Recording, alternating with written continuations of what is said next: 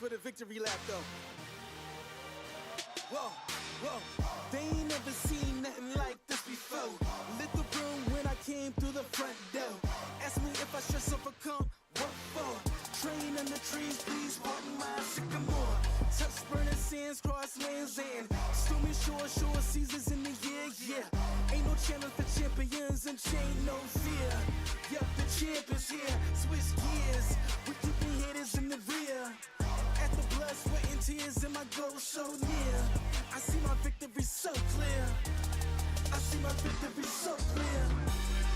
And today, we break through. And today, we break through.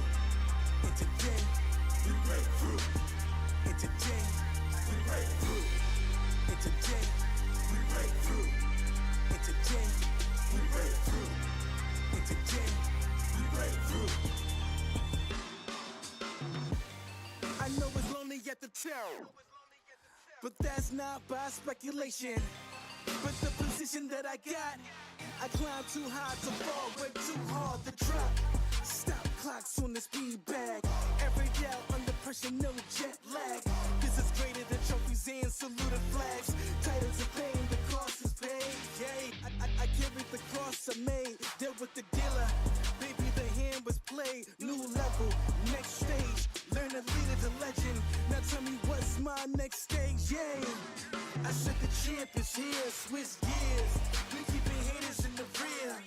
At the blood, sweat and tears and my goal so near. I see my victory so clear.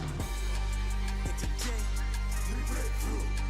And today, we break through. And today, we break through. And today, we break through.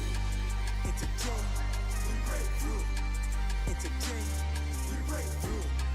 And today, we break through.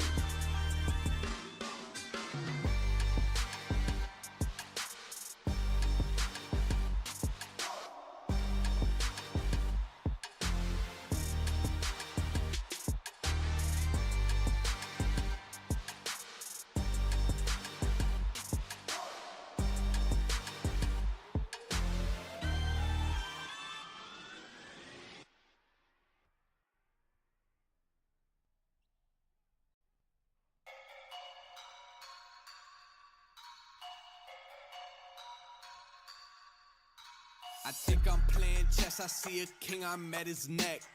I'm 3 steps ahead at every move, now that's a check. Yes, they wanna know my secret, it's because I never slept.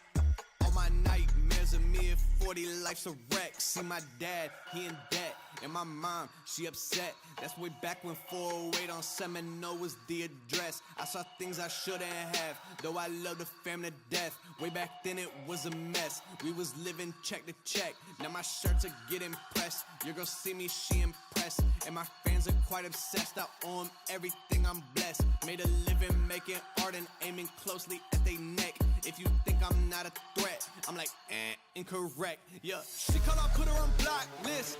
I call that options. They can support it, get dropped quick.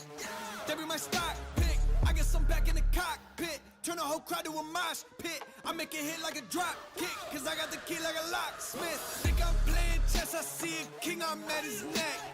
I'm 3 steps ahead at every move, now that's a check. Yes, they wanna know my secret, it's because I never slept.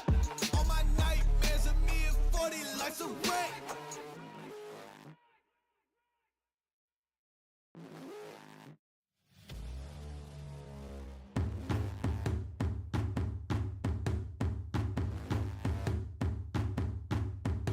Enough to hop in the ghost and I be a ghost. What I do is a hobby for most, a comedy roast. So I'm on my own, I gotta be known, I gotta be toast. I'm in and I really know you would never put the motherfucking work into the dreaming. It's obvious, not body, everything and everybody. It shows my revenue growth is out of control. I'm ready to blow, I'm ready for war, I'm ready for smoke. You ready to go? I really think I'm playing chess. I see a king, I'm at his neck. I'm 3 steps ahead at every move, now that's a check. Yes, they wanna know my secret, it's because I never slept. All my nightmares of me at 40, life's a wreck.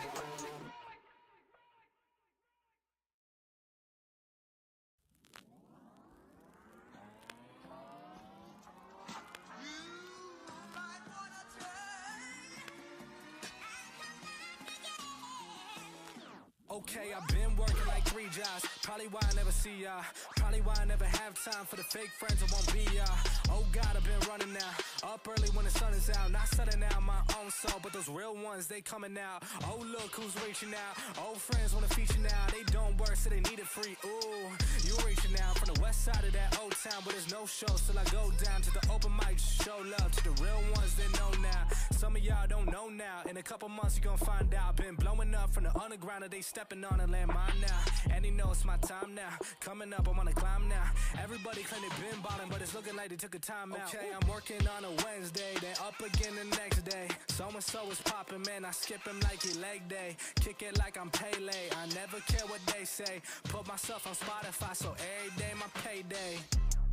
That's right, I'm coming back like OJ, like a running back in his old days. Still rocking those OJs. My paychecks get a little bigger, but that don't change me or make me richer. Money come and the money go, but my God's here and he's staying with you. Blowing up off the internet.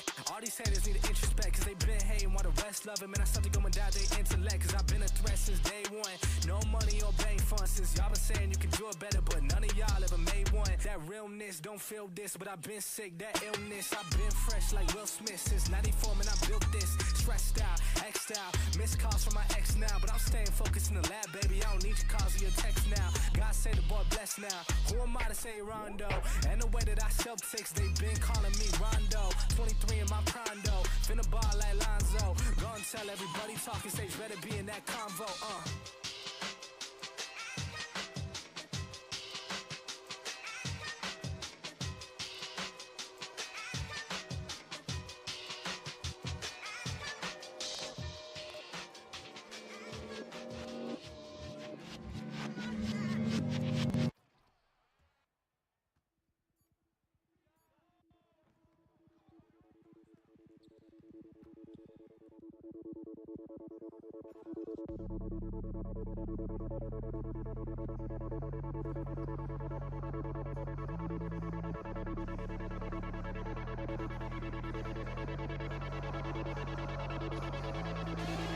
Jesus, my God, my King, forever, my God, my Lord, I'm yours forever.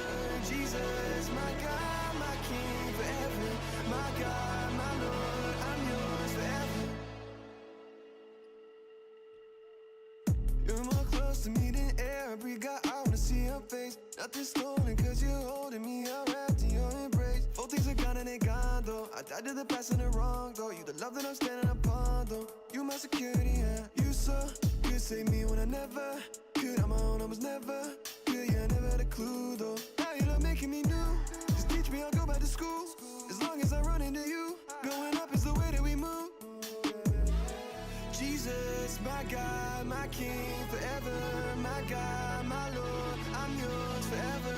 Jesus, my God, my King, forever, my God, my Lord, I'm yours forever. I get a cross on my neck, look, crossing these demons like Westbrook. Why would I run for a check, I'm just gonna dig out the best next. This ain't my pen, ain't no checkbook. I'm just gonna stick to the textbook. Save my life and now I see something new. Don't let me run from you. You gave me everything. I know your love is true. Yeah, you're my resting place. I cannot leave you warm embrace. Heal my broken faith. You show me that there's a way.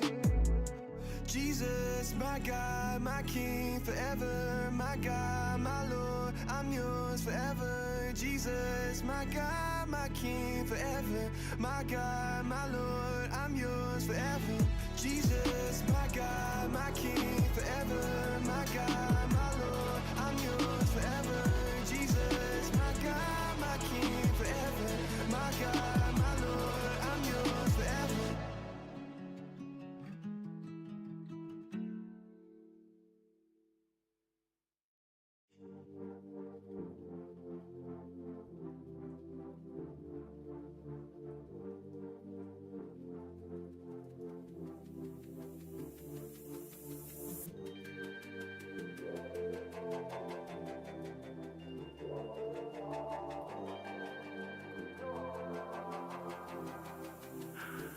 I swear I like your style. Put you in Chanel cause it's just perfect for your smile. Girl, I swear for you I run the world, I'd run the miles. The way you look at me, I think I'm going insane. It's crazy how we started out to what the love became.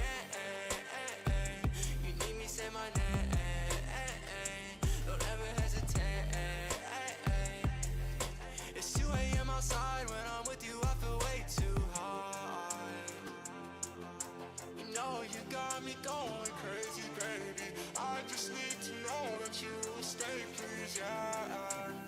With you I feel too high. I feel too high.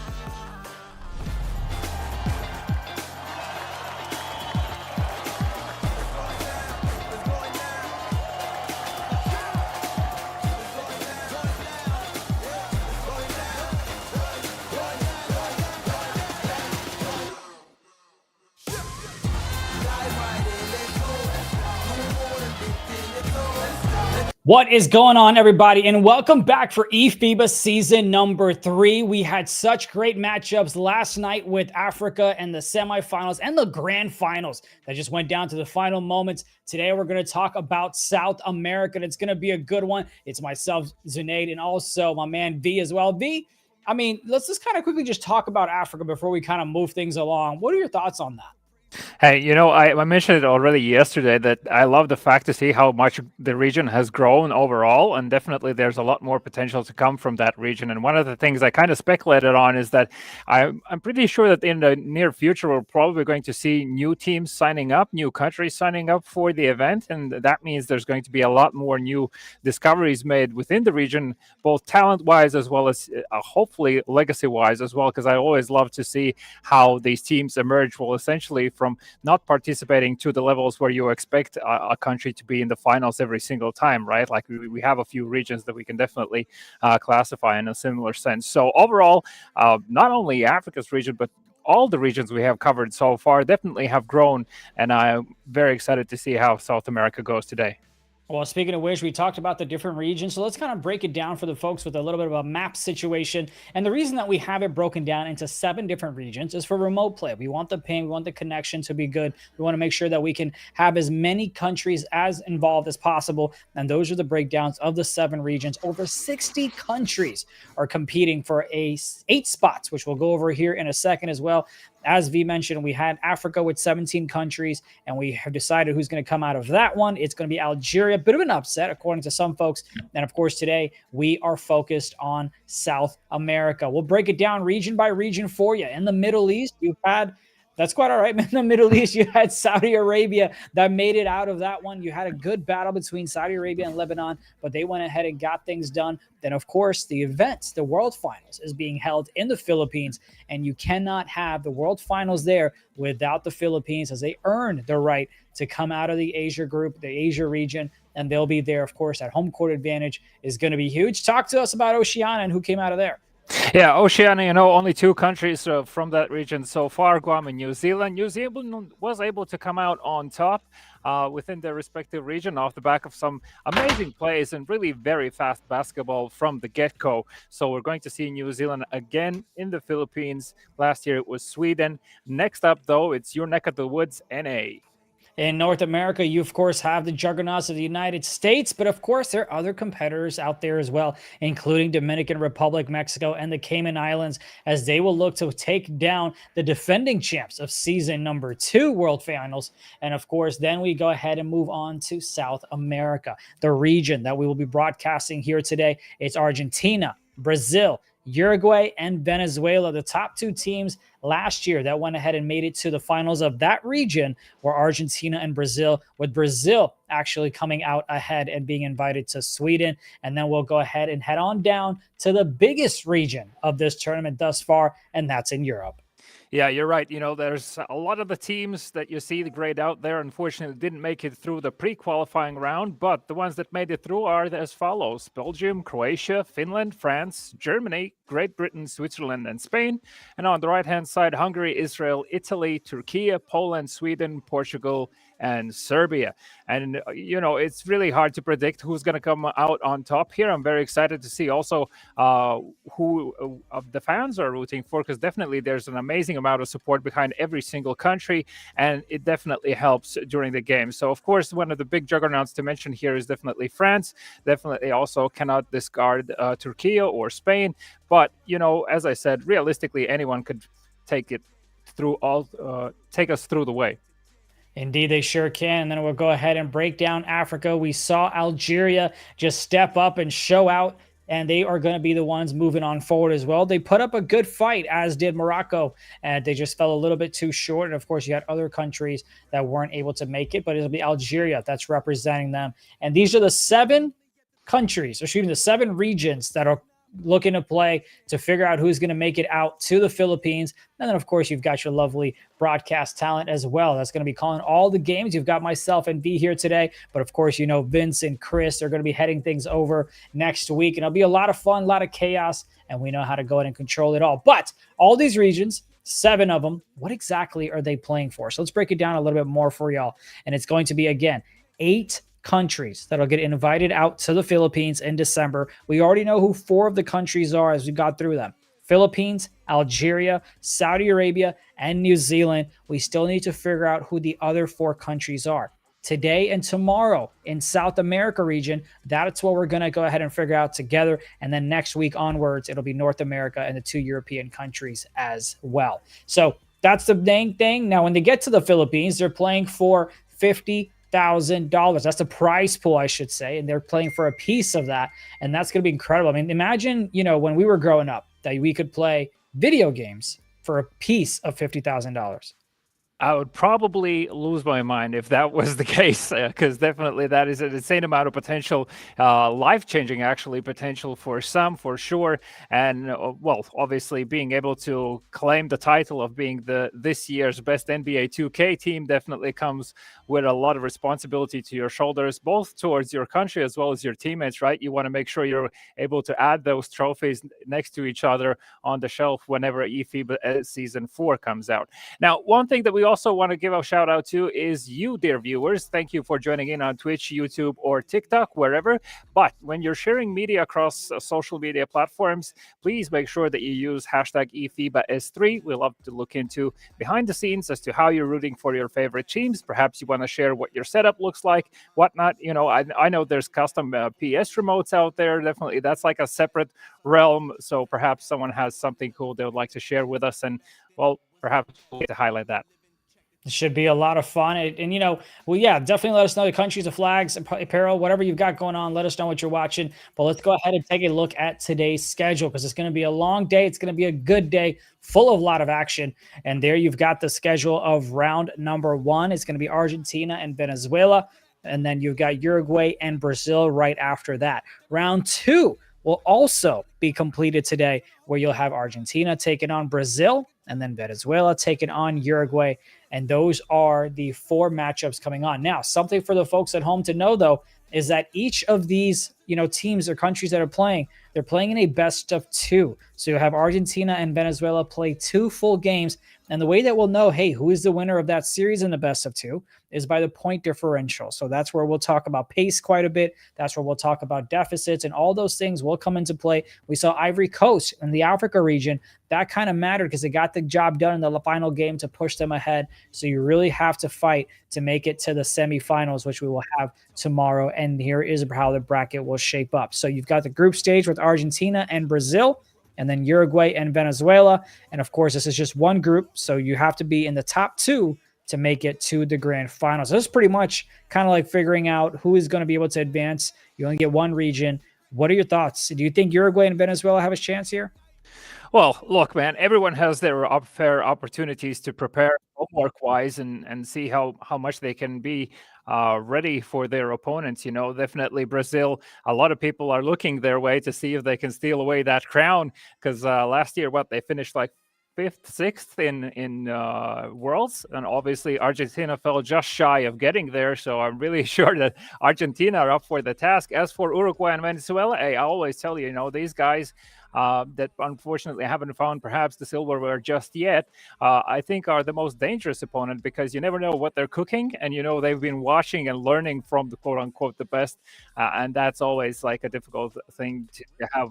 You know, one of the things that also, and this is across many sports, when you're at the very top within your region, it's a lot more difficult to stay there than be the one who's chasing after that, because you have so many opportunities to prepare for your opponent. And, you know, you have someone in the chat that says Hug Machine 89. Love the screen name, by the way, on Twitch. Appreciate you guys for watching. It says, let's go, boys. Argentina can upset Brazil, in my opinion. And I'll agree with that. I think they definitely can. I think last year we've talked about it quite a bit, that they had the possibilities to beat them in the matchups where they played, but then they just gave up the lead in the third quarter, in the second half. They weren't able to hold on to it, which is why, I mean, look, we'll talk about it a little bit, but when Vince and I went and put out our power rankings, I had, maybe I shouldn't say this out loud too much, but I had Argentina over Brazil, where he had Brazil over Argentina. You got to have a little bit of variance there. And, some people are like, whoa, where's Brazil? How are they not there? This is crazy. This is lunatics. Well, listen, I'm happy to put my foot in my mouth if they go ahead and prove us wrong here in the next 2 days. But for now, I got to go with the underdogs of Argentina. And of course, right now they're taking on Venezuela. So let's forget about Brazil and Argentina, because we've got to focus on Venezuela and Argentina. And who knows, maybe Venezuela is looking to pull off an upset of their own. Absolutely. And I'll give a quick shout out also to the lineup. So Argentina's side, you're going to have 𝐂𝐄𝐂 𝐎𝐔𝐓, Fryson 23, dribbling, representing Argentina. On the right-hand side, Venezuela, you have Bajcerox, Vizla. I'm going to call him Vizla. There's no I, but it's just easier for me. Good, Frey, and the King Panda. Some of the names already perhaps might be familiar to some of you viewers. Definitely some of the players here, it's not their first rodeo for sure, and that experience is going to come in clutch when it comes to making those upsets happen. If we can draw any similarities from yesterday's grand final, India, like a lot of people were expecting Morocco to win and Algeria came out on top at the end of it all.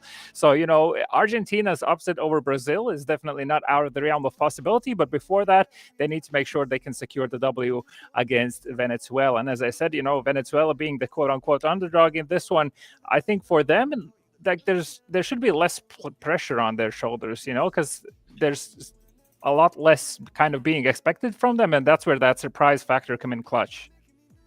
Indeed, and we'll see how things go ahead and play out. We've talked about it often, and we've seen it come true as well. The team that typically comes off to a hot start is the one that finishes. Matter of fact, we may want to keep it, might have to pull up my notes app and keep track that the team that, possibly, let's say, ends the first quarter with a lead of 5 points or more, or the team that at least has a 10-point lead at any point in the game first, are they the ones that end up winning? Because I truly believe that when you come out of the gate hot, firing, you go ahead and end up with the victory, especially with the type of format that we have. Now, keep in mind, these teams, these countries have been competing in the past, right? They have been playing in scrimmages before this matchup here as well, but this is their first actual official game in group play as well. So maybe some jitters are going to be there. Maybe they're going to have some miscues in terms of the offensive end, on the defensive sides of rotations as well. So a lot of different things to kind of keep in mind. Absolutely. And I'm just having a quick look here at the player surveys and just curious to see who is Venezuela pointing out as their biggest competitor. Some say Uruguay, some say Brazil. And for Argentinians, they're definitely looking forward to play against Brazil. So we'll have to see how that all pans out. We're going to have round one, round two today. Round one begins with a game between Argentina and Venezuela. Here we go. They go ahead and get things started off on the left side, looking for a quick wrap. Takes a shot. Looks like some contest might have been there at the end, and that's going to be a defensive rebound. Chucks it all the way down court. Something else that we saw with the other regions is those fast break opportunities. That was huge for these teams, and we'll see if Venezuela or Argentina are able to kind of capitalize on that as well. What a great move. What a great step back to get the three to get us started. Yeah, beautiful stuff from Venezuela. Open things up nice and early, and a very confident three-pointer as well. We saw a few jitters going here and there yesterday and the day before first games. So far, it looks to be a steady hand as Lil Movings holding on to the ball at the three-point line. Screen set up for him. He wants to answer with the same. Instead, it is going to be a two-pointer from under the rim. Quick answer from Venezuela. From Argentina on that side. Getting bumped around. Is he going to go out of bounds? Oh, smart timeout there called because they didn't want to risk it. Those are those IQ plays, whether it's trying to get fouled in the front court, whether it's just calling a timeout when you're about to get three in the key or you're about to go out of bounds. Those things really, really do matter, and they come into play. And here's a quick inbound. Walks it back, trying to find a little bit of space. Had it, but they call a cut instead. Back again. Got the open shot nonetheless, but this time it doesn't go. Well, that's a sigh of relief for the defense. As Lil Mowing still holding on to it, loses the ball. It's a fast turnover play. Quick pass over to Panda. Panda off the backboard, not going to make it. But Panda is there with the recovery himself. Wiesel stopped on the three-point line. Over to Panda again. And this time, it has to go through, but a violation called. Did they just call out of bounds on that? I think so, yeah. That was a clean block. And the ball just left the court. Oh, I would definitely miss that one.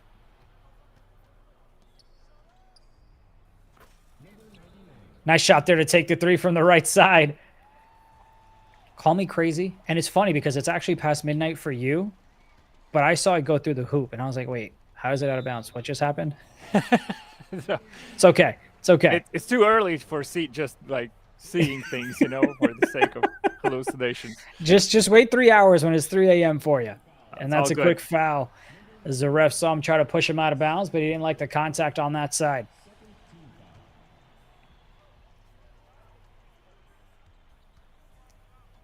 Getting bumped around once again. Trying to get some separation. Driving in from inside. Back over to the left. Top of the key. Takes a shot. The big fella knocks it down. 6-5. Neck and neck. Net in net between the two. Venezuela holding on to a single-point lead. And that definitely is good news for them, but you can't leave Mowings open like this. Finds the drive and slams it. Quick back and forth ball game between these two. 2:30 left in the first. Brings it up on the right side this time. See if they get... Oh, nice little play. It's the same pick and pop. He can't get it to go this time, the big guy. Right corner's open, but he don't get it to him on the fast break opportunity. Trying to get something on the left side now. We've seen a lot of pick and pop. Oh, they go ahead and fall. You've got a defender on the floor. The easy two. They take advantage on the slip. That was a best-case scenario for Argentina there. Look at the press as well, not allowing for any fast response opportunities. As Bashesaro is going to be stopped. Over to Frey again. Redemption. It's good for 3. Have they not seen him knock it down before? Like, I don't quite understand why they keep leaving this man open.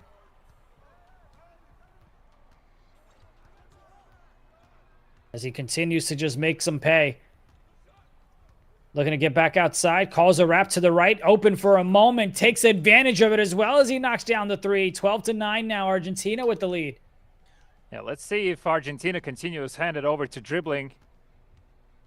And sort of play Frey's game. It's Frey so far 2 for 2. Well, actually 2 for 3 from the 3-point line. See if he can get another one. This time not going to be left open.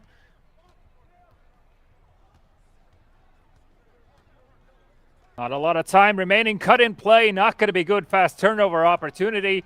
Mowings slowing things down. Open for a moment. Instead is going to pass over to Jordi. Jordi with a 3. Falls short, but the recovery is there. Julie takes it out. Hits the brakes. Hands it over to Mowings. Mowings from the hash. Does he have enough time to go for this? Had an opportunity. Instead it has to be dribbling back over to Mowings. Mowings, it's good. In the nick of time. And if you're just joining us, you've got Argentina up 14-9. Venezuela is the team in white. Trying to get something there. Defender all over him. Fades away from the left elbow. That one's not going to go. Great defense over by Argentina. But look at the way Venezuela has gotten back on the defensive side. They don't want to give up the easy points at all. But they do want to go ahead and build on this lead that they have. Gets it over to the left side. Shot. Greens it to extend the lead now 17-9. Yeah, and that's dribbling again for you. Left open with the 3-pointers. Definitely is going to be an ever-present threat looking forward. Good. It's going to be stopped.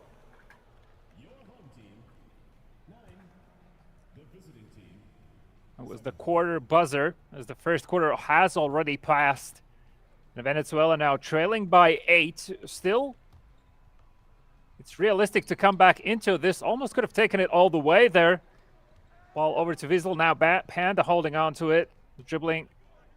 Does he go for a steal here? Looked for a second to be keen, but Frey again open with a 3-pointer slightly over. Looked like they had something there, but unfortunately they didn't. This is game one of the South America region in round number 1. We will have a best of 2 series with these 2 countries. This is the first one. So no matter what the result of this game is, we will have another one as moving. Tries to get it to the big fella down low, and the big fella finds a little bit of space as he slightly leans to the left.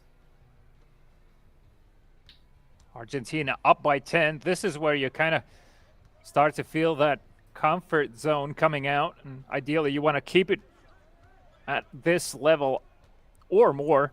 But Good finds himself open to it, and it has to get out. But there's not enough time to stay there like that, and unfortunately misses from point blank. Yeah, you don't usually want that. You want to go ahead and get those easy buckets in, especially when you got yourself in a 10-point deficit. They get it down low. No one rotates over whatsoever, and that's just an easy 2, and that's why you see the frustration, and they want to talk about it as well. Just an easy 2 given up.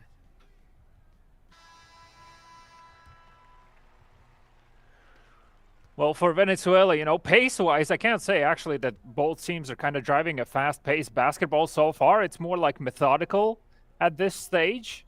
But Venezuela definitely could benefit from amping up the pace. Let's see if they can do that as Pine finds himself open to the net. And finally, another 2 goes through for Venezuela. With it being 21-11 on the Argentinian side, you have Movin, the point guard for Argentina, already with 7 dimes, 2 for 3 from the court. Just 1 turnover as that one's going to be taken away. Venezuela dots it to the right side, almost lost it, and that's another quick, smart IQ timeout. You don't want to go in and give up extra possessions when you're already facing a 10-point deficit in the second. Looking for the inbound play for Venezuela.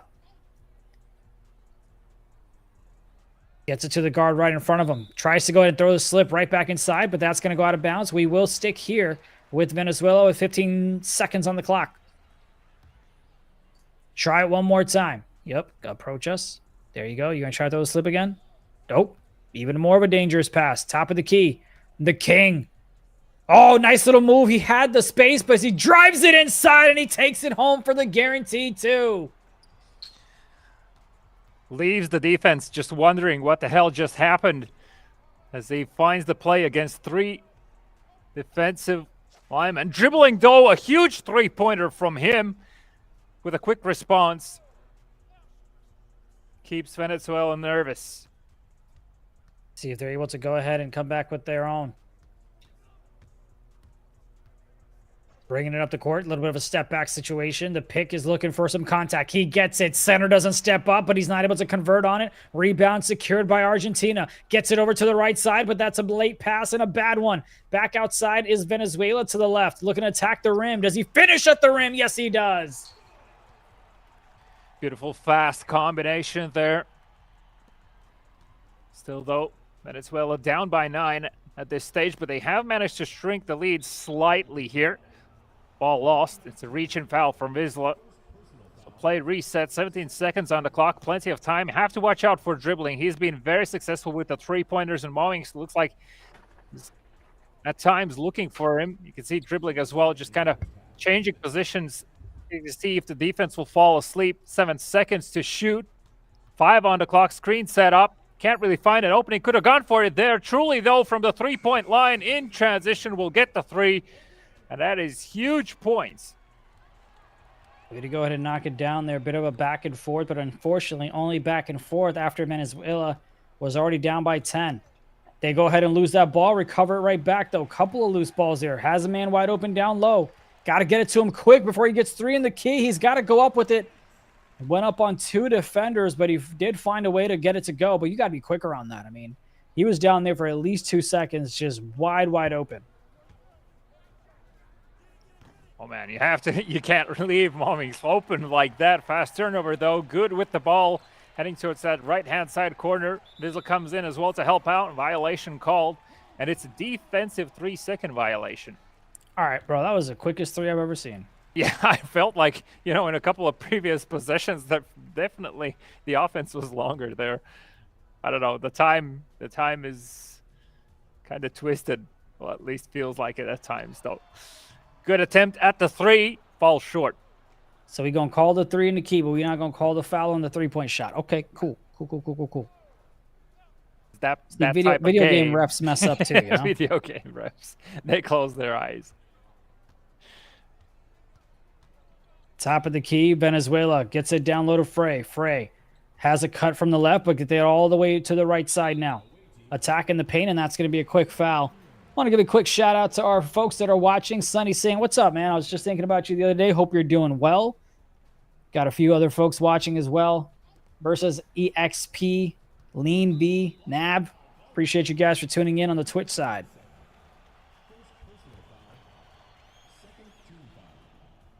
The King with the free throw. Knocks it down.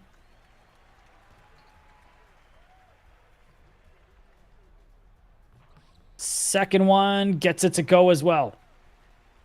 A good job for Venezuela, you know, keeping things close within that 10-point distance. So that is definitely doable in the second half, most likely. As the ball almost lost and goes straight into hands of Venezuela. Panda stopped near the midcourt line. Good job from Argentina to slow things down, though. Frey finds himself open to the net, has to go for it, and a foul called. It's a shooting foul, so opportunity for 3 points here. Let's see how stable Frey's hand is. As he rattles the first one through, can he get the second as well? And it was Frey with a couple of precise three-pointers as well for Venezuela, and they're in the bonus now, so perhaps within these last 20 seconds, if they can get to the ball, they can force a few more free throws.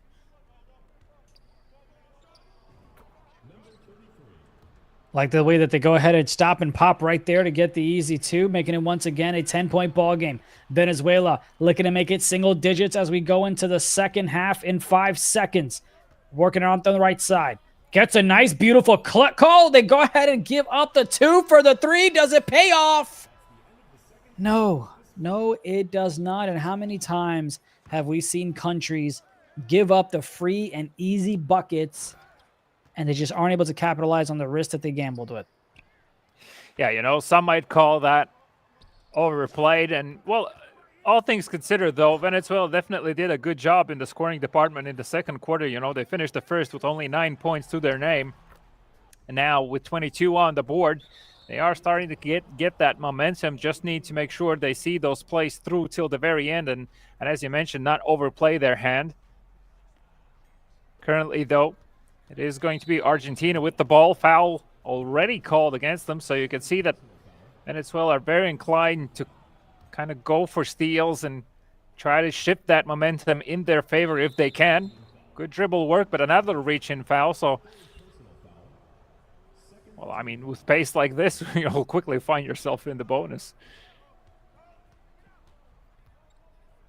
Moinks pulls up the three-pointer.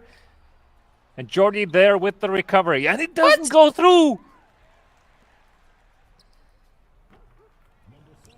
All right, well, at least they got the three out of it. But the fact that he missed that two is very, very surprising. That reminds of myself on the court. Yeah. I usually get those. And it's just as bad because you are tall. Yeah. Thanks. Oh, great tip pass there by Argentina. They've got men streaking down the court. Way to go ahead and just get it to Truly to take the easy two.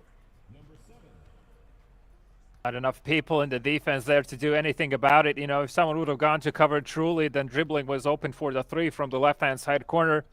Panda with the ball. And 12 seconds on the clock. Frey finds himself open for the three. Instead, it gives it over to Wisla. And Wisla with a contested three-point attempt. Thank God Frey is there for the rebound as he gets it in through the back. From the back. All right, look, now I know they got the two. I get that. But then one, you had the drive. They had the easy two. They kicked it out. Then Frey kind of had a weird catch animation. I get. What did he just launch that one? Yeah, he just sent it. Yeah, you know, look, when you've got the lead like this, you get to mess around a little bit. You know what I mean? No, I'm sure it was a big mistake. I'm sure maybe he thought he had his icons up, but then he didn't. I'm not quite sure what happened there, but nonetheless. Could have sneezed and pressed the wrong button. Yeah, we've all done it. It is at the end of the day, you know, 5 people behind the screen, so each player on the court controlled by an individual. In the player counts, we get to see only a sample of the team. Beautiful pass to the right side. The fast break opportunity not able to go for Argentina. Venezuela gets lucky on that one. As a shot doesn't go, dots it to the right. Plenty of defenders right in front of him. No one seems to be open at this time. Drives it inside. Nothing there. Big fella has a baby on him, and he goes ahead and converts. The center wasn't sure where to go with the slip. Yeah, beautiful stuff. You saw that Argentina's defense there was just getting incredibly active. No open opportunities from the high elbow. The shot misses. Left-hand side corner 3. Not going to be good. Foul called. It's over the back foul. So, new shot clock timer. Movings holds on to it, gives it over to Jordi. Jordi left open, and I feel like this is the second or the third time Jordi finds himself wide open to the net. Nobody in the paint to kind of help out there from the defense. See if they're able to make something happen here, Venezuela, to cut this one back over to 10. That's what they're looking to do, and that's what happens. You know, we mentioned how it's been back and forth, and the folks watching might be like, wait, what do you mean back and forth? They're down by 10. Well, ever since it got to 10, it's kind of been like 10, 10-12, 10-13, 9-13. So they haven't really been able to expand their lead, Argentina, but Venezuela haven't been able to get the stops that they need to make it, say, a 5-point ball game. Let's see if they can do it on this offensive. Dribbling so far, good job at slowing things down, but suddenly leaves Panda wide open to go for the left-hand side play. Instead, it's going to be Frey to pull up the 3, and it falls short slightly. And fast pass over to dribbling, and no defense in sight. It's Venezuela looking to replay that possession. Over to Vizla. Too many people around, a lot of traffic here. As Frey hands it over. And pulls up the 3-pointer again, falls short. We just waited a little bit too long, like a second. I'm not quite sure why, but he wasn't able to knock it down. He's taken a few of those. I think he knocked down the first 3 that he took at the top of the key, but it's kind of missed quite a few after since then. As Venezuela has another chance here. You can see him going back again at the top of key. See, there you go. They really like to get it to him. I'd be interested to see the box score and see how successful he has been on that side. Now you got to go ahead and fight for a rebound. They don't get it, blocked, and we're going the other way. 3-on-1. Get it inside. That's a slam dunk for Argentina. It's 43-29. Now it's no more time for Venezuela to kind of see if they can kick it over to Frey. They have to go for these twos, and Vizla does exactly that. Quick play from him, down by 12. Not out of it yet. Still 40 seconds in the third quarter. Low moving. Goes to the left side, looking for a fadeaway shot from there. He gets the shot. He gets the green. He expands the lead for Argentina. 30 seconds left in the third.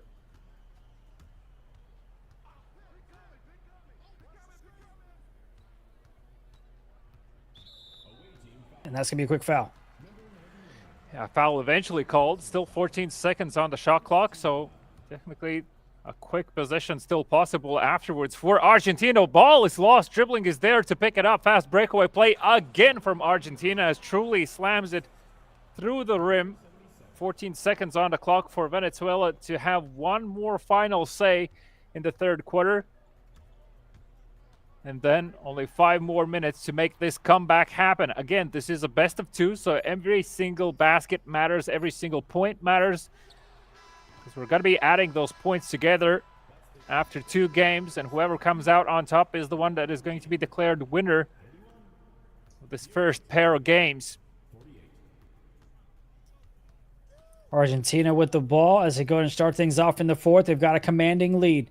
Sitting in the driver's seat, this is their game to lose. As they do go ahead and almost lose the ball, but they retain the possession right on back. 5 seconds to work with. They do go ahead and lose it indeed. Venezuela looking to go ahead and get some easy points, and they do that just there. Now you got to go ahead and string together more defensive stops, more turnovers. Create them. If they're able to do that defensive end and get some easy points back up for Venezuela.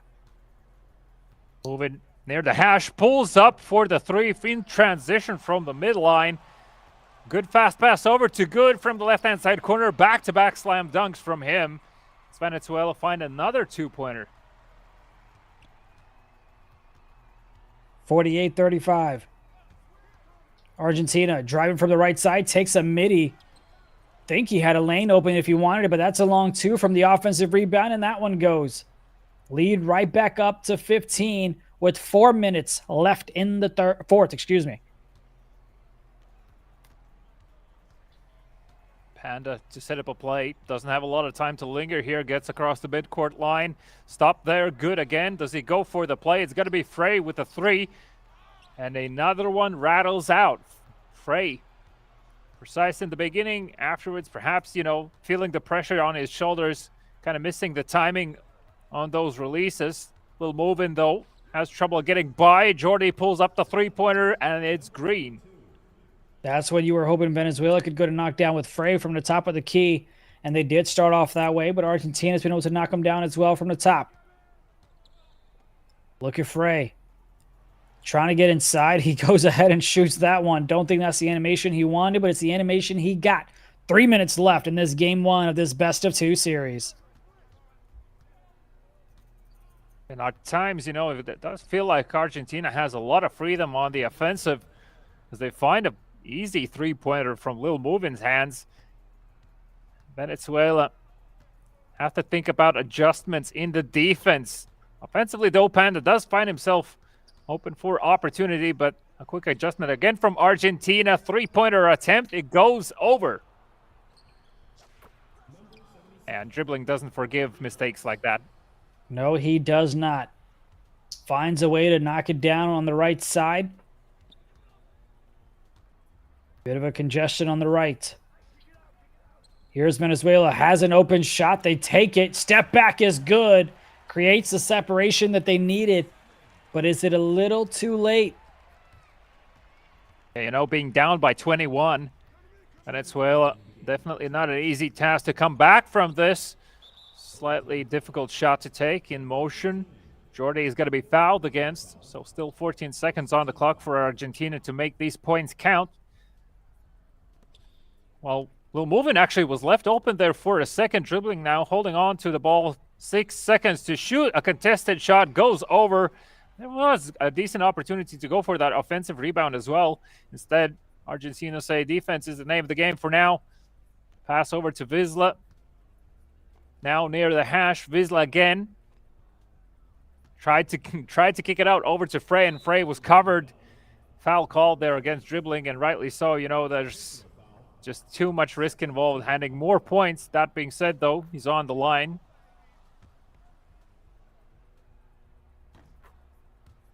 Doesn't look like accuracy is a problem tonight for Argentina.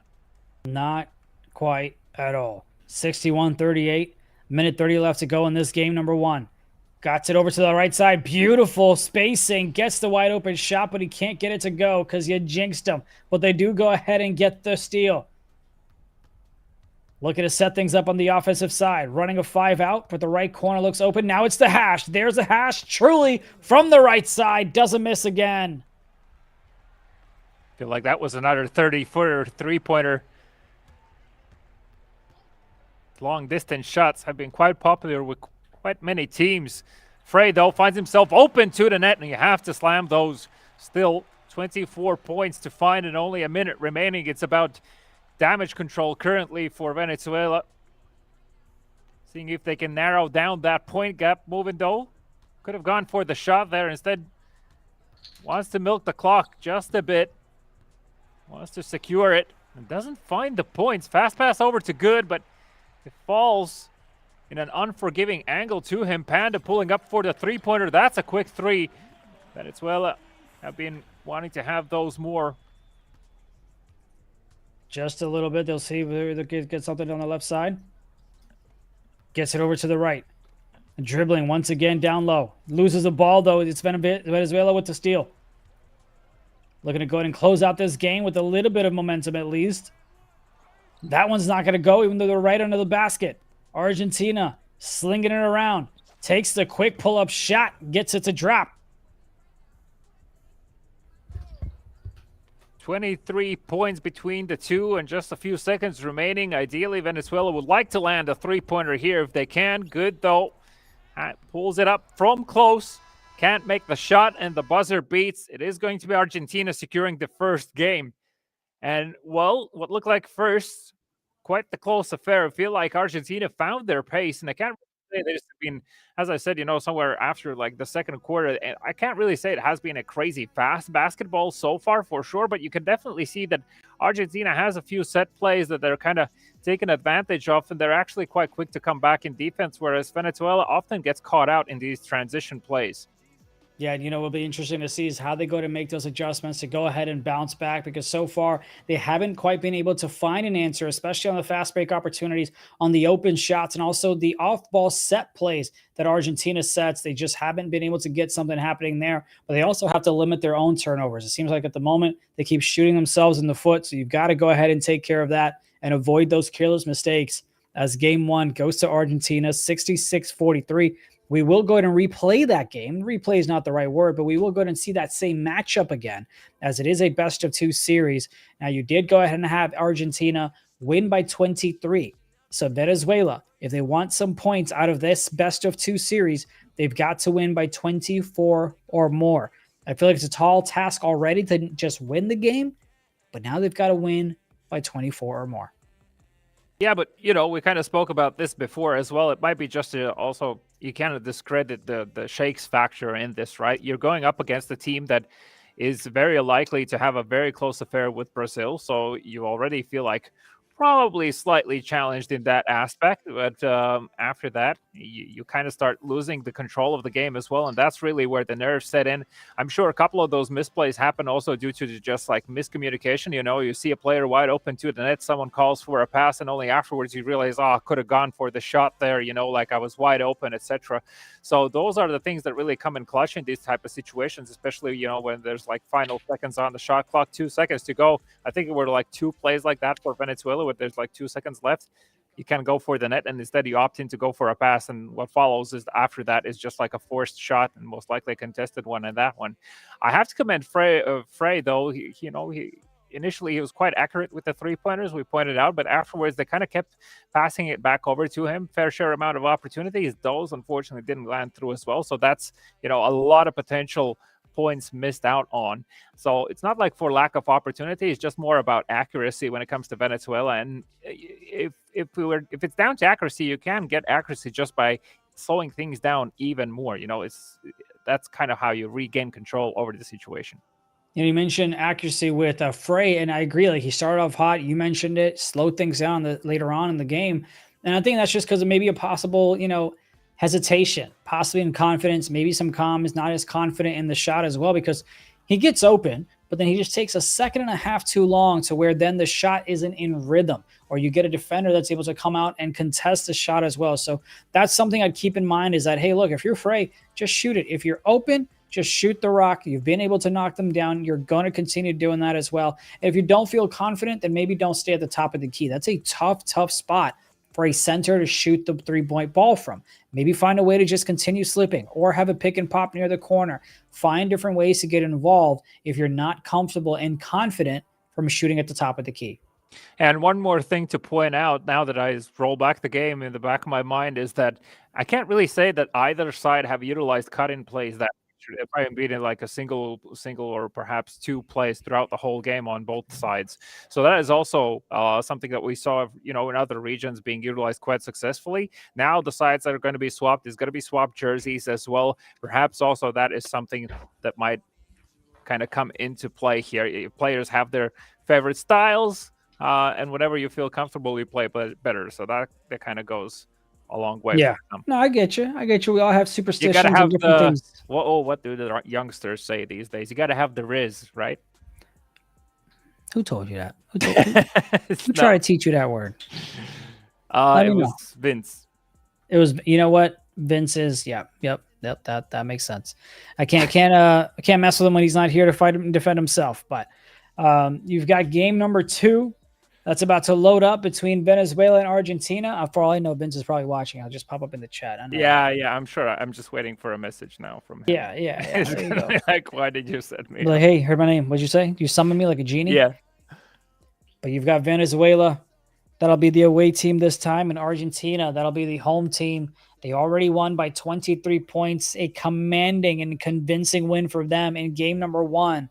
If they just get the dub, or even if they lose, they just can't lose by 23 or more. or 24 or more rather, they'll get the points for a first series of group play. And then, of course, we'll see Brazil take on Uruguay as well right after this matchup ends. So plenty of basketball in this group play to see who is going to move on to the other rounds, into the grand finals.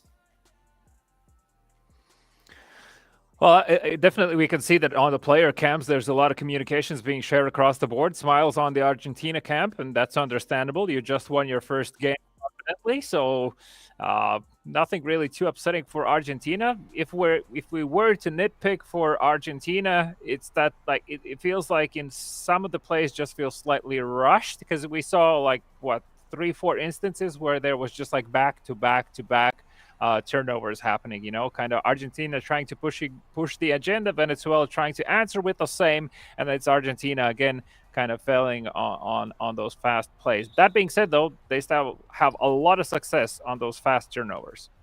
And here is Venezuela starting things off a bit clever. Oh, nice little fancy move. Okay, fine, do you. As they go ahead and get the quick 2 to start things off in this game 2 of best of 2 series. A lot of dribble work so far from Argentina. Feels like a set play they want to execute. Right-hand side, corner 3, it's green. That's exactly what they wanted. They kind of diverted the attention there towards the paint and execute the 3. Back over to the left. Venezuela swings it. That's just a bad pass, as you saw the defender there.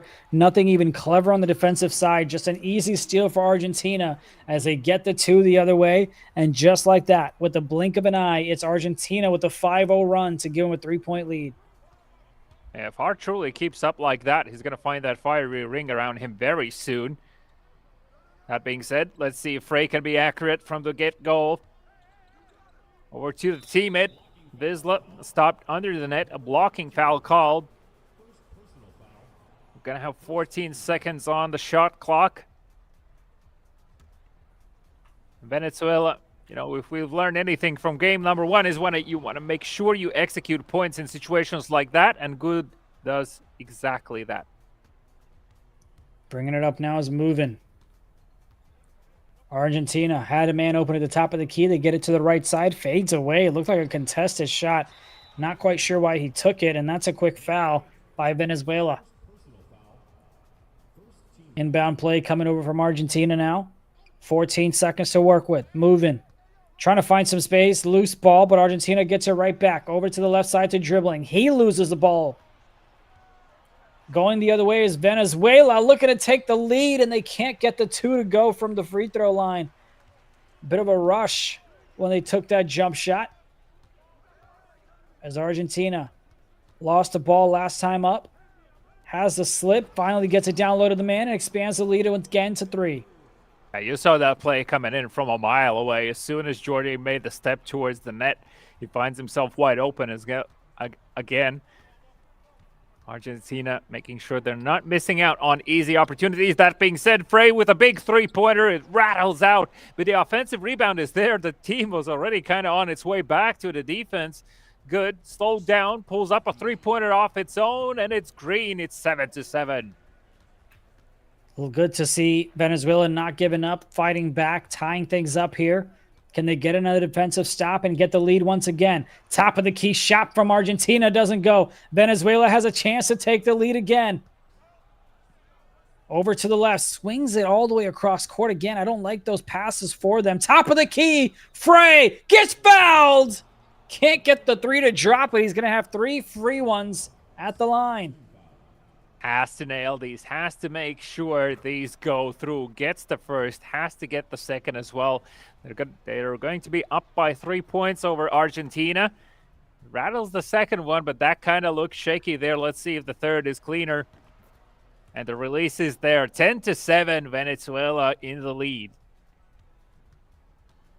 Coming back over is a little moving for Argentina. Sure, they want to go ahead and tie things up with a shot here, but they continue to just have loose balls. This time, though, they get lucky and they don't lose it. Once again, tough time handing on to it. Right side, takes a shot, can't get it to go. Rebound secured, and that's going to be a quick foul. 1 for 2 is Venezuela from the three-point line. They've got it themselves a 3-point lead. Jordan to move in. Dribbling it to the right hash. Not able to find much space, but ekes out a little one to knock down the 2. Good job at the end of it all to secure that play. The handling of the ball, though, could use some work. Venezuela pulls up with a three-pointer of their own, and somehow that just simply evades the hoop. Goes straight over. A little move in, pulls up for an identical shot, and that is perfect. 11-10 now for Argentina. Just like that, they go ahead and get the lead right on back. About a minute left to go in the first. Venezuela gets the slip. Easy one. That one looked like it was going to be great defense, but Venezuela finds a way to get it to drop, and they take the lead right back with a minute left to go in the first. Yeah, great job from Frey there as well. I feel like they're going to start to utilize him a bit more like that.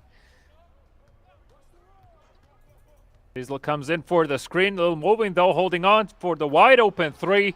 And the release is perfect.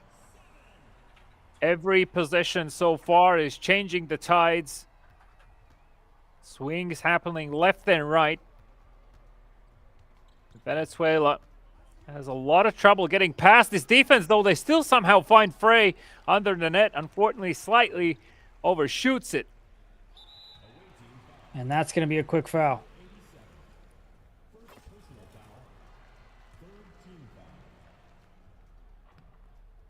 Ooh, okay, all right, cool. A little bit of a trickery. They get the 2 to go. As a king. Venezuela in blue. Oh, nice little move there behind the back. But not able to do anything. That's going to be a loose ball. These errant passes just keep continuing to just hurt them. I mean, so many times they get tipped, but sometimes they also get stolen away. And those are the extra possessions you cannot afford to give to Argentina, especially after they already beat you by 23. In game number 1, defense swinging from the left side. 3 defenders near the paint get the stop for Argentina. They're going the other way. Had the extra pass on the right side, but decides to knock it down himself. 19-12. 7 seconds left. Slinging it down the courts, Venezuela. Dots it to the left. Once again, a defender's right there. Nothing happening. Shot won't count. That's the way the first quarter ends.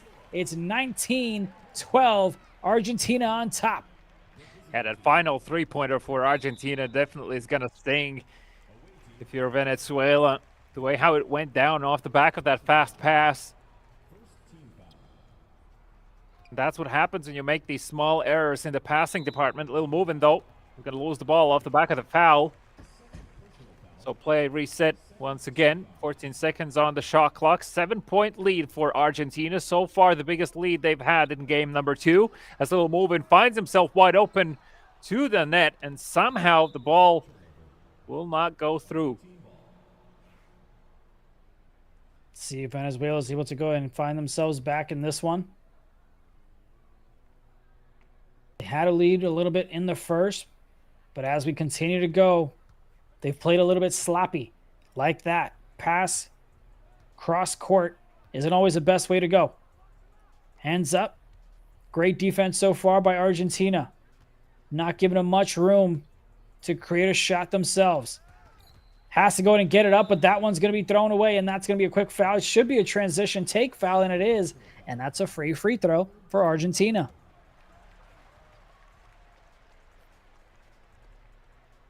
Eight-point lead for them. Little moving X. Dribbling it to the right side. Looking for a pick to hit.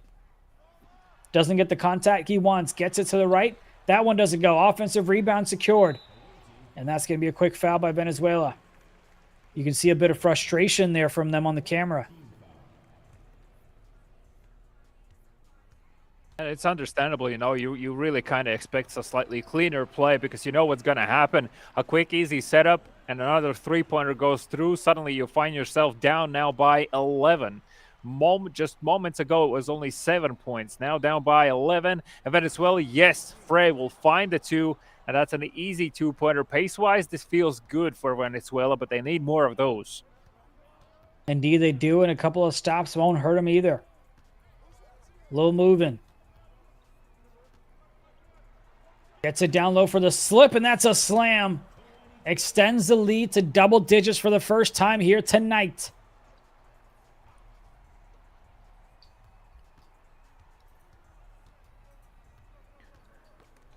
Still 3 more minutes to go in the second quarter, and that is a lost ball. It's going to be handed over to Argentina off the foot of the Venezuelan player there. That's, you know, I can understand the frustrations, but also in these situations, you kind of have to make sure that you control yourself as well on the comms. You don't want any bad vibes to set in.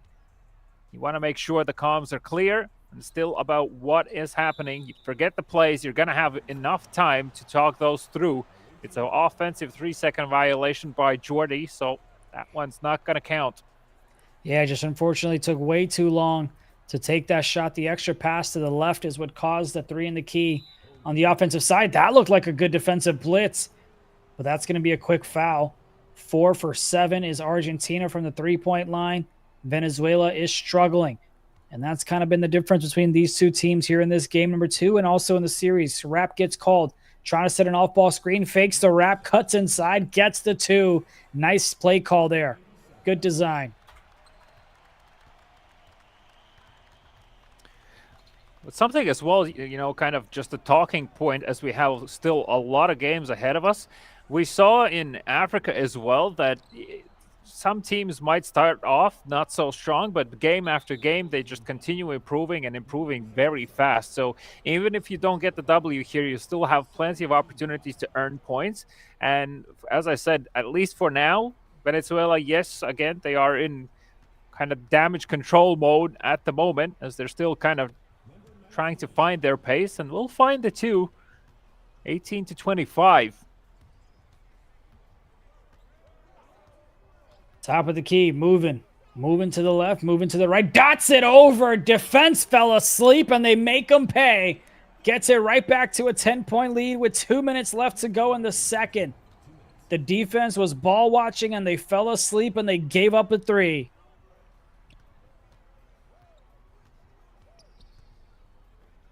To the right side, they get it inside.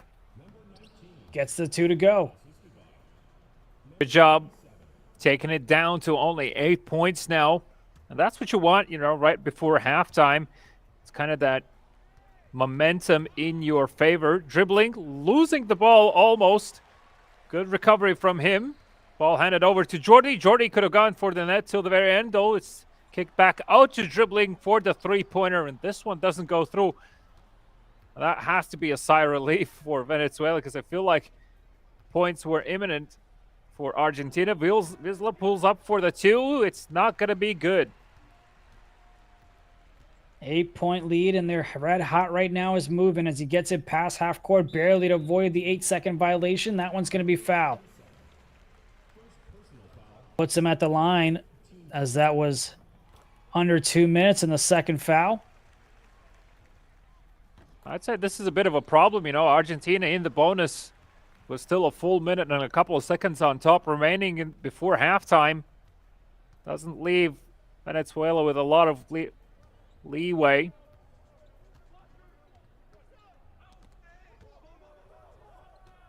Good attempt on the pass, but defense is just too active. Panda, though, over too good. It is going to be out of bounds. Venezuela still holds on to the ball, but only 6 seconds on the clock. This has to be a fast play. Let's see if they overplay it. Vizsla stopped on the 3-point line, tries to go for the pass straight to the hands of Argentina. They're slowing things down. Jordy holding on to it, pulls it back out near the 3-point line, hands it over to Lil Movin.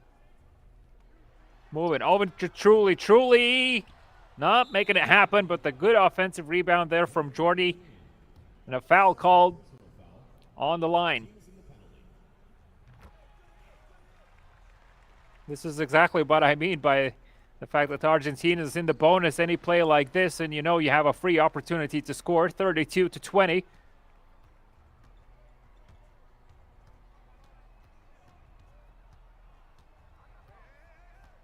Panda from the right side calls a cut. Nothing happening there. Back over to him. Panda Back over to Frey. Frey takes a contested shot. Doesn't go.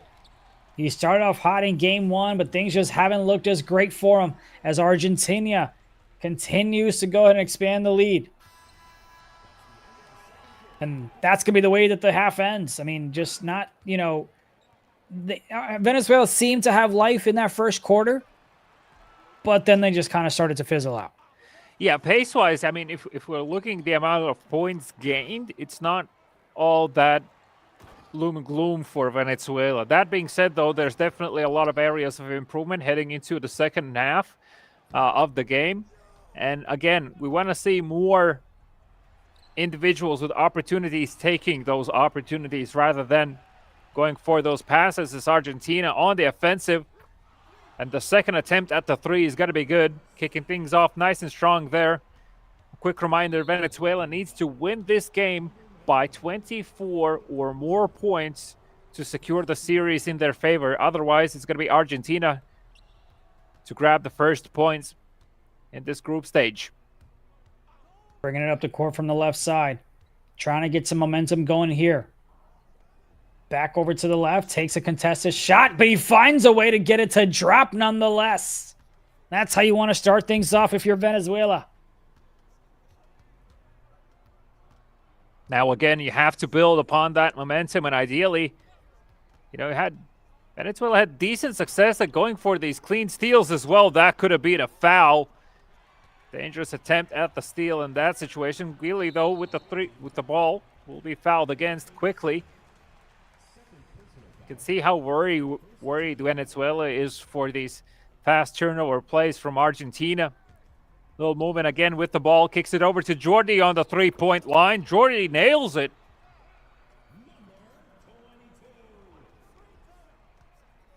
$17-point lead here for Argentina now. Panda to the left side, gets it over to the right, finds a man in the corner who's open, and he's able to knock it down. Couple of good openings here on the offensive side for Venezuela, but they've got to get things happening on the defensive side and get some stops. Takes a shot, gives it up, right back. They return the favor with the three. It's those caster blessings again, right, India? As soon as we say they need to change things up in defense, suddenly Argentina find themselves open to the net. Vizsla, though, a lot of traffic around him. Teammate needs to come in and help out. Frey, though, it looks like the ball just simply slipped out of his hands. And a fast turnover three-pointer attempt, not going to be good. Bounce pass to the left side. Interesting. Takes a step back two. Can't get it to go. Right corner. Shot. Argentina gets it to drop.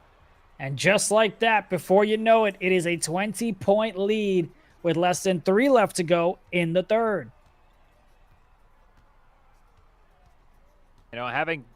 Being down by 20 points, and that is a very far two-pointer to take for Venezuela. It's situations like this where you really start to feel like things are spiraling out of control, despite the fact that, the pace still feels kind of good for them. As we've spoken a few times now, the accuracy has to be there. Panda, open, is going to be stopped. He doesn't lose the ball. Actually, he's going to be fouled again, so that's kind of a saving grace situation for Venezuela, because that could have been out of bounds in moments there. Holding on to it for now, though. Frey nearby as well if needed. Pulls up for the two. Instead, it's good. Getting it to drop, and right back to 20 points we go. 2 minutes left to go in the third. Fading away from the top. Gets that one to go as well. It's just been back and forth. No defensive stops coming in for either team, it seems, especially on the Venezuela end. Because it's going to be a tough matchup for Venezuela in round number 2. So they need to do what they can to get a stop here.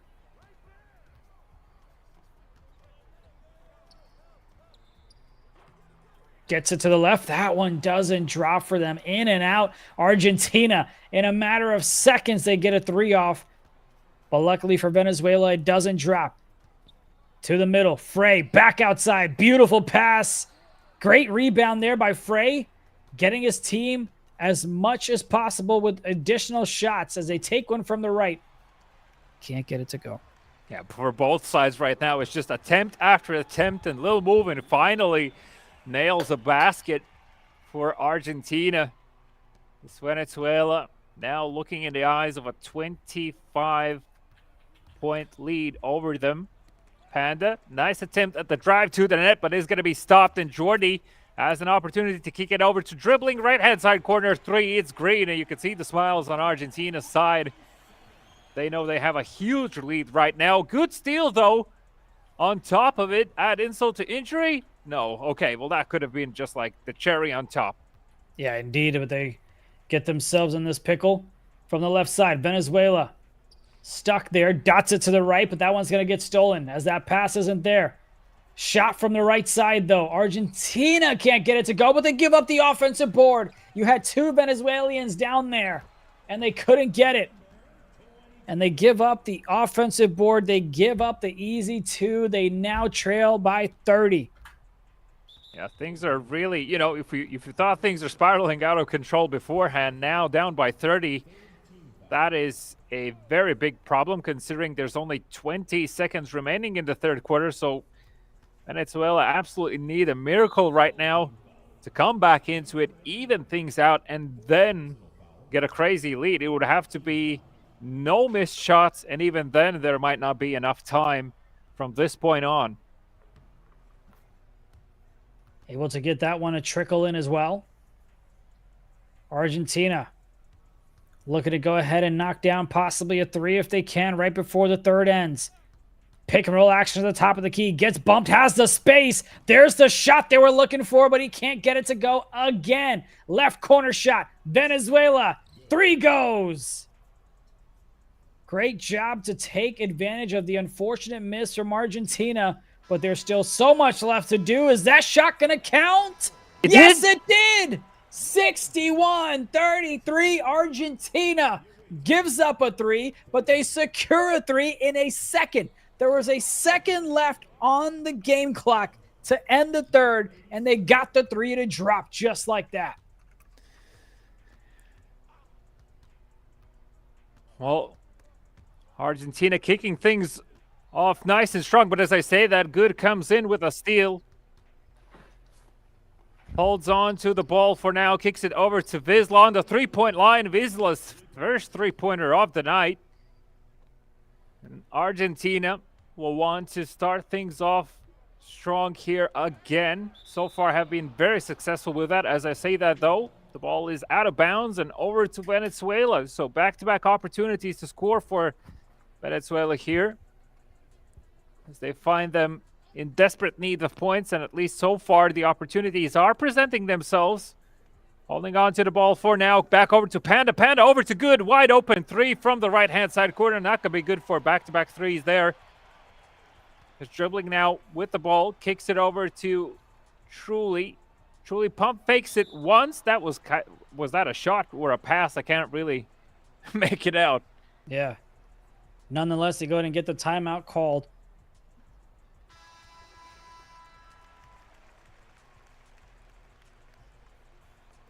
Argentina from the right side. Getting bumped around. Looks like they wanted to throw an alley-oop, but an errant pass. That one's going to go out of bounds. Don't think it was tipped, and it's going to go with Venezuela.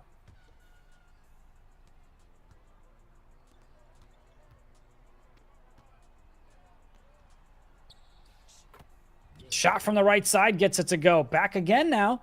Quick little start here for Venezuela. We're back to a 20-point lead. Yeah, that's exactly what they needed, and they managed to do that only within a minute and a half. So technically still doable to even things out here. Just need to make sure they're continuously putting up these points. Good, it's green. Oh my, oh my. Is Argentina going to start to sweat? And perhaps that's where these mistakes that Venezuela desperately need from Argentina's side are going to start to show. Play stopped, slowed down, 17 seconds on the shot clock. Argentina. Jordi over to Lil Movin.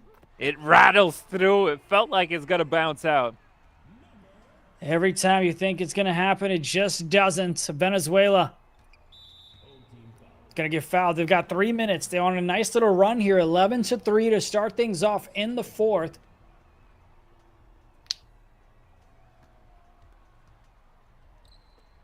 Gets it over to the right. Takes a bit of a fadeaway shot. That one's not going to go. Argentina looking to move things along. They take one from the right side. Somehow he got it to go, even though the defender seems to be right there in his face.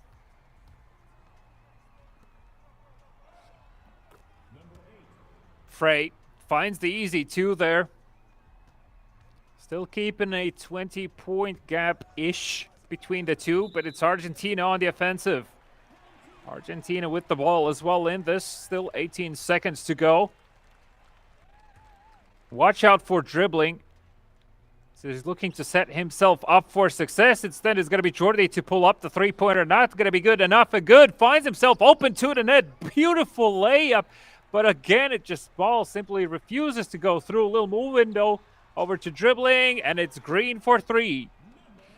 Gets that one to drop. Knocks it down. 70-46 now. Venezuela. Getting bumped around. Love how Argentina's still playing with high pressure, not trying to give up any easy buckets. Right when I say that, Venezuela can't get the open shot to go. Argentina slinging it to the right, attacking the rim. Do they pass it out? They take the easy dunk, 72-63. Less than 2 minutes left to go before Argentina gets the sweep in this best of 2, and they get the points to start things off in group play for South America. Vizsla finds the 2, but they need tons more of those to come back into this. A little moving. Let's see. When is the time when Argentina starts to milk the clock? Because it's definitely playing in their favor right now. Lil Movin was open for the 3. Instead, it's going to be Gilly to take the shot, and he had plenty of time to prepare for that. Beautiful play from Argentina as they find the 75-point mark. Probably not going to get to 100 in this game, but still, nonetheless, a good scoring game from them so far. Frey goes for the 3, finds it finally. And Venezuela across the 50 points. Which is, honestly, not something I was sure they were going to be able to do in this second game. Yeah, it felt pretty locked down from Argentina. You just got to knock down those open shots. I mean, just imagine how much closer this ball game would be as if Venezuela is able to knock down the open ones. As dribbling misses that one to the left side, gets it all the way to the right, but Argentina's right there. Truly goes around the world, tries to alley-oop it to himself. Come on, bro. Now he's showing off. Now that's showing off. But also, just the fact that he was able to just go for a big loop-de-loop there to alley-oop himself kind of tells you the tale of this game so far. As another dunk goes through, and Venezuela down by 23. Have regained some points. Unfortunately, not enough. We'll lose the ball here as well. Alley-oop, yes it is.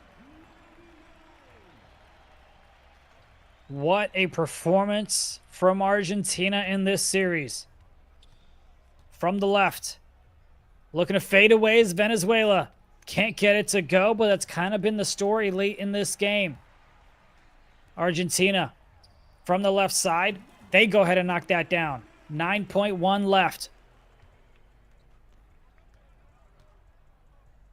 As they try to alley-oop it for theatrics, but they go ahead and miss on the opportunity, and that's going to be it. It's 81-54. Argentina comes out on top in this game and also in the series as they take it against Venezuela. They are up as we start things off in the South America region. We'll go ahead and try to get an interview for y'all as well. Obviously, the games weren't as close as Venezuela would have liked them to be, but they showed signs of life at times. What are your thoughts as we just wrap up the first series? Well, I feel like, the thing that you pointed out is just like, imagine how many points Venezuela would have if they've nailed those open shots, right? It's not for lack of attempts. It's just the accuracy simply wasn't there. And I'm sure the guys are going to be drilling that in their free time and before their next match. So they're going to have opportunity to try and make a on-the-fly correction, and definitely just need to also have a good talk amongst them. I feel like, in terms of the passes where you feel like they're passing and to a player that's already being covered, those are very dangerous to take. And yes, the animation sometimes might play in your favor, but that's not always going to be the case, and definitely wasn't. So we'll have to see how Venezuela adjusts. But now I believe we're ready here from Argentina on the line. As we go and get that interview set up as well, what'll be interesting for me is, of course, they went ahead and took care of Venezuela like we thought they would. But I'm also interested to see how they feel they will match up against Brazil. That's kind of like the rivalry that everyone's been kind of waiting for. So let's go ahead and ask them, congratulations on the dub. I'm sure it was a victory that you had expected. So, I want to also see, how does this team feel after kind of getting off with a nice blowout win like that in the series?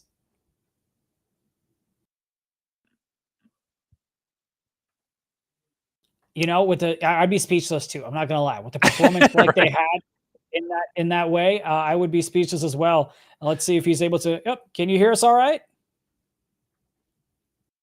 All right. While we go ahead and figure things out there, I mean, something that we often talk about is when you go ahead and blow a team out, then the next game that you will play, which I believe Argentina is going to play Brazil in round number two, you want to make sure that you stick back to your fundamentals. All the craziness of throwing alley oops and trying these different theatric stuff, you want to go and put that at bay. You want to lock back in as well. Do you think it kind of impacts them a little bit? They come off a little bit.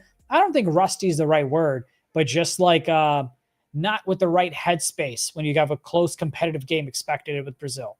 Yeah, for Argentina, I think this was a confidence gainer type of game, right? Like I'm sure they had the confidence in themselves in the sense that they'll be able to secure the win here. And heading into a game with Brazil, they're definitely going to have the shakes out of the way. The question is going to be, how prepared are they actually for Brazil? They've mentioned it in their player surveys as well. It's literally the only country they see as a competitor for themselves within the region. And we know from last year as well, Argentina was so close to make it into Worlds, but unfortunately fell slightly short. So there's also that hunger factor that comes out on top, and we know what can happen when teams are hungry, right? Like they'll do everything in their what's in their hands and capabilities to secure the win, if possible.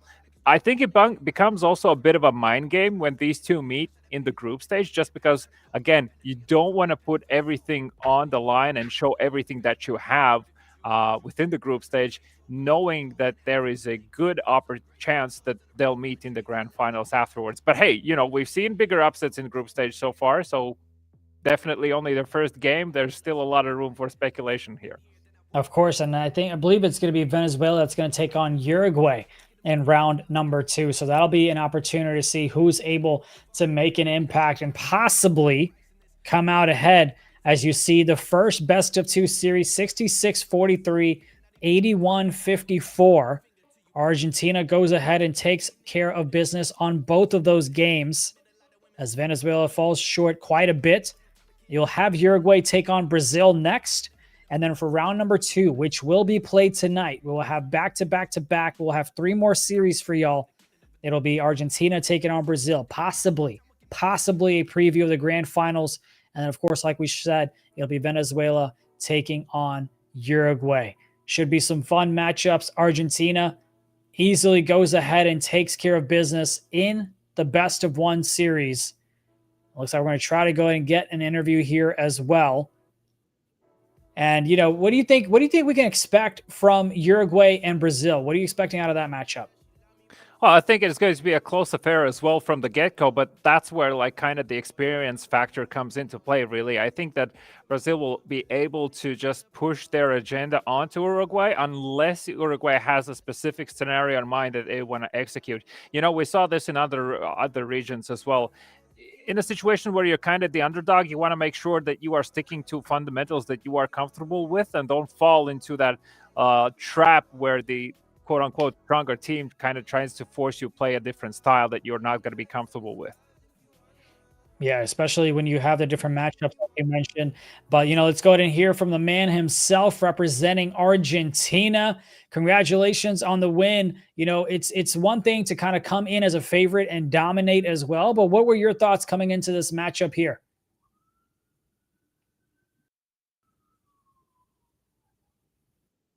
All right, looks like he can't hear us. But you know what? Look, if it's a matter of either being able to conduct an interview with technology or just getting a blowout win, 20 plus points, I'd rather take the blowout win. I'm just saying. Yeah, You know? yeah. I'll take the game any day. I love the action and more action to come as Uruguay and Brazil are preparing themselves for the next game. Now, you kind of asked me the question what we can expect from these two and Uruguay specifically. What are your thoughts about what we're going to see when it comes to this? Like, is Brazil going to play super fast and kind of overtake the tempo of the game, or will it be something else that they're going to be bringing out?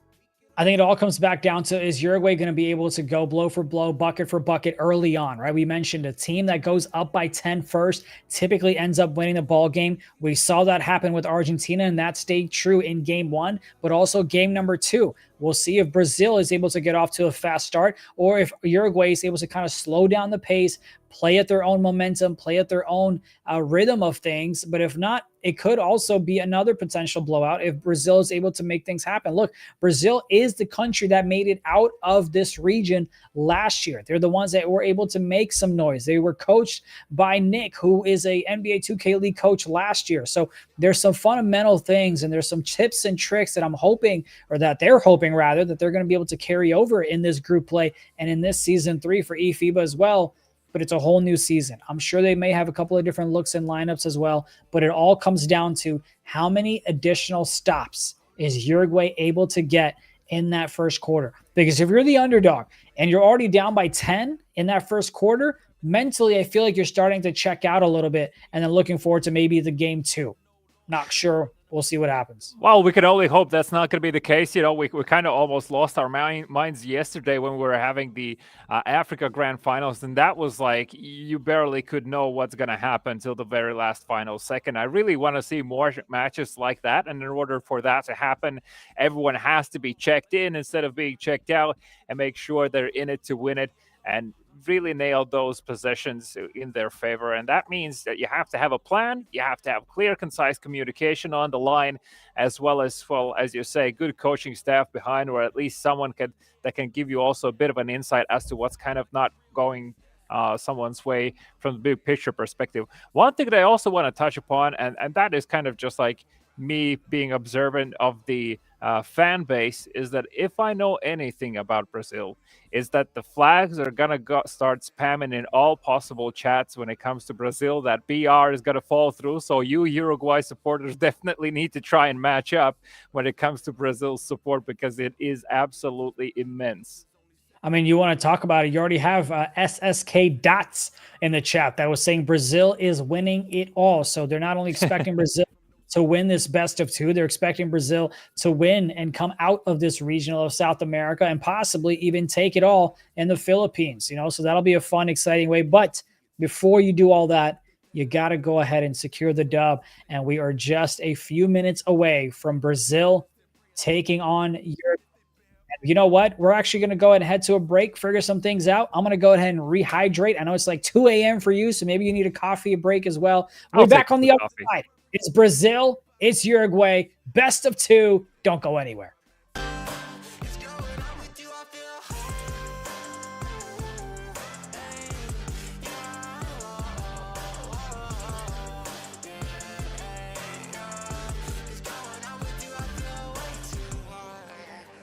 Got me going crazy, stone cold up, but my blood keeps raising. Ay, if you run, then I'm chasing. Girl, you number 1, I know that you know you're amazing. Okay, I swear you got me high, and I ain't talking about no drugs. So all I need is you. I swear your love is like my plug. Hey, baby, I might come and steal your heart. I'll make a crime scene, designer on your tie jeans, some diamonds for your timepiece. Yeah, yeah. You know you got me going crazy, baby. I just need to know that you will stay, please, yeah. It's 2 a.m. outside, when I'm with you I feel way too high. I feel way too high. When I'm with you, it's 2 a.m. outside. With you I feel too high.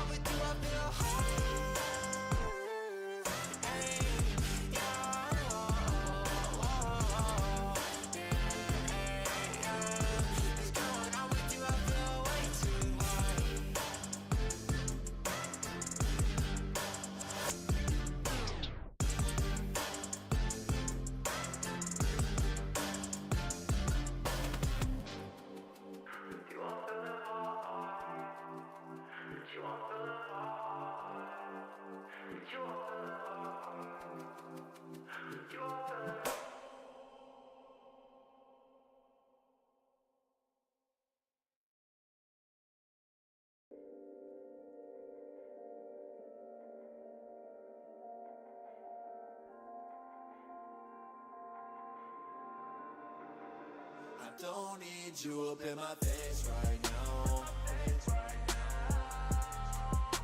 I don't need you up in my way right now. I don't need you up in my face right now. I don't need you up in my way right now.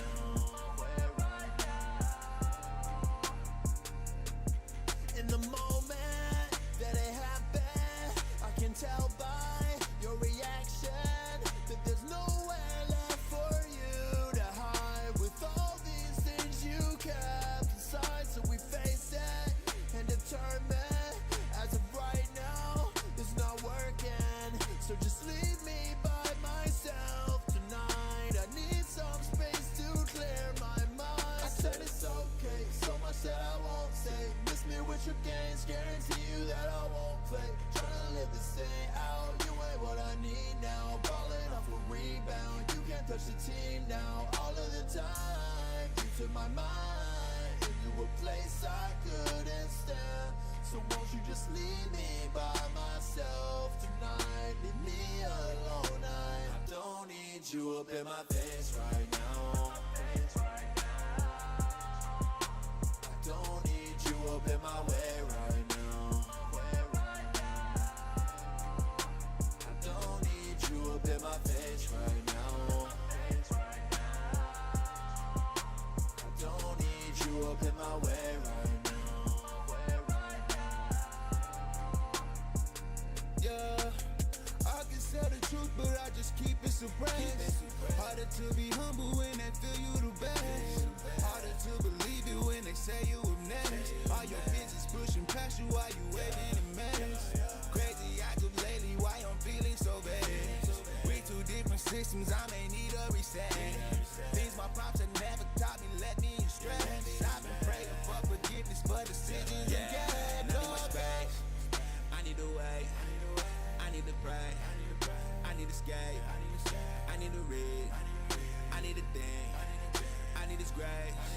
Sorry but please, I need my space, I need a way, I need a break, I need to escape, I need to read, I need a thing, I need His grace. Sorry but I don't need you up in my face right now. I don't need you up in my way right now. I don't need you up in my face right now. I don't need you up in my way right now.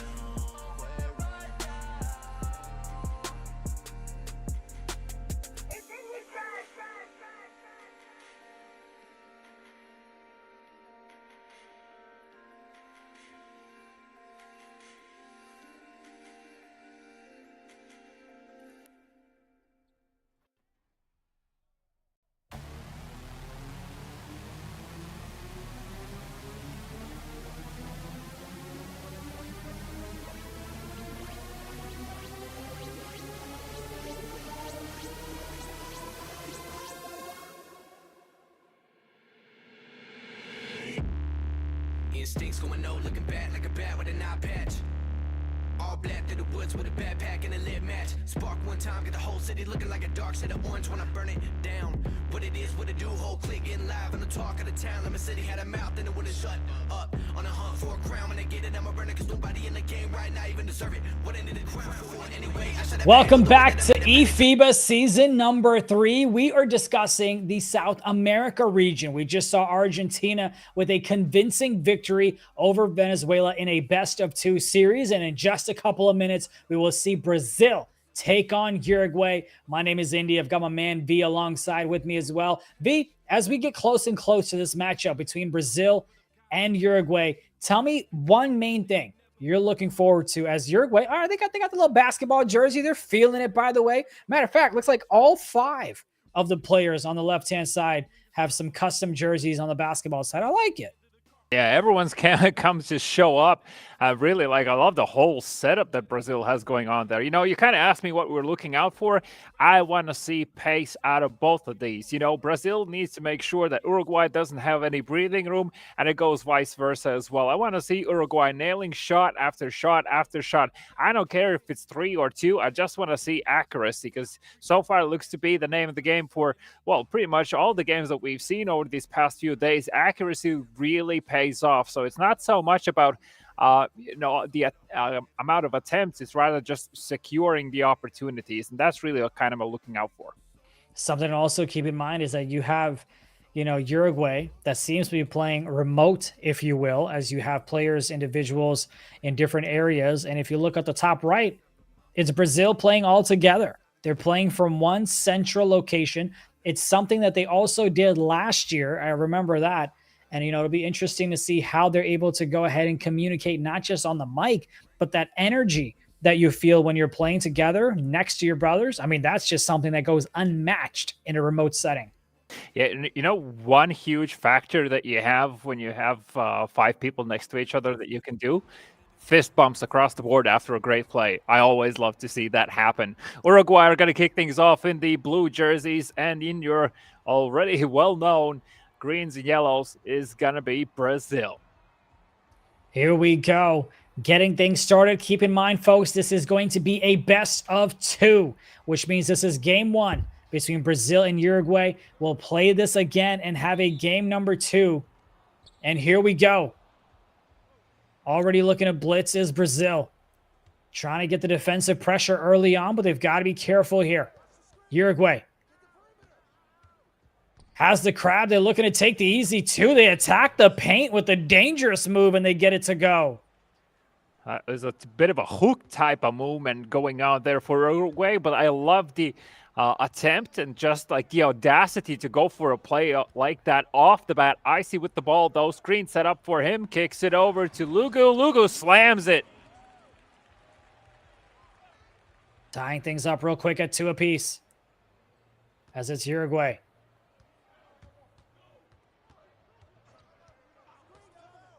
Getting bumped around, looking for a little bit of space. Calls a cut from the right side so they could take a fade, and the pick and pop gets it to drop. Nice play call there. You saw the cut from the right corner, and then the pop by the big man as he knocked it down. Icy, tremendous player on the guard, takes control and command of the court. We'll see if he's able to get his teammates involved early on.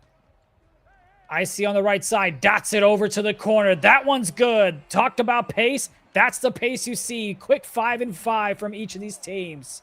Yeah, we're getting both the best worlds right now. Both pace and accuracy is there for either side. Rodriguez with the ball. FMDC close by in case he needs him. So far, so good. Goes for the three-pointer. It's good as well. No missed shots just yet. 8-5, Uruguay on top. We talked about them coming on early, swinging, and Brazil responds back with the 2 of their own. We're just within 2 minutes of this game starting. We already have 15 points combined. Not something you see often, especially with both teams involved. Is that going to be a jump ball? Yes, it is. 3:02 in the first, and we get our first jump ball. First one of the day, and what? It's been only like the second time we get a jump ball over the past 3 days. Something like that. Uruguay again with the tip.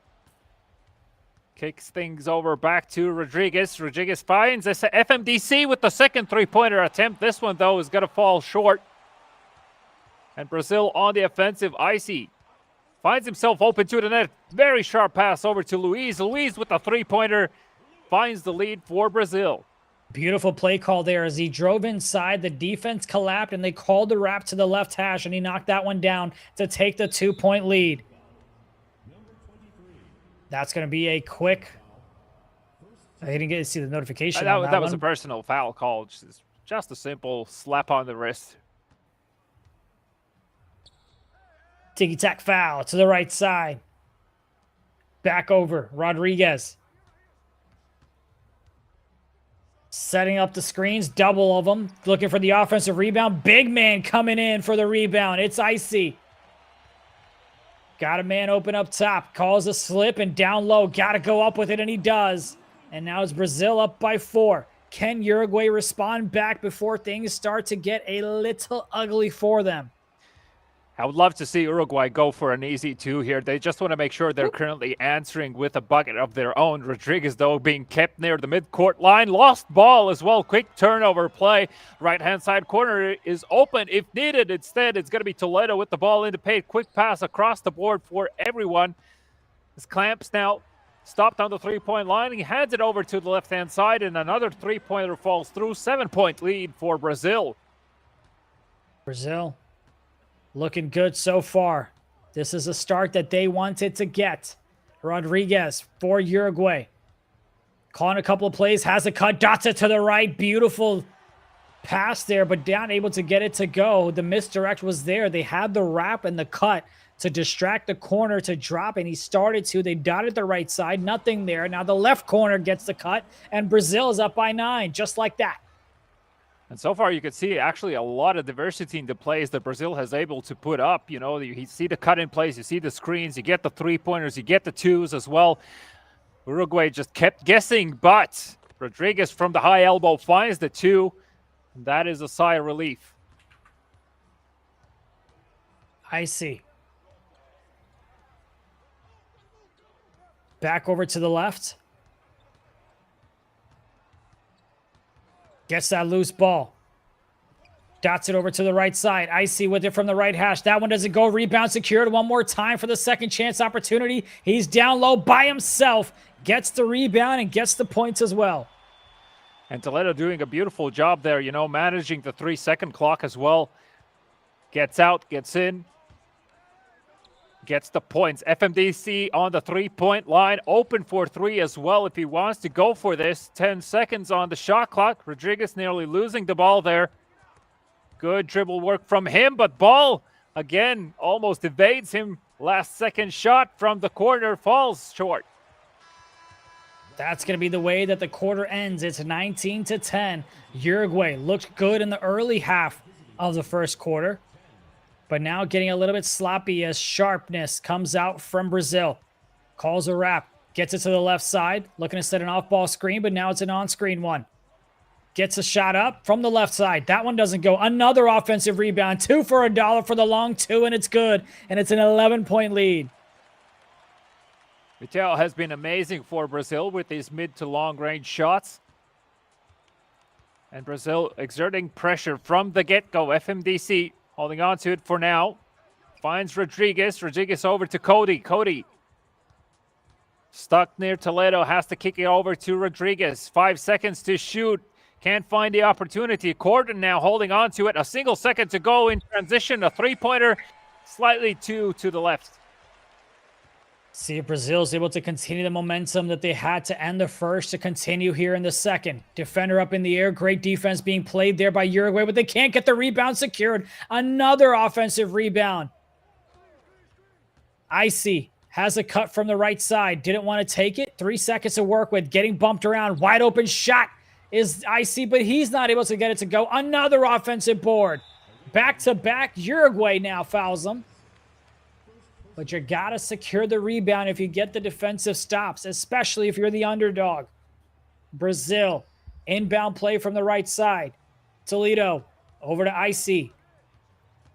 Icy, looking for a little bit of space, has a shot from the right side. That one goes. Light contest, but it didn't matter.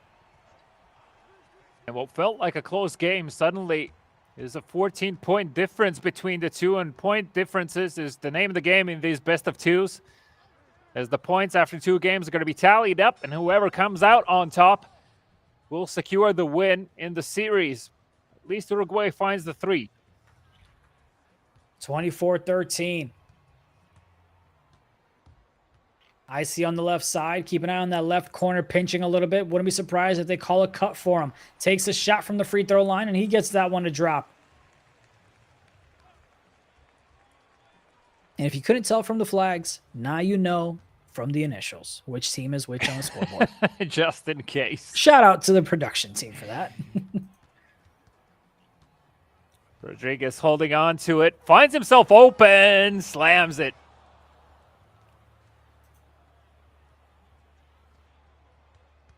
Clamps Baseline, tight roping, really just asked to go out of bounds, but now they're asking for the three. Nothing there.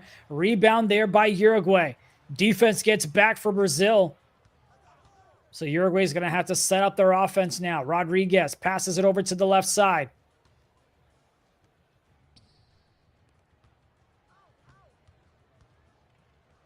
Gets a bit of a crab, but I'm not quite sure it was the best release on his end. And that's stolen away. Now it's a 2-on-1 fast break. What do they do here? Didn't want to risk anything. Gets the cut. Gets the pass. That one's not going to go. Gets his own rebound now. Stolen opportunity here for Uruguay. Great job always, man, by Brazil to get back on the defensive side. Anytime there's a turnover or a defensive rebound, Brazil's always getting back. Yeah, and I feel like, they kind of feel that they're quite experienced in that aspect, that they feel when the play is not going to go through, so they just don't waste their time lingering in the offensive zone. Rather return to defense. A three-point attempt, slightly too short. 𝐂𝐄𝐄𝐂 from the left-hand side corner pulls up for two, and it's still precise. I felt like he was kind of rattled out of motion there, but still finds it. 13-point lead for Brazil here in the first half of game number 1. This is a best-of-2 series. 𝐂𝐄𝐄𝐂 from the left side. Gets it down low for the slip. Back over to him. Has some space. Fades away a little bit to the right. Not able to go. Brazil now slinging it all the way down to court. Over to the left side. Back up top to Luis. Clamps. Has the center step up, so he gets it to the big man down low. Back up top. Fades away. That's going to be a long two. He can't get it to go, but another offensive board. We've got to take a look at that stat at halftime, that they're just dominating the second chance opportunities. Oh, it looked like he wanted to fade away from the left, but he takes a contested shot. Why not? Why don't you just keep on getting offensive boards? It's 𝐂𝐄𝐄𝐂 to 𝐂𝐂𝐄𝐄𝐂. What are you going to do? 7 seconds to work with. Coming to the left. Looking to fade. That's a shot. Doesn't go. And finally, Uruguay gets the rebound with 14 left in the second. Sharp pass over to Cody Rodriguez. 10 seconds on the game clock before halftime. Holds on to it for now. FMDC comes closer to help out. Finds himself open to the net with a second and a half remaining. Uruguay finds the two. Can Brazil get a buzzer beater here? Oh, he rattles it through. I think it counts. I'm pretty sure it counts. We'll have to find out in a moment. But my, oh my, what a pace has been set by Brazil. Just extremely active. And you said it, Toledo has been a huge part of that. So many offensive rebounds, often within the same position. He gets like 2 or even 3 offensive rebounds and just kicks it out instantly through the three-point line. Allows for his snipers to work. Yeah, as soon as that box score comes up, we got to take a peek at what the rebound differential is here between these two teams. It's an 11-point game, 11-point lead, for Brazil as they continue to try to find some space up top for 𝐂𝐄𝐄𝐂. Uruguay doing everything they can to stay on top. They get it over to the right side to Clamps. Clamps now has the slip inside. He goes up with it, but it's denied. Uruguay with the big block coming from the right side. Huge stuff from FMDC. 𝐂𝐄𝐄𝐂, though, is going to be stopped. Rodriguez comes in to help out. 12 seconds on the clock. Good dribble work to hold on to it for now, but for how long can he do so? There's only 4 seconds. Gordon with a contested three-pointer finds it. And Uruguay on the board takes it down to only an 8-point lead now for Brazil. Top of the key, Brazil. A little bit of a handoff pass to the guard. Looked like he almost lost it momentarily. Back up top to the left. And that's going to be a quick reach in.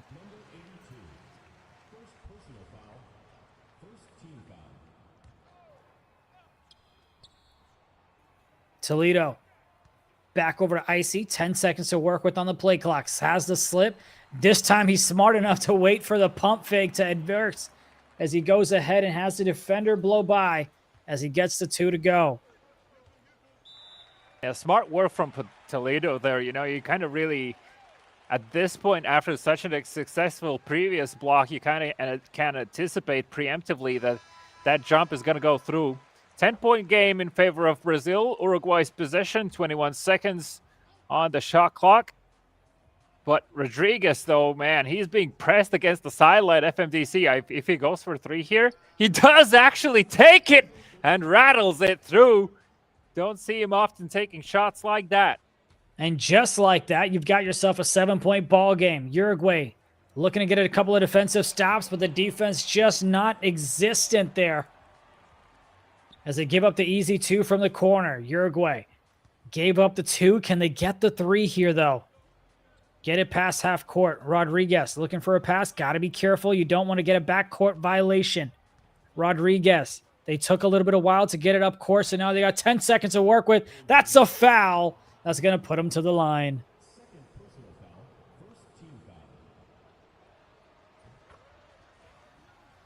Knocks down the first one. Second one is good as well, and we're right back to a 7-point game.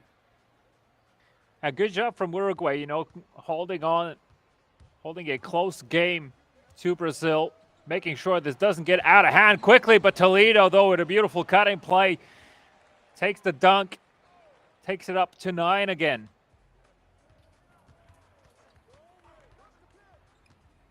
Cody for Uruguay. Down low.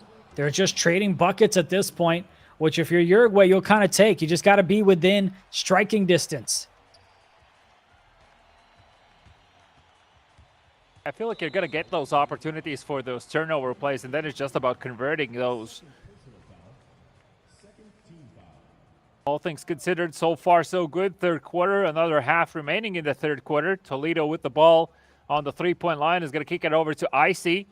𝐂𝐂𝐄𝐂 hands it over to Vital. 𝐂𝐂𝐂 behind him, open for 3 for a brief moment there, but defense is quick enough, not quick enough though, to follow through with Toledo's plays. He's so active, and for such a big guy, it's very difficult to play against him when he's so mobile. Oh, for sure. It makes things quite tough on the court as Rodriguez dribbling around. Rodriguez. Oh, he had the easy 2, but once again, doesn't take it. Had the 3, but he doesn't take it. Gotta get a contested 3. That one doesn't go. 2 shots that were wide open for Rodriguez. 1 driving in. 2 at the top of the key. 0 points they walk away with.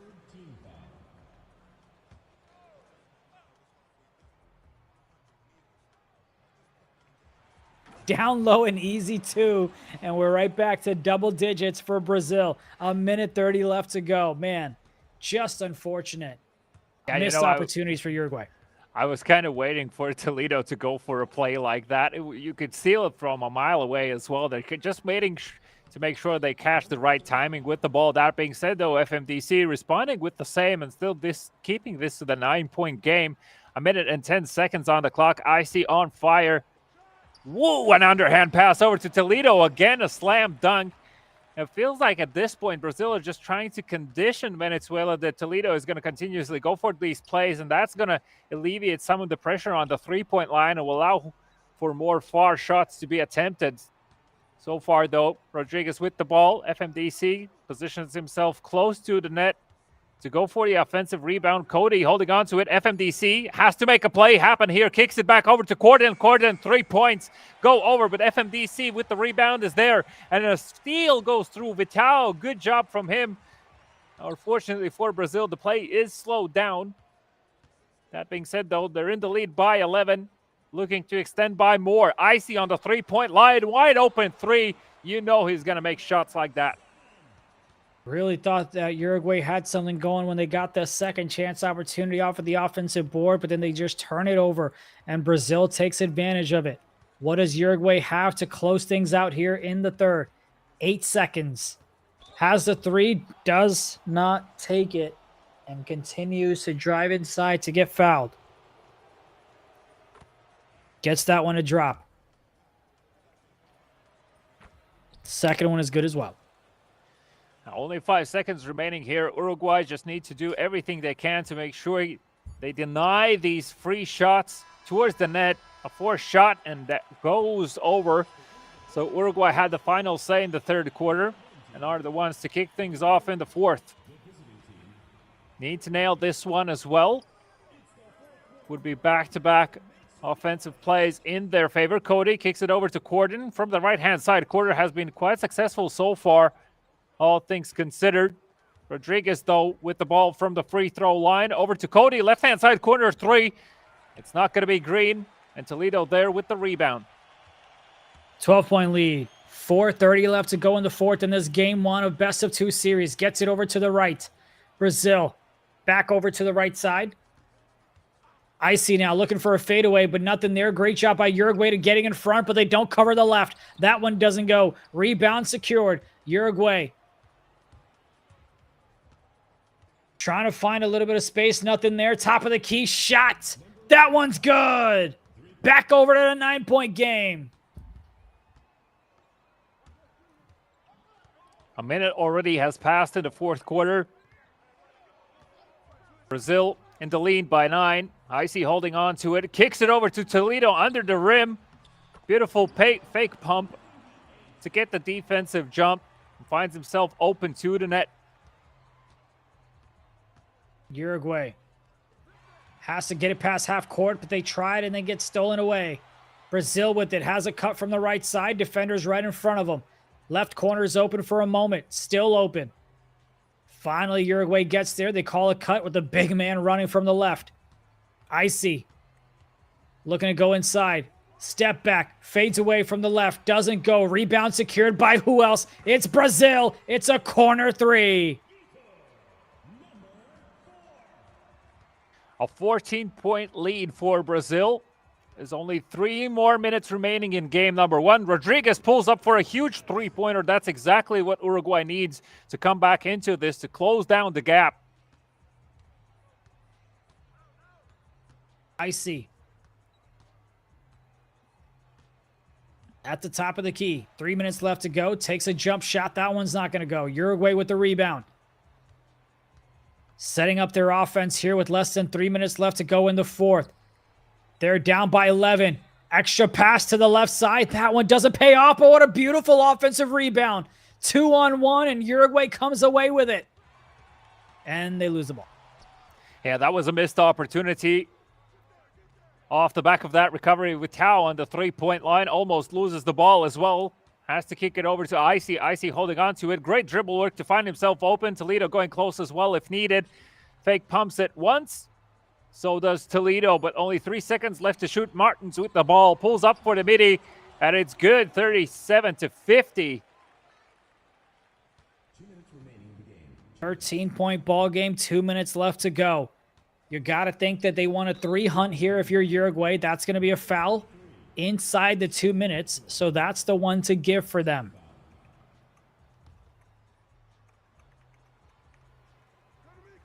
Rodriguez has a man on the left, but the defense doesn't go for the cut. They also know that Uruguay wants to get as many threes as possible, so they're sticking to that line. 𝐂𝐿𝐄 holding on to it for now. 𝐂𝐄𝐄 over to 𝐂𝐿𝐄, back over to 𝐂𝐿𝐄. 𝐂𝐿𝐄 was open for that for a few seconds and make sure it counts. 37-53. 𝐂𝐇𝐄 looking to set up a quick play if he can, but not unless Martins has something to say about it. Kicks it over to 𝐂𝐿𝐄 from that right-hand side corner again. No back-to-back three-pointers just yet. Rodriguez with the ball now. Will be stopped on the three-point line near the hash. Martins trying to make a difference in favor of Brazil. Rodriguez, beautiful work so far. Hands it over to 𝐂𝐂𝐄. 𝐂𝐂𝐄 quite accurate from the right-hand side corner, but it's Rodriguez with the 3 from the hash. 53-40. Minute left to go. Brazil looking good to secure game number 1. Takes the shot. That one gets it to drop.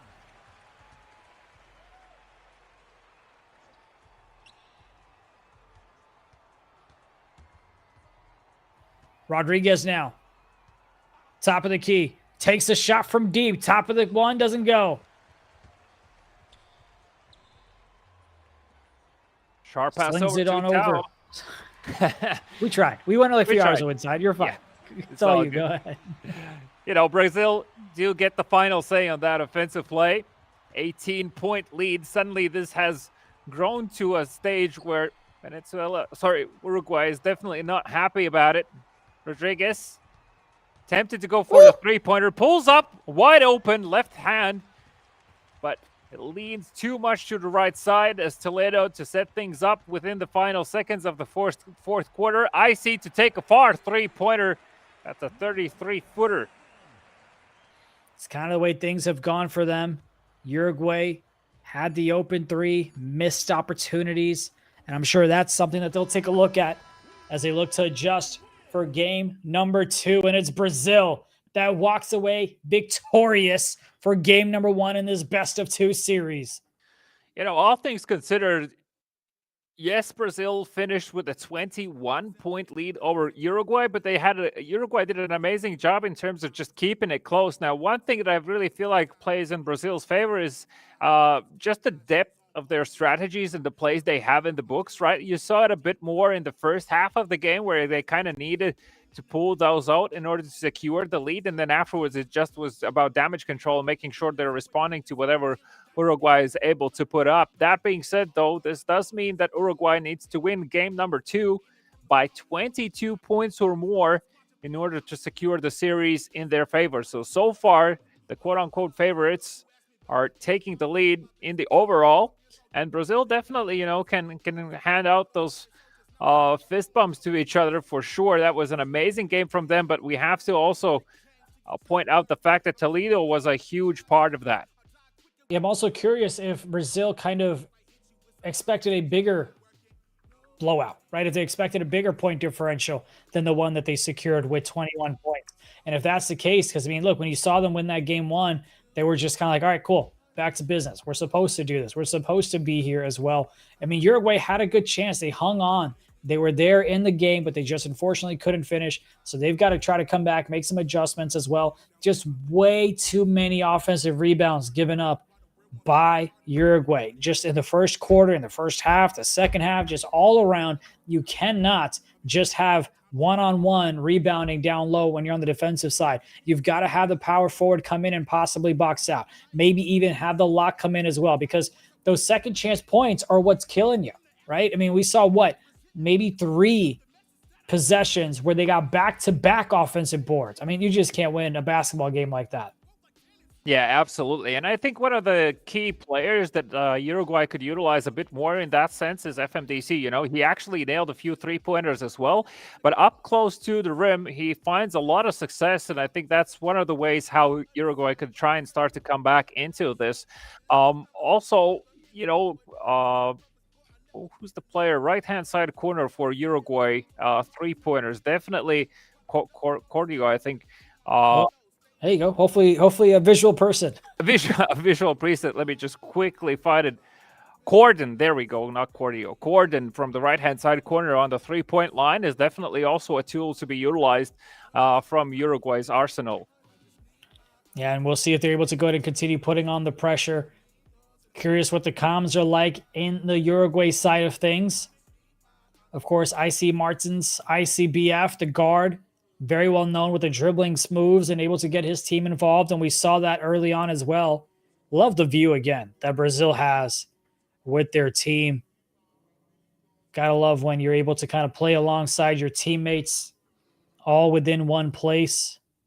Got their coaching staff behind them as well to guide them throughout the way.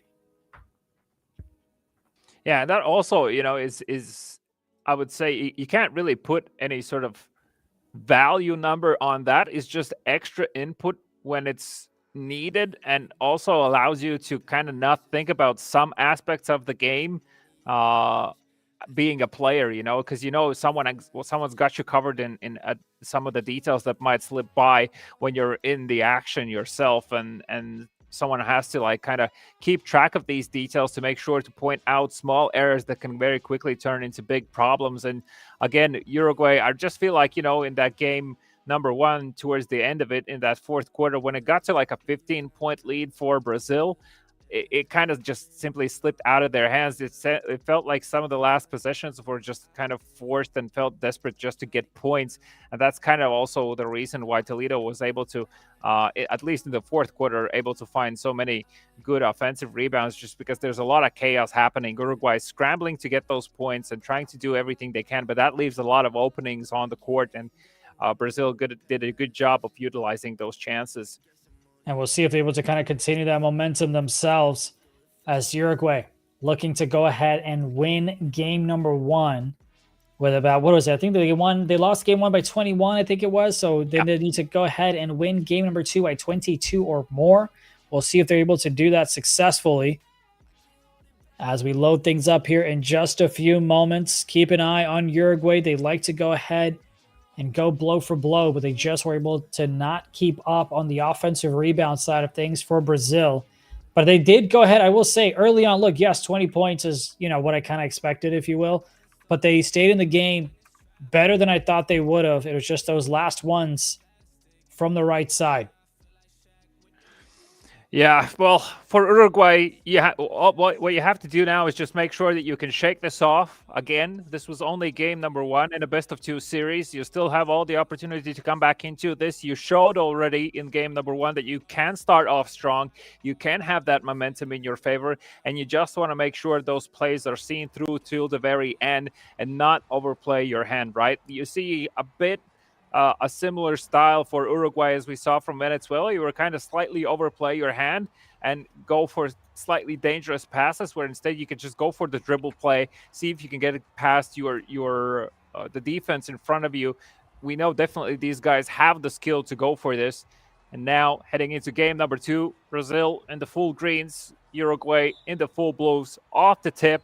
Again, it is going to be straight in the hands of Uruguay. Nobody told Uruguay you got to wear white, bro? Come on. Come on. Gets the shot to go white or not. 2-0 lead for Uruguay to start things off. This is how they started earlier, though. We'll see if they're able to kind of get a couple of stops. We saw, I think it was like maybe 15 points by both of these teams at the 2:30 mark. As Brazil, wow, what do you know? Offensive rebound again for them. Well, at least a foul called there. So Uruguay trying to slow things down if they can. Want to make sure the defense is there in positions. Toledo, though, again, finds himself close to the rim.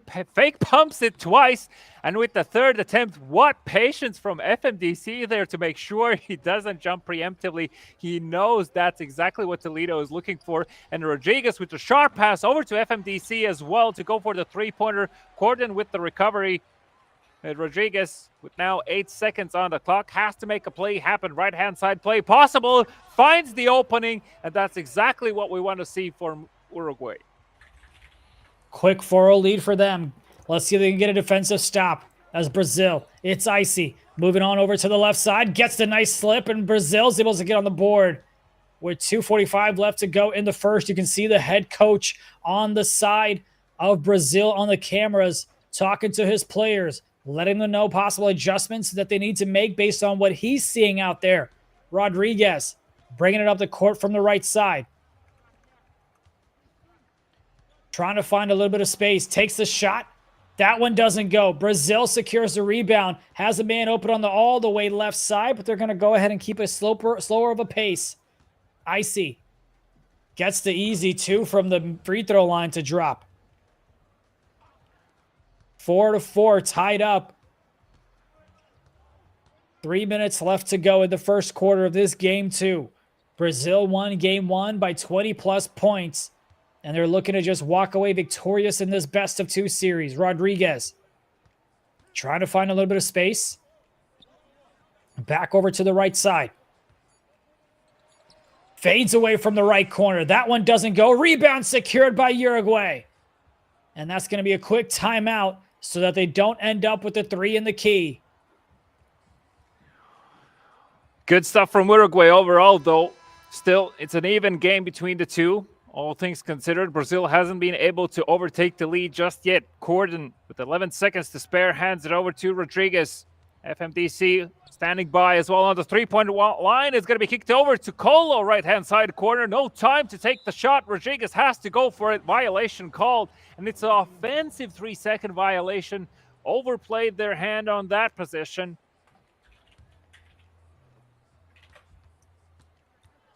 I see bringing it up the court from the right side. Off-ball screen to the left. Knock down the 3 to take the lead by 3. Brazil with a nice off-ball play. to get them ahead with 2:20 left to go in the first.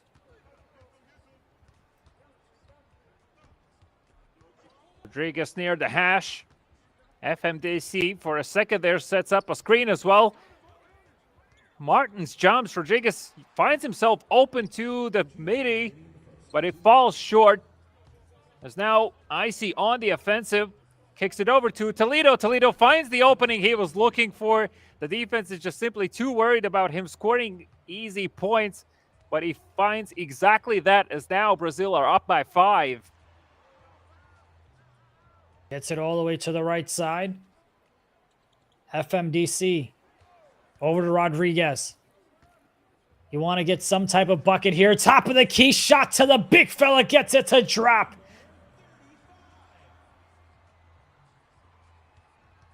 A 2-point game between the two. So Uruguay definitely can make this happen. Ball simply handed over to 𝐂𝐄𝐄𝐂 as he kicks it over to Vital. Vital with an open 3. Can't find the accuracy. And Rodriguez, let's see if he can make something happen quickly here, though. It is going to be out of bounds. Uruguay is going to hold on to this one. Still 17 seconds on the clock. Corden to put things back into motion. FMDC on the 3-point line. Can go for a play. Instead, hands it over to Rodriguez. 8 seconds on the shot clock. Close to the paint, but not good enough. It's 𝐂𝐄𝐄𝐂 with the 3 and finds it smooth. Uruguay to overtake the lead now by a single point. This is what you want to see if you're Uruguay. Way to go ahead and stay in this game. Way to stay, make it competitive. Can you close out the quarter strong? 40 seconds left. It's Brazil down by 1. Trying to find an opening. Dots it over to the left side. Defender got a little too aggressive with the pinch, and they make them pay as they take the lead right back. Still a 2-point game. Uruguay just need to find a simple layup. And instead it's 𝐂𝐄𝐄𝐂 to pull up a 3-pointer again. 𝐂𝐄𝐄𝐂, the man of the hour in the last minute for Uruguay. He finds the back-to-back 3-pointers. A single-point lead. The quarter is closing, and so is the dunk as Brazil finds another 2. 20 seconds left. Can Uruguay respond and take the lead to close out the first quarter here in this game number 2? Getting bumped around. Didn't want to risk going out of bounds, so they call a timeout as every possession is that crucial here in game number 2. Again, keep in mind, they not only need to win, but they need to win by 22 or more. Rodriguez looking to find a little bit of space. Down low, gets it over to FMDC, gets the putback, and he somehow gets the layup to go. Wowzers. Brazil back over to the left. That one gets denied. It's Uruguay that ends the quarter with the lead. I love the pace from Uruguay so far. Beautiful stuff, and more of that, please. As 𝐂𝐄𝐄𝐂 definitely slowed down. Fake pumps it once. It's over to 𝐂𝐄𝐄𝐂. 𝐂𝐄𝐄𝐂 with the 3 over, and FMDC with the defensive rebound hits it over to Rodriguez. Rodriguez over to Corden, right-hand side corner. We know it's a dangerous position for him to shoot from in the sense that he's very accurate, and you can see how worried is the defense. Instead, it's 𝐂𝐄𝐄𝐂 again, this time with a 2-pointer. Beautiful cut there from 𝐂𝐄𝐄𝐂. And the lead is extended to 3 by Uruguay. 𝐂𝐄𝐄𝐂 calls a wrap. Got to be mindful not to go backcourt. Trying to find a little bit of space at the top of the key, but Uruguay staying right in front of him. Great job by the left corner to not give him any space. Got to find something there. Calls a cut, and the defense gets there a little bit late. 17-16. Uruguay still with the 1-point lead here. Rodriguez calls a wrap from the left corner to come on up, but that shot misses. Brazil with the rebound now. 𝐂𝐄𝐄𝐂 going to the right side, calls a cut. Bounce pass to the left side. 𝐂𝐄𝐄 Martinez over to V. Back over to 𝐂𝐄𝐄. Takes the shot, gets the 3 to drop, and it's a back and forth ball game. 19-17, Brazil back on top. This is a type of ball game you want to see, a close-knit one, as that's going to be a foul. Let us know in the chat who you've got winning this game. Is it going to be Brazil with the sweep, or is it going to be Uruguay that win by 22 or more? Or do they just get the dub, but it's still Brazil that walks away victorious at the points? Rodriguez looking to find a little bit of space. Great rotations coming in for Brazil. The right corner got there in time to defend the paint. Left side corner, shot, defended. Brazil with the rebound. Brazil have done an amazing job so far, coming back into it, getting the lead, and now with an opportunity to extend it even further. Icy milking the shot clock, looking to see if he can take it home, finds the dunk on top of it all. Brazil now up by 4, Uruguay on the back foot, stomped as to what just happened in the last minute. Corden fake pumps it from the 3, could have gone for the follow-up. Instead, it's Rodriguez from the hash holding on to it. Corden gets close to the rim as well, kicks it back out. Oh, to Corden, and it's Rodriguez to take the 3-point shot, but it's not going to be good. That one doesn't go. 21-17, 2:15 left to go. Brazil got the hot hand with Icy. Corner looking to pinch, a little too aggressive, and that's denied. Swinging on the defensive side is Uruguay. They get the block, they get the stop, and it's Brazil that fouls them right outside of the 2-minute mark. Right before halftime, Uruguay looking to come back into it now. They were in the lead by quite a while. Corden with a wide open 3 is going to fall short. Straight into the hands of Clamps. And Clamps kicks it over to Vitao, wide open for 3. You know he's making it count. Vitao, I feel like I can't remember a moment where whenever he was open left for a wide open 3-pointer like that, he missed.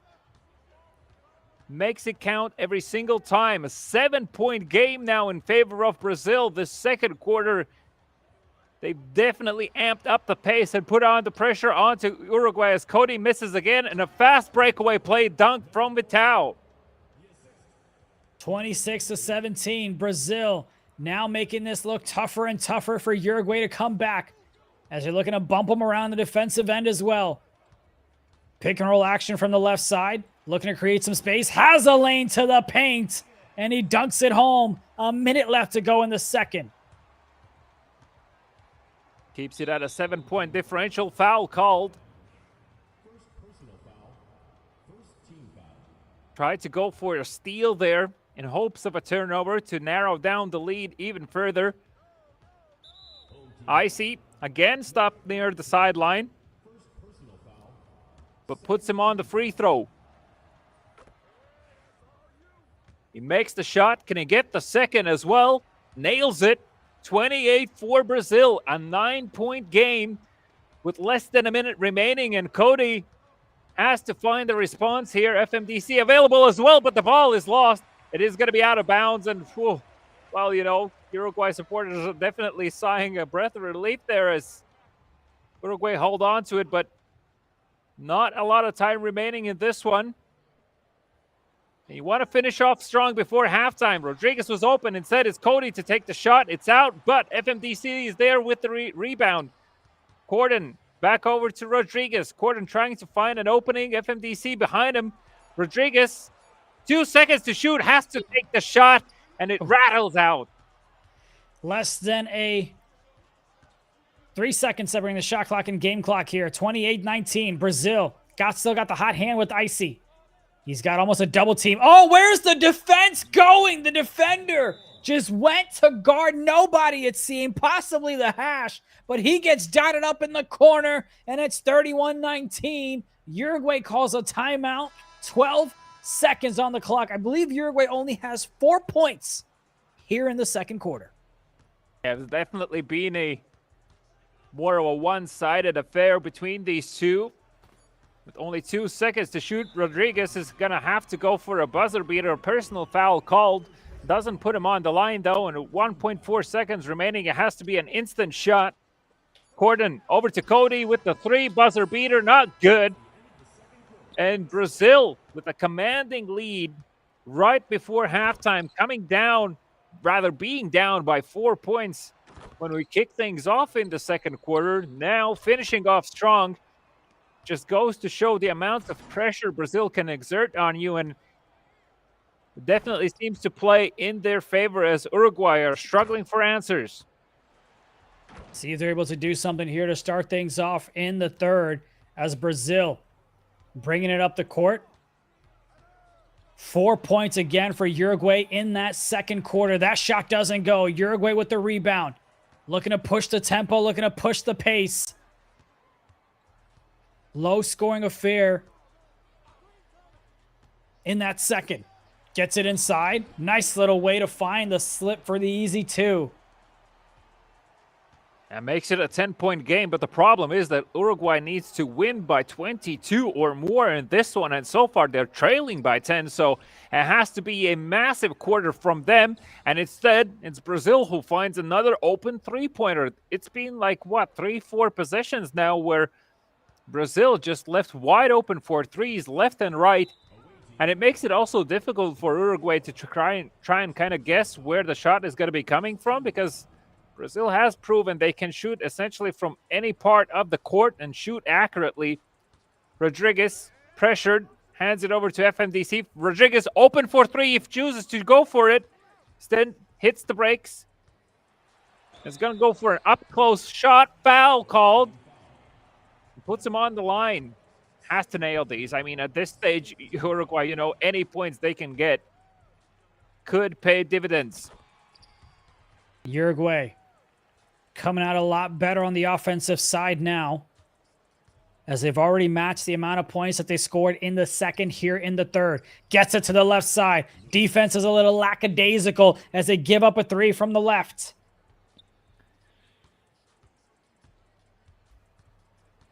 (37-23), a 14-point game, 14-point lead for Brazil.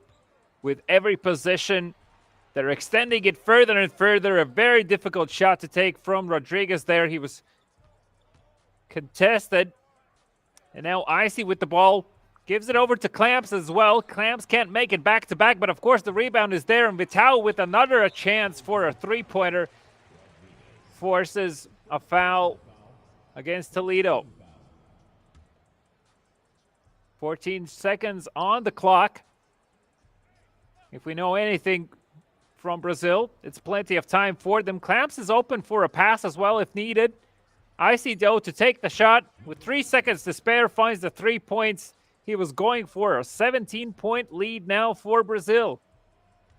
Brazil looking to get a stop on the defensive side of things as Rodriguez looking to get some points up on the board, but it's Brazil. Loose ball. Who's got it? It's Uruguay. Quick foul from Brazil. 2:41 left to go in this Game 1 best-of-2 series in round number 1 of South America region in eFIBA Season 3 to see who qualifies to be invited to the Philippines in December. FMDC back over to Rodriguez. 2 seconds to work with. Dot to the right side. The open shot is good, and Uruguay makes it a 14-point ball game. A breath of fresh air for Uruguay as those three-pointers were eluding them for quite a while. 𝐂𝐄𝐄 though finds himself wide open to go for it. Fake bumps it once, and now he kind of loses the momentum of that play. Toledo comes in to help out, hands it back over to 𝐂𝐄𝐄 so he can dribble. 5 seconds to shoot. Sharp pass over to 𝐂𝐂𝐄. Fake pump from him. Kicks it back out over to left-hand side quarter. It's Martins to take the 3 attempt, but Toledo with the offensive rebound and the 2 points for Brazil. Rodriguez now gets it over to the right side. Looking to make something happen. Dots it over. That one gets denied. Brazil with a big block. Defense all over that one. Didn't give him a chance to get that shot off.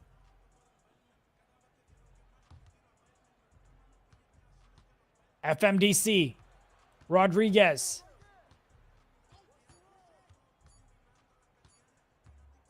Trying to make something happen. He's going to take that shot. Misses it, though. Not sure what the best opportunity there was that he saw. Brazil bringing it up the court. 𝐂𝐄𝐄. Back over to the left side. Beautiful job moving to the right as the defender was going left, but he can't finish. Uruguay have to make this count. This possession could set things in motion. FMDC open to the board. Gets the 2. As Brazil will have to find their ways 14-point lead for them. Clamps again from the left-hand side corner. This time is good for 3. It's a 3-point game for Brazil almost every possession. Less than a minute left to go. 45-28. Rodriguez from the left side. Looking for a little bit of space on the left. He calls a cut. Off-ball movement. Top of the key. Has a man open. Can't get it to go. Brazil with the rebound now. Right corner is open. He dots him up. He can't connect on the 3, though. Yeah, you're kind of expected to make it count at this stage if you're Brazil. And rightly so. You know, they've been very accurate with these open 3s so far. Corden, though, struggling against the defense. Trying to make a breakaway play for it. Instead, has to kick it over to FMDC. No time to shoot. 𝐂𝐇𝐄𝐂 has to go for this. And it's a contested 3-pointer. The offensive rebound is good there. A good recovery as well as 𝐂𝐂𝐂 holds on to it for now. Hands it over to Rodriguez. 5 seconds on the shot clock. Pass over to Corden. Corden, a few steps and finds the green 2-pointer. Gets it to go, and it's a 15-point ball game as they call a timeout to draw up a play. Don't forget, Brazil, last game, scored a 3 with 1 second to go from the inbound on their own side. 1.9 now for them. What can they do here?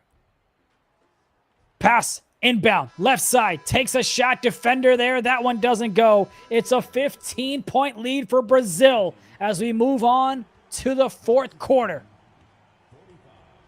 And you see how the style of play also changes for Brazil. You know, they manage to build up that lead. As soon as they do, it is pressure, pressure, pressure, the name of the game. Don't allow Uruguay to find open 3s like that, but then nonetheless, they set themselves up for success. I see. Looking for a little bit of space. Nothing to do there. Brings it back to the outside. Takes the shot. What in the world was that? Toledo, the big man, puts up a 3-pointer saying, I'm a problem here too.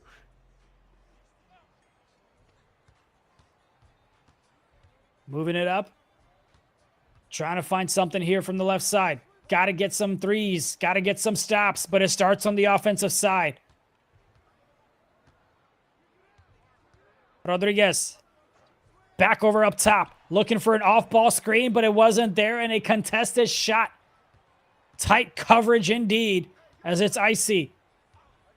Just looking to continue piling it on. Has a slip, and that's where he goes with the easy slam dunk, and it's a 17-point lead for Brazil.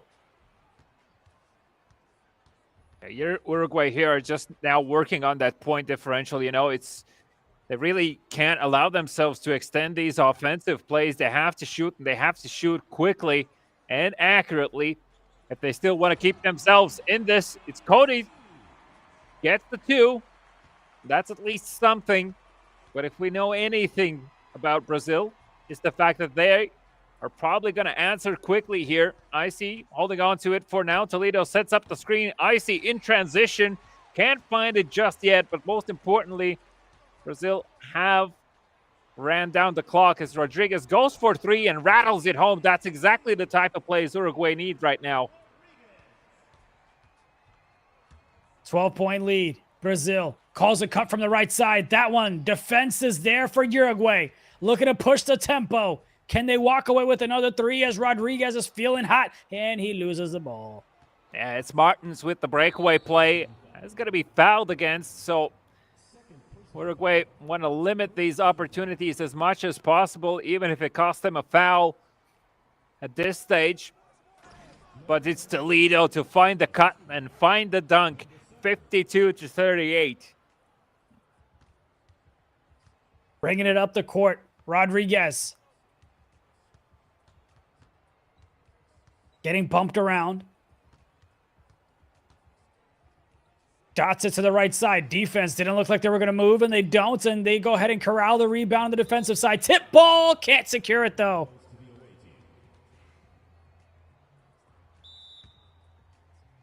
And instant timeout called from Brazil as well. They want to reset the play and make sure to set up whatever is coming next.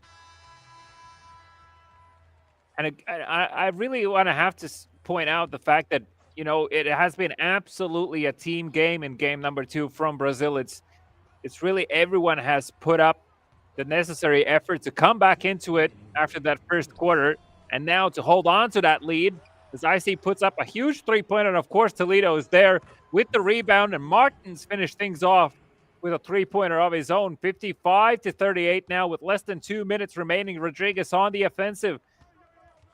Will he kick it over to Cody on the left-hand side, or holding on to it himself? He's going to be fouled against.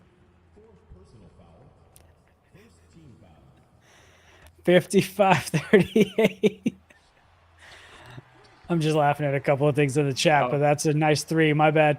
55-41 now, minute 42 left to go.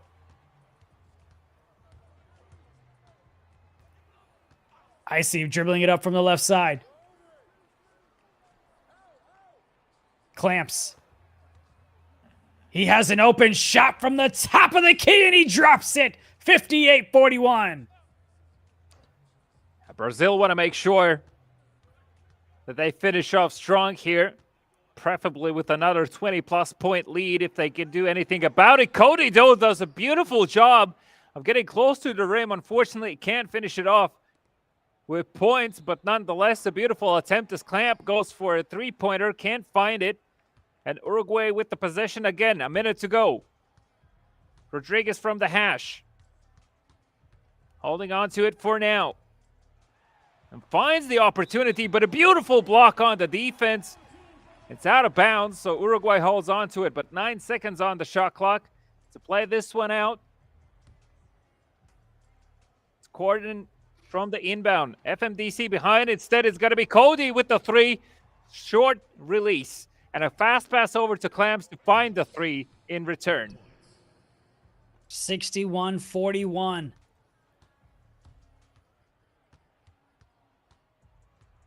Less than 40 left to go. 20-point lead here for Brazil. A great series from them, but Uruguay isn't going down easy. They're still looking to put up some points because point differential may matter when they go ahead and play in round number 2. Of course, it'll be Brazil taking on Argentina next. And it'll be Uruguay taking on Venezuela. From the left side, Cody. Nothing happening there. And it looks like they are going to try to just hold it out, but there is a couple of seconds from the shot clock and game clock. They're going to chuck it up, and that three doesn't go, and that's going to be the way the game number 2 ends. It's 63-41, Brazil on top as they sweep in this best-of-2 series against Uruguay. Absolutely. And, you know, Uruguay did keep it close in the beginning of the match, same as in game number 1, but it's just about finding the pace and finding those quick answers for Brazil. And once they get to it, they really hold on to that lead, clamp down, and making sure there's no chance of coming back into it. Even, you know, I have to point out again, Toledo even going for three-pointers. You know the game's going your way when the man who's close to the rim pulls up three-pointers and finds them successful. I mean, we'll see if we can get some words of inspiration as we go next game, which is going to be Argentina and Brazil. But let's quickly just recap. Uruguay drops game 1 and game 2 against Brazil, almost in identical score-wise, right? It's 40-61, Brazil on top. Then it's 63-41, Brazil again on top. All of our first-round games have been sweeps, thanks to Argentina and Brazil. It is Argentina that is up in first place at the moment, thanks to the point differential. Uruguay and Venezuela, as you can see at the bottom of the group. And again, keep in mind that Uruguay and Venezuela are going to play each other. So just kind of, you know, staying here for a second. Let's talk about scenarios. Let's have a little bit of fun. Yeah. Say if Argentina goes ahead and beats Brazil, right? Brazil goes ahead and loses. But then if Uruguay and Venezuela, the winner of that, if they go ahead and have a bigger point differential, how does the tiebreaker work out in terms of who moves on to the grand finals? You know, so that's something that'll be interesting to see. A lot of games, a lot of series still left to be determined, but what a turn of events that would be. Well, that's exactly why we say that every single basket matters. Getting those points in their group games and really scoring as much as possible can come in clutch if things play out the way how you just presented it. And that's really why it's very important to make sure that every opportunity is used. We repeat ourselves a lot, but that's exactly what we see with situations like just overplayed hands and going for risky passes. Instead, just make sure that you know your strong suits and play into those as much as possible. That being said, though, I also wanted to point out the fact, just because lines were so similar, consistency definitely is no stranger for both of these teams. I do believe, though, that we have Brazil on the line. So first of all, guys, congratulations on the win. Can you tell us a bit more how you guys were preparing for the games today? Hey, thank you. Appreciate it. To be honest, we didn't have the opportunity to play against them since last year, the other qualifiers. So we have a little surprise today. It was like 2 tough games. We didn't expect that, but we managed to get the wins. You got the wins in a convincing fashion. I think some would say you are. I think most would say that you are the favorite to come out of the South America regions, but you've got Argentina on the other side. Let's recap last year. You guys beat them, but they kind of gave you a good fight in the first half, and you came back and won in the second half, whether it was in the group play, whether it was in the grand finals. You're facing them again here in just a few minutes. What's the game plan to beat Argentina? Yeah, last year was kind of tough, especially in the group phase. We almost lost the 2 games we played. We stepped it up on the finals and we beat them like easily. I think it's gonna be tough again. Today we don't want to show a lot of our game plan. We're gonna go out and hoop, but we don't want to show everything we have. But yeah, I think it's gonna be our toughest opponent to play on this competition right now. And whilst we still have you on the mic, support goes long ways. I'm sure the coaching staff behind you and the teammates provide you a lot of that, but there's also fans in the chat, and we know that Brazil is definitely a very supporting nation. Is there anything that you want to address to the fans and show your thanks? In Portuguese or in English? Whatever you feel like comfortable, man. Okay, I'm gonna say in Portuguese. Sure. Agradecer a todo mundo que tá na torcida, quem tá colando na live assistindo. A gente vai forte para esse Qualify e amanhã tá na final aí ganhar da Argentina. All right. Well, thanks. I'll allow you to jump back to your team and prepare for the upcoming match. Thank you. Appreciate you. There you have it. That is the man from Brazil. A convincing victory in the best-of-2 series against Uruguay. And now they prepare for Argentina. Words from him. Their toughest opponent so far in this tournament. And they did take them down last year. Can they do it again? Every year it's different. The matchups are different. The skill sets are different. The builds are different. Now we get to find out and momentarily if the result will be different as well. And same thing, right? It'll be a best-of-2. So we'll get a chance to watch them duke it out twice. And I do want to, I mentioned the tiebreakers and how things could possibly break out. And just for fun, I want to bring it up. Let's just see. So here where the tiebreakers come into play. It's points scored in the away game. It's points scored in the second half of the away game. And it's points scored in the last quarter of the away game. I believe this is for whenever you're having the best-of-2 series. We'll look to get clarification if this is also when it comes to if you have the teams with the same amount of points, in terms of group play, then does point differential come in to see who moves on to the grand finals, how things work out. But just in case, when we have a duo like you have Argentina and Brazil, and we got to whip out the tiebreakers, here's a quick insight on what that could look like in a best-of-2 series.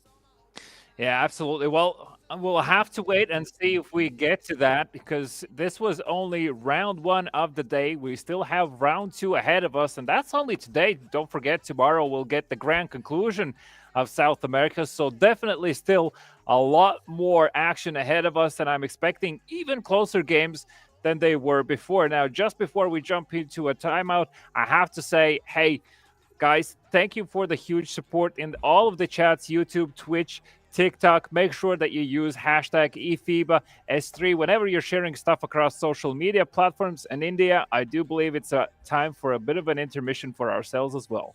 Amen to that, brother. It's 4 a.m. for you. Let's go and get you some breaks, and we'll be back on the other side. It's Brazil. It's Argentina, the duo to see who is going to go ahead and claim the #1 spot in group play. We'll be back on the other side. Gold and a penny for your thoughts, I bet a penny for your soul.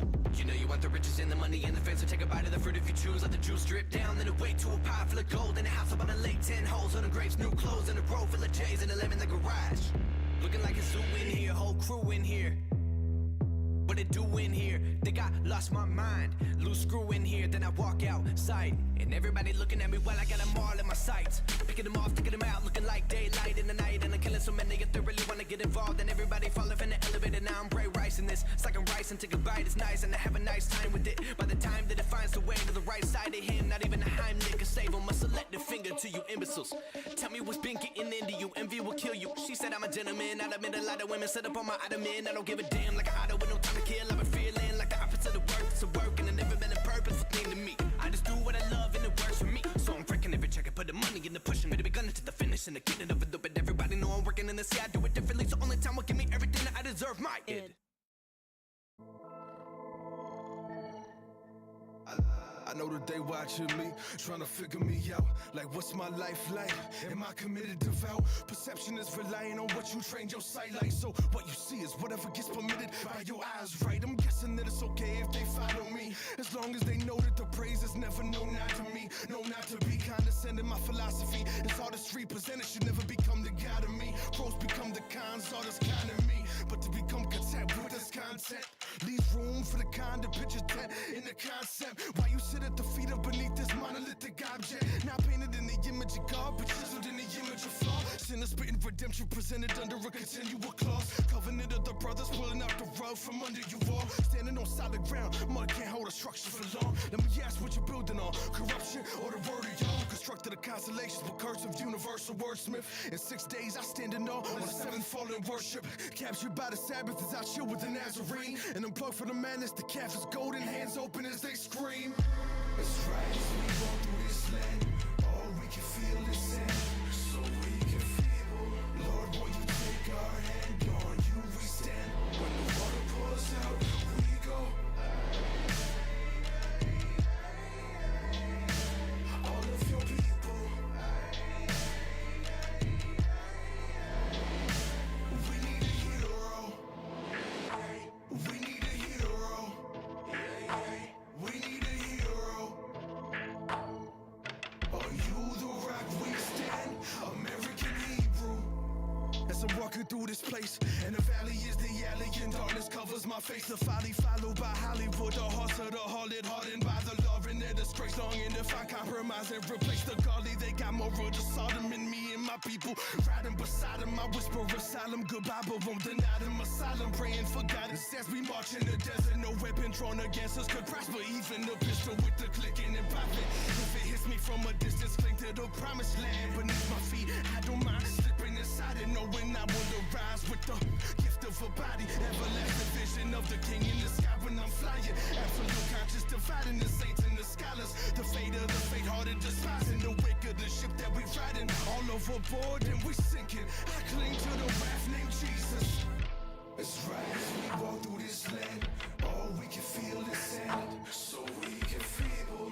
Lord, will you take our hand, on you we stand. When the water pours out, we go. All of your people, we need a hero. We need a hero. We need a hero. Are you the rock we stand? American Hebrew.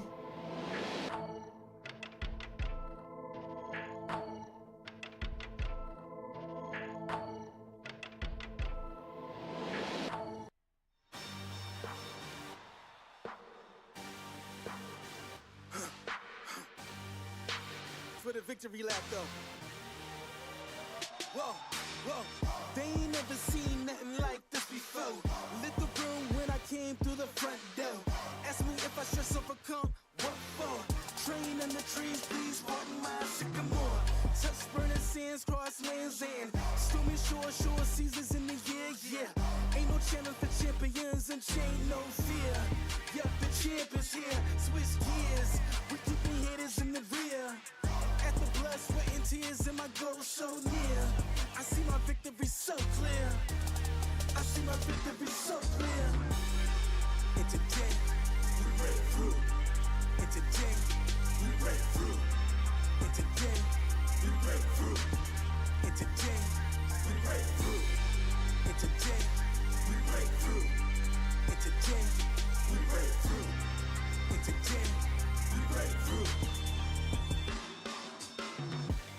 I know it's lonely at the top, but that's not by speculation.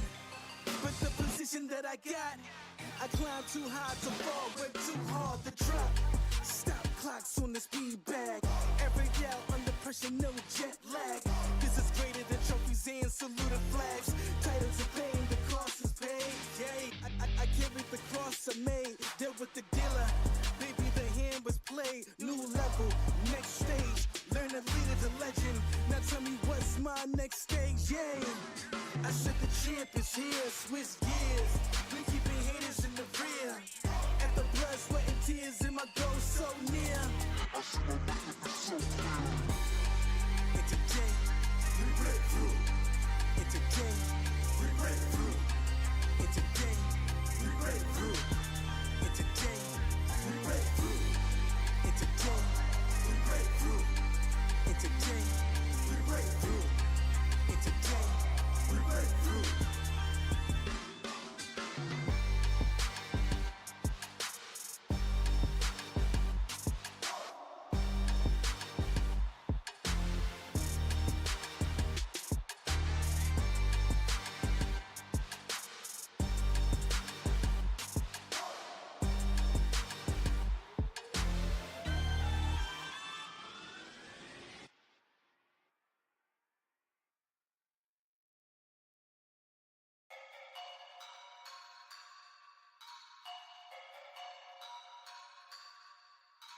I think I'm playing chess, I see a king, I'm at his neck. I'm 3 steps ahead at every move, now that's a check. Yes, they wanna know my secret, it's because I never slept. All my nightmares of me at 40, life's a wreck. See my dad, he in debt, and my mom, she upset. That's way back when 408 on Seminole was the address. I saw things I shouldn't have, though I love the fam to death. Way back then it was a mess, we was living check to check. Now my shirts are getting pressed, your girl see me, she impressed. And my fans are quite obsessed, I owe 'em everything, I'm blessed. Made a living making art and aiming closely at they neck. If you think I'm not a threat, I'm like, incorrect, yeah. She call, I put her on blacklist. I call that options. They can support it, get dropped quick. They be my stock pick. I guess I'm back in the cockpit. Turn the whole crowd to a mosh pit. I make it hit like a drop kick, cause I got the key like a locksmith. Think I'm playing chess, I see a king, I'm at his neck. I'm 3 steps ahead at every move, now that's a check. Yes, they wanna know my secret, it's because I never slept. All my nightmares of me at 40, life's a wreck.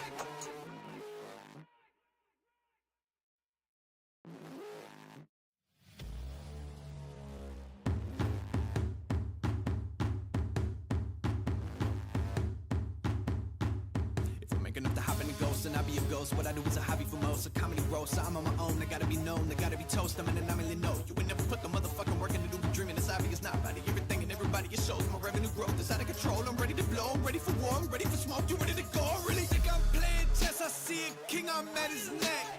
I'm 3 steps ahead at every move, now that's a check. Yes, they wanna know my secret, it's because I never slept.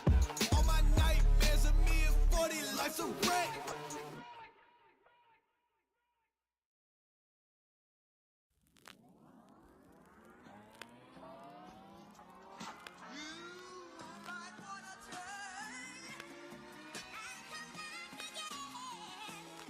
Okay, I've been working like 3 jobs. Probably why I never see ya.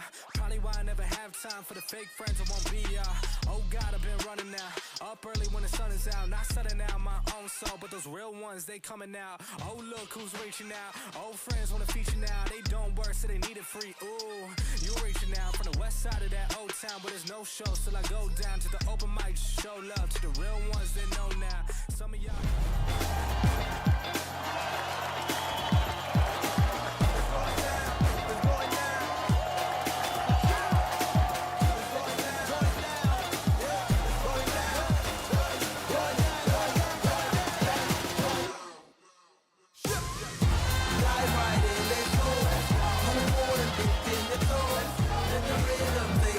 Welcome back to eFIBA season number 3. What a great matchups we've seen here today. And it's been incredible to call the games for South America. We just saw Brazil beat Uruguay earlier. We saw Argentina take care of business between Venezuela. My name is Indy. I've got my man V to call all the action here today because we've got 4 more games. 2 more series to call. And in my opinion, one of the ones that everyone has been waiting for is the one that's coming up next. It's Brazil taking on Argentina. What are your thoughts on that matchup, V?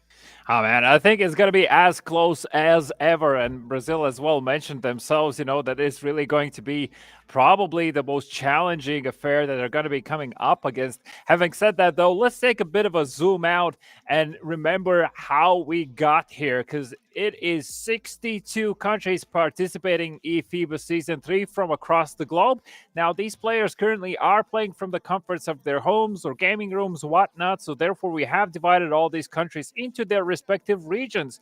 Starting from the left-hand side, we have 6 countries from North America, 4 from South America, 17 from Africa, 22 from Europe, 3 from Middle East, 8 Asia, and 2 from Oceania. Let's have a quick overview of the first region, that is Middle East, where Saudi Arabia already has claimed their ticket to the Philippines on the 11th and 12th December.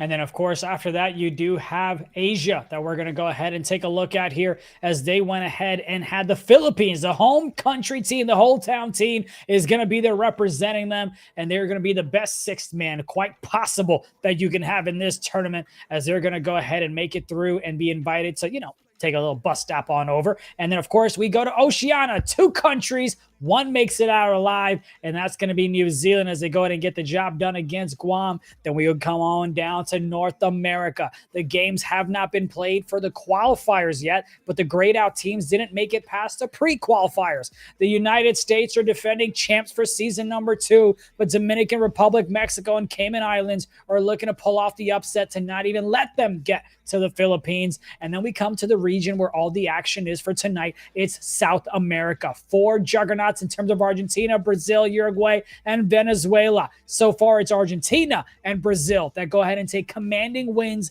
in their series, and they're the ones that are going to get to call now. But let's talk about the region with the most amount of countries competing, and that's Europe.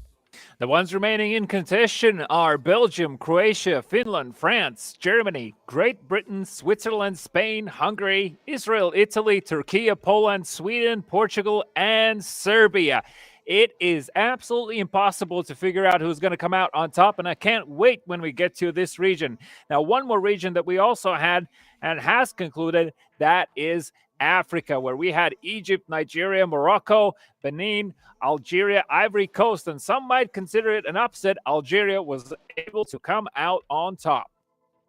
And then, of course, we go ahead and take a look at the talents that are going to be calling the action throughout this tournament. It's myself and V, but also our amazing duo, the full of energy, Mr. Vince Chang, and also Chris Simpson as well. You can check them out next week. They'll be back casting Europe and along with a few other regions as well. So those are the guys that are calling all the action. But let's also now talk about the prize pool. Let's dive into it a little bit deeper. As we mentioned, 8 countries are going to be invited out to the Philippines. 4 of them have already been decided. It's the Philippines, it's Algeria, it's Saudi Arabia, and it's New Zealand. Tomorrow, we will go ahead and figure out who is going to make it out of South America. But in order to figure that out, we've got to see what the standings look like at the end of tonight. And that's where the 4 games, 2 series that we have remaining will go ahead and come into play. And once people get to Philippines, they will compete for a piece of a $50,000 prize pool. That is incredible. That's going to be phenomenal. And just the experience to represent your country in the Philippines is one that is just amazing to experience yourself. And these are the players that are going to be representing Brazil and Argentina, the matchup that we have been hyping up all night long. We've seen both of these teams play, but not against each other. But we'll get to do just that in a couple of minutes. Yeah, and I do think that there's going to be actually a lot of mind games happening between the two as well. We kind of spoke about it a bit before as well.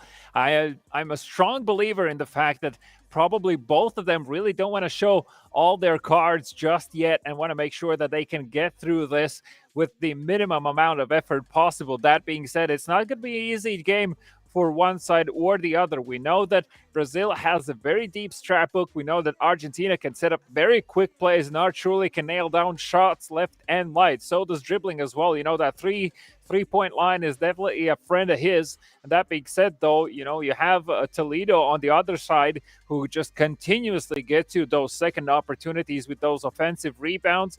And I'm very curious to see how this all will pan out.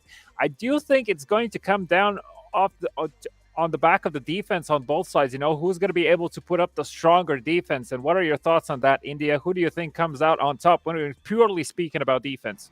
On the defensive side, I think Brazil is going to be the one to go ahead and take care of things on that side. I trust their rotations a little bit more, especially because they are in person. I think the energy that you get from there is just insane versus when you're remote play like it looks like Argentina is. So when it comes to the defensive side of things, I got to give Brazil that heads up on that. Don't give them a nudge, give them the cap. But here we go. Argentina taking on Brazil, round 2, game 1. In this best-of-2 series, it's Brazil that wins the tip, and it's Argentina that steals it right off the bat. Forget what I said about the defense on the Brazil side. Argentina's got something to say about that, but can they put up points on the offensive end? It's dribbling, trying to find some space on the right side. 9 seconds to work with. Fadeaway shot doesn't go. Brazil with the rebound. Dots it over to the left side. That's a quick foul, slowing things down. Brazil's ball. Yeah, Brazil and Argentina, both high-octane, high-paced games. As Toledo now holding on to it. Icy on the three-point line, kicks it out to Toledo. Toledo again with a three-point attempt. Second time today, won't find success just yet as almost a minute has passed and no points on the board just yet. Lil moving. Kicks it over to Jordy. Jordy is going to be stopped by Toledo. Fake pumps it once, holds on to it. 8 seconds on the shot clock. A little movement has to come in and pulls up for a far 2, and it doesn't find the goal. But Vitao, with the correction off the back of that long pass, will be the one to get the first points of the night. Took us a minute, but we got the first bucket. We'll see if Argentina is able to get us on the board as well. Maybe a 3 to go ahead and take the lead here in the early innings. Looks like a turnover is going to be there. It's Brazil. Nobody in front of them. A quick 4-0 lead for Brazil now. Vitao, an ever-present threat on the offensive. And you can see as well, Brazil, you know, they really want to get a handle of that ball, but nice and early if the opportunity presents itself. Beautiful attempt at the steal there, though. Good recovery from Lil Movin. Pulls up for the 2 in transition. Can't get it. Jordy there with the rebound. Foul called against him by Toledo. You know, the man's a menace under the rim. 14 seconds on the shot clock. Lil Movin holding on to it. Right-hand side corner is open. Nice idea. Unfortunately, not good enough execution. Shot goes from the top of the key. 7-0 there for Brazil. If you're Argentina, you got to think about calling a timeout to slow down or even kill the momentum that Brazil clearly has in this game, and also mentally as well. Moving, trying to get a pick. He has the open space, but he doesn't take the 3 from the right side. Second guessing a little bit. Dots it to the left. The defense is there, but Argentina finds a way to drain the 3 from the left side. It took more than 2 minutes, but they got the first points up on the board for themselves. So far, the lowest scoring game of the day. The pace is high, but the accuracy is not there. As they say that Martins finds the cut-in dunk. 3-9. Brazil up by 6 now. Puts Argentina on the back foot, and the pressure is there for sure. 𝐂𝐄𝐂 with the ball is going to be stopped. Could have gone for the shot there as well. Opts in to pass it over to Lil Movin. Screen set up. Pulls up for the 3. It's not green. Gets it over to the right side. Back over to the left. Pass court crosses. What a beautiful off-ball movement. Drains the 3 just like that. 12-3. Brazil on top. Argentina still don't call a timeout. And you know what happens when Brazil gets into the double-digit leads, like they lock it down. So Argentina in dire needs of 3 points here. Dribbling with an open 3 from the hash. Gets it.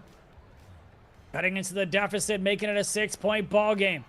You know, we had power rankings that we were asked to make, and Vince and I were the ones who put our power rankings out. One of us had Argentina on top. One of us had Brazil. I'll tell the viewers after this best of 2 is over who was who. You know, I got to wait to see the results a little bit. I'm just saying. I don't know. Vince is a liar. I'm just saying that right off the bat. You know what I mean?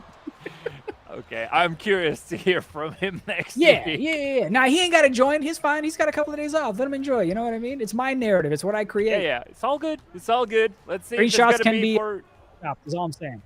Yeah, let's see if that's going to be the case also for Argentina as they pull up for a far two-pointer. That's not going through. Clamps there holding on to it. Will be fouled against, so another fast play is going to be broken down pace-wise. 𝐂𝐄, the one from the inbound over to Toledo. Toledo hands it over to 𝐂𝐄𝐄. 𝐂𝐄𝐄, good dribble from him, finds Toledo. Toledo can't get the rebound. Never mind me, he finds it. Pump fakes it twice. Has to call timeout, though, to avoid that 3-second offensive violation. You've already got so many timeouts being called just in saving situations, but possibly not for momentum purposes. Now you have 3 timeouts left for Brazil, it seems, 4 for Argentina, and we're not even in the second quarter. Brazil has the ball, swings it to the left.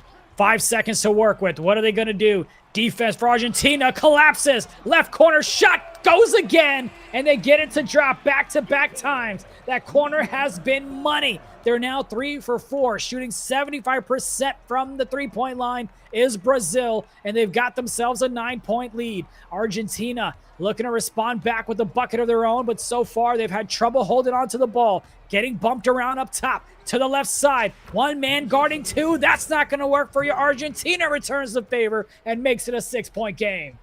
Yeah, good job from Argentina, recovering with a three-pointer, making sure they're keeping it close, keeping it in contention. And Brazil needs to be careful. That was very close to the line there. Toledo is going to be stopped. Brazil milking down the clock, making sure no more possessions in this first quarter for Argentina. Foul called on the line now in the bonus. And we can be certain, well, almost certain, 𝐂𝐄𝐄 will nail these, but let's see. Gets the first. Ooh, that looks short. That looks short. Let's see if the second one looks better. There we go. That's the convincing shots we want to see. 17-9. With 6 seconds remaining, Argentina needs to make a fast move. Good dribble work. Has to pull up for the shot. Is 𝐂𝐄𝐄 to take it with the buzzer, and it falls over. 17-9. Brazil securing a lead, but not a double digit. 17-9 start things off here in the second quarter. Argentina looking for a quick slip. Takes a beautiful 2. I like that game plan. You had the center in the paint, so they just pull up on the left elbow, and they get that one to go. 𝐂𝐄𝐄. Let's see what the plan here is. Finds himself wide open. Beautiful play there. I feel like all the attention was towards Toledo. It looked like he could have gone for the rim and leaves 𝐂𝐄𝐄 wide open to take that shot. Now a 9-point lead. Argentina has to try and break this one down. Lil moving. Finds himself open for a moment there. Instead opts in for the pass. Jordi to secure it. Brazil looked like they were almost going to steal that one on the slip pass, but they weren't able to, and that's a 2. Argentina looking to do whatever they can to make sure this doesn't get out of control and ends up in a double-digit ball game, but almost causing a turnover would have helped them. Toledo resets it back over to 𝐂𝐄𝐄. Top of the key. That's a loose ball. It's Argentina now. Back over. Almost a backcourt violation, but still good to go. Dribbling. 3. Very early release. Doesn't go. Rebound secured by Toledo. That was a golden opportunity. You need to make sure you nail those. You know, I understand the willingness to go for a three-pointer, but at that stage, it's a free position. Just make sure you score.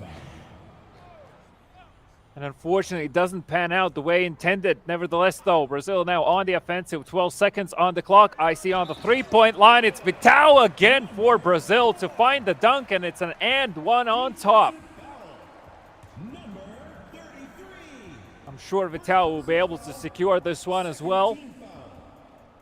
And Brazil just finding that small edge in their favor continuously. What can Argentina do to make this a more competitive ball game before the half ends? They're getting bumped around. That's going to be a foul. Well outside 2 minutes. Inbound play from half court. Right side. Back to moving. Having a little bit of tough time getting to that right corner as he gets bumped around with the fans in the stands. Moving.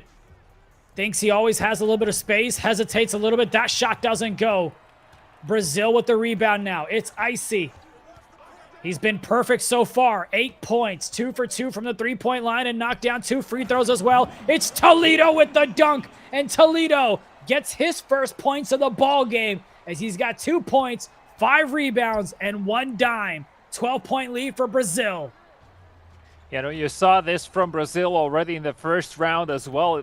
Once they start to get into those double digits, that's really where they amp up the pace. Good job from Argentina, though, able to put up a 2-pointer of their own. But what is the plan here for Brazil? 10-point lead for them. Hand it over to Vitao. He's been very good with his shots today. Foul called. So play broken apart. It's Vitao on the inbound. Toledo comes in for a screen as well. Icy holding on for it now. 10 seconds on the clock. Vitao under the net, has to get out. 4 seconds to shoot. Needs to find a pass. It's Clamps with the 2, but not good. And Truly's going to go ahead and get fouled on that. First personal foul. Second team foul. 2:18 left in the second of this game 1 best of 2 series in round number 2. Moving to Jord. Calls a cut. He had the cut. Dribbling had it. They didn't get it to him on it. Slip is there. Takes a minute to get it there, but he gets the 2 nonetheless. Back over to an 8-point ball game. Good job on minimizing that lead for Argentina. Toledo as well is going to be stopped. Far from that 3-point line. Icy has to come in. Attempted a steal. Results in a foul for Truly. Puts Brazil on the inbound. It's Vitao to hand it off over to Icy. Toledo now holding on to it. 10 seconds on the clock. Ticking down. Clamps can find an open shot. It will be a contested one at the end of the ball. No, it's Martins to come in. He's going to be blocked, and a fast turnover, fast pass over to right-hand side. Truly, we haven't seen enough of him so far. Beautiful 2-pointer in transition. And just like that, it's now a 6-point ball game. Argentina doing everything they can to make this a competitive one. Can they get a defensive stop? A turnover would be huge. It's Icy. Trying to find some movement, calls an off ball, gets some space from the left side, doesn't go, but there's a rebound by Toledo. Has the defender in the air. He pulls it right back out. 8 seconds to work with, and that's taken out. That's a steal. We're going the other way. It's moving. 1 minute left in the second. Truly gets it over to Movin. Keep an eye on that left corner as he goes up with it, dishes it out to the right side. The corner wasn't ready to take that shot. Back over to dribbling. Dribbling to the left. It's Truly. Got to get something up. He does. Should secure the rebound is Brazil, and they do.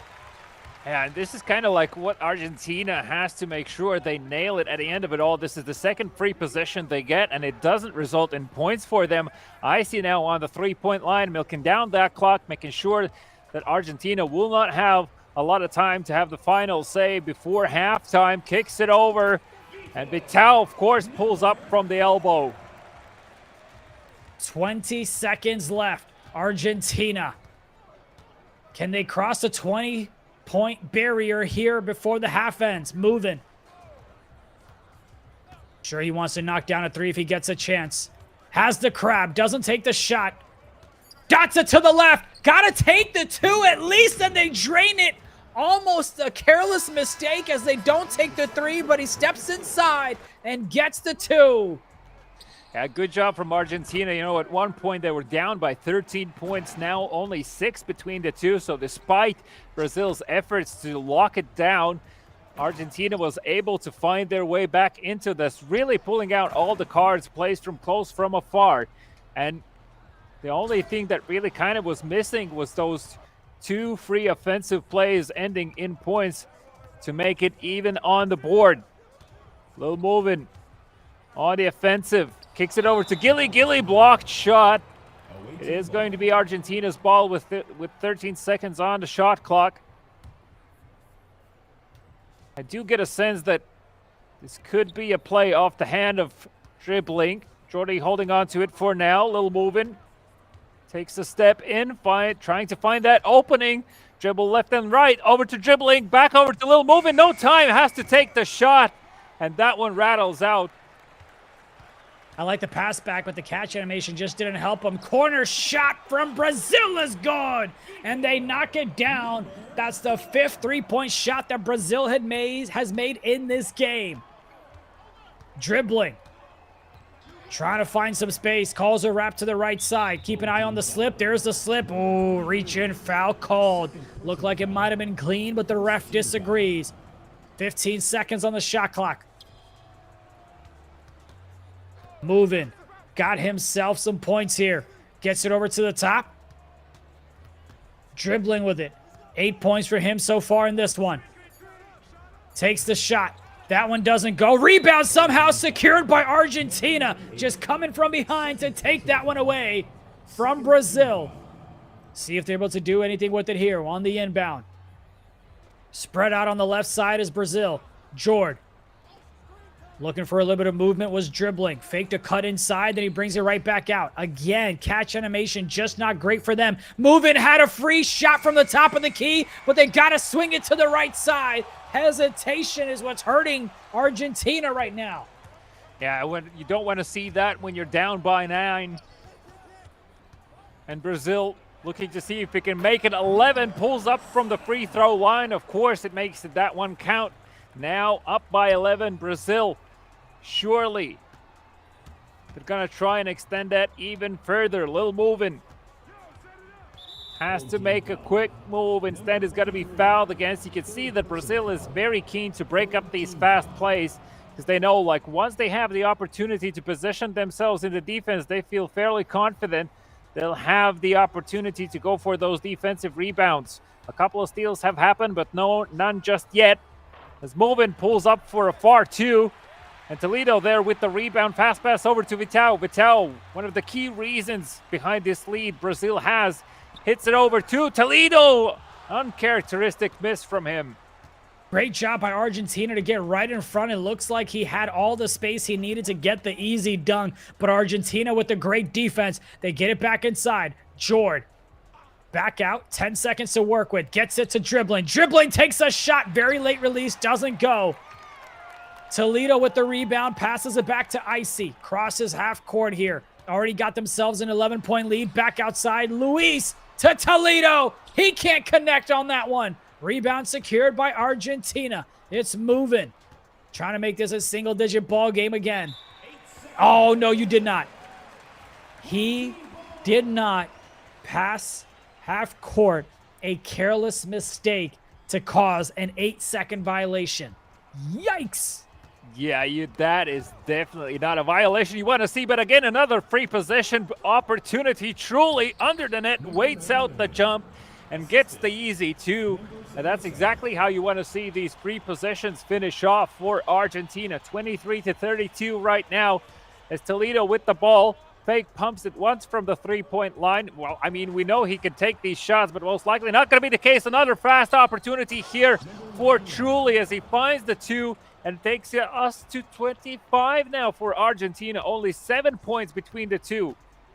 You've seen a couple of back-to-back stops, a couple of back-to-back steals from Argentina. Do they get another one? No. Brazil goes ahead and knocks down the 2.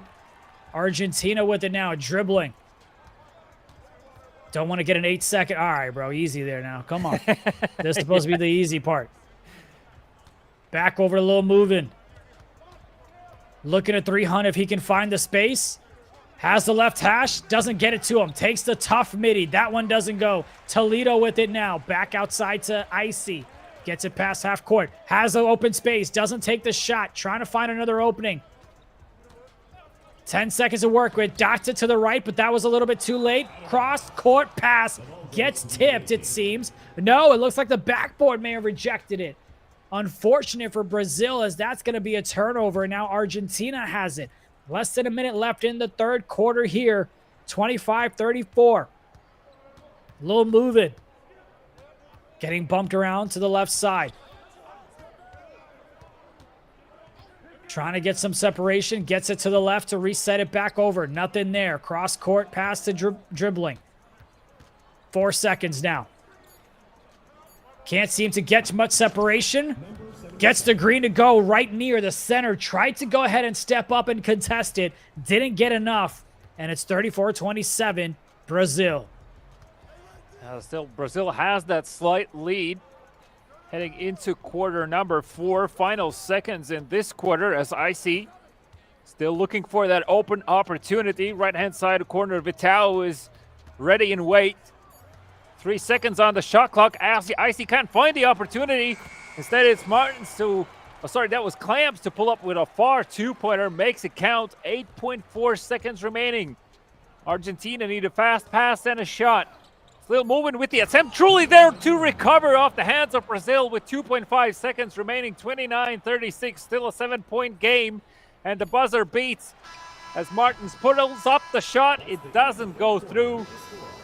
And, well, you can't say Brazil hasn't felt the pressure because you definitely see mistakes happening that you usually don't see them make. It's been a tough one for Argentina on the offensive side as they were 1 for 8 coming into this fourth quarter from your point guard. That's not the way you want to start things off if you're moving in this game, number 1, but he's got a whole quarter to make up for it. Starts on the defensive side, though, for Argentina. Great job staying in front of Toledo, but there's a mismatch there in terms of height, and that's a shot that's wide open. They drain it from the right side. It's Brazil. Back out to a 10-point ball game. Little moving. 1 for 8 from the court. Only 2 points. 9 assists, though, so he's still finding his teammates, and there he finds his rhythm. Knocks it down. 7-point ball game again. This is going to come down to the wire, isn't it? I feel like every single possession now can change the tides of the game as 𝐂𝐄𝐄 looking for that opening again. It's a blocking foul called this time around. I feel like the first one between the two. 14 seconds on the shot clock. 𝐂𝐄 on the inbound. 𝐂𝐄𝐄 close by. Hand it over to him. 𝐂𝐄𝐄 pulls up for an open 3 from the hash. Can't get it. Martins there is with the rebound. Picks on the brakes. As 𝐂𝐄𝐄 sharp pass over to Toledo. Toledo can't find the body work needed to make it happen. And the ball finds very quickly dribbling, fouled against. There was a risk of him taking an open 3-pointer, so breaking up that play. Gilly on the inbound. Hands it over to Jord. Jord back over to Lil Movin. 16 seconds on the shot clock. Lil Movin has trouble handling the ball, loses it. It's Brazil's ball. Unfortunate turnover there. They had a little bit of momentum to make it possibly a 5-point ball game. Maybe even 4, but they go ahead and have another turnover. That's the 4th one of the game for Argentina. Nice little tip pass. Do they get it right back? It's Argentina with the steal. It's an easy 2, and just like that, it's a 5-point ball game here in the 4th quarter. Argentina have done an amazing job at cutting into that lead. Brazil had just moments ago, it was double digits, now only 5, but you can't leave Toledo open like that, and you can see the head shake in the camera from Argentina as well. Have to make sure your man is there. Fast pass over to Truly on the 3-point line. Does it go for 3? It doesn't matter, it doesn't go through. And Brazil on the offensive. 𝐂𝐄𝐄 was open to take the shot, fake pumps it once over to Toledo. Toledo as well with the fake pump, make sure it counts. Great job there getting the defender in the air twice to go up with that one. Argentina struggling from the 3-point line, shooting approximately less than 40%, and that's not going to cut it when you're playing Brazil. They've got to take advantage and capitalize on the open opportunities that they have. Left corner, got the pass out there a little bit too late. Takes the shot. That one doesn't go. Rebound secured by Brazil. 𝐂𝐄𝐄 moving it up now. Gets it over to Toledo. Toledo waiting for the reset. Calls a cut. Left side's got a lot of traffic, so they move on back to the right. 𝐂𝐄𝐄 with it now. Dribbling it up. Beautiful move to find the open space, but he can't get the open 2 to go. Now we are less than 2 minutes left to go. It's moving. Struggling a bit here in this game 1. Looking to get his team right back into this one if he can. Great job defensively by Brazil, and it's an and 1. Taking it to the house is Argentina. Looking to make this a 6-point ball game, and they do just that. Less than 2 minutes remaining for Brazil to secure game number 1. And again, this is a best of 2, right? So every single basket counts. This is definitely a very workable score in the grand scheme of things for Argentina, even if they don't manage to close things out here. So for Brazil, they have to get the most amount of points they can to make their lives easier in the following game. Reach and foul from Truly. Play reset, 14 seconds on the clock. 𝐂𝐄𝐄𝐂 gets it. Can't find the opening he wishes just yet. Finds himself wide open, top of the key. Three-pointer goes through. Brazil find the three. A minute 30 left. Oh boy, that's going to be free throws. Looked like it almost was going to be an out-of-bounds call, but the ref didn't like the contact, and they've got in themselves a bonus. Knocks down the first one. Minute 29 left. 10 points each for these teams here in the fourth quarter. No one's really been able to get some separation. Does Argentina have another stop in them? They already have more than 5 steals on the defensive side. 𝐂𝐄𝐄𝐂. Oh, come on. Way too easy for that man. Just giving him a wide open lane to the basket. That's definitely not what you want to do if you are Argentina. That being said, though, a small saving grace is the fact that they're in the bonus. A far two-pointer. Jordan there with the rebound as well. Kicks it back over to dribbling. Holding on to it. 6 seconds on the clock. Finds himself open for a moment there and finds the opening close to the net. Slams it home. A 7-point game with less than a minute to go. Back and forth it's been, but Argentina, anytime they get close, they just aren't able to convert over for them.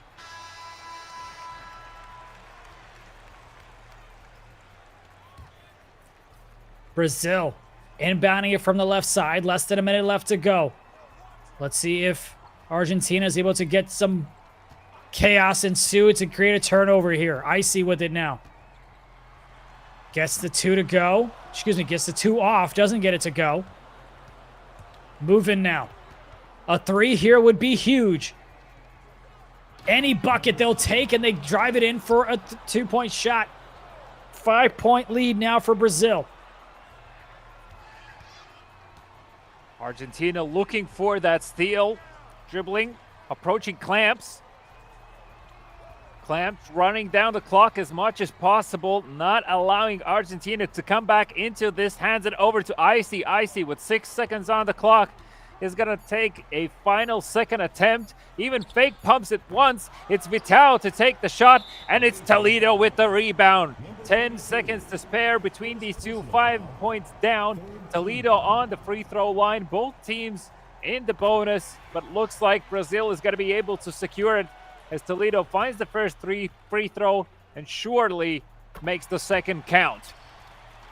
What good is a defensive stop if you cannot secure the rebound, which at that point is not really a defensive stop? So unfortunate there for Argentina. A lot of missed opportunities for them.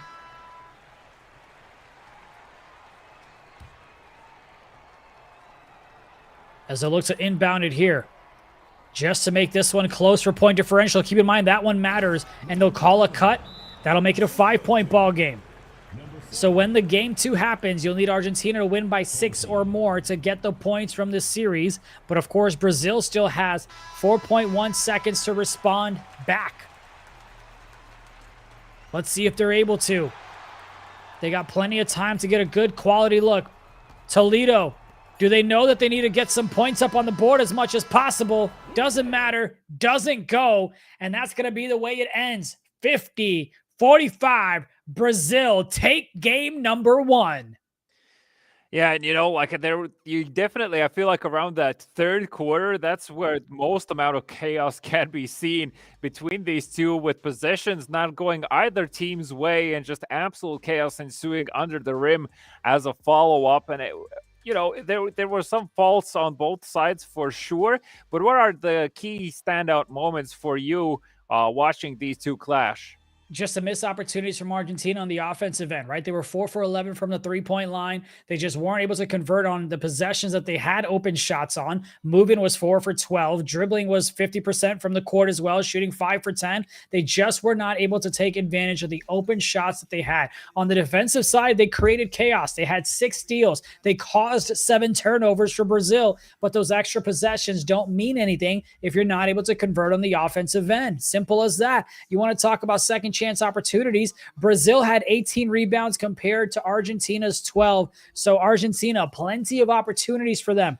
If I'm Brazil, yes, I'm happy that we got game one, but I'm a little worried because you got game one by only 5 points, while Argentina shot less than 40% from the three-point line, while Argentina went 19 for 38. That's something I'd be curious of. But again, keep in mind, Argentina now needs to win game two by 6 or more points. Yeah, and that's definitely the most doable scoreline we've seen so far today, right? Like, that's absolutely not out of the realm of possibility. And Argentina making sure that Brazil is sweating for these points every single possession that they have.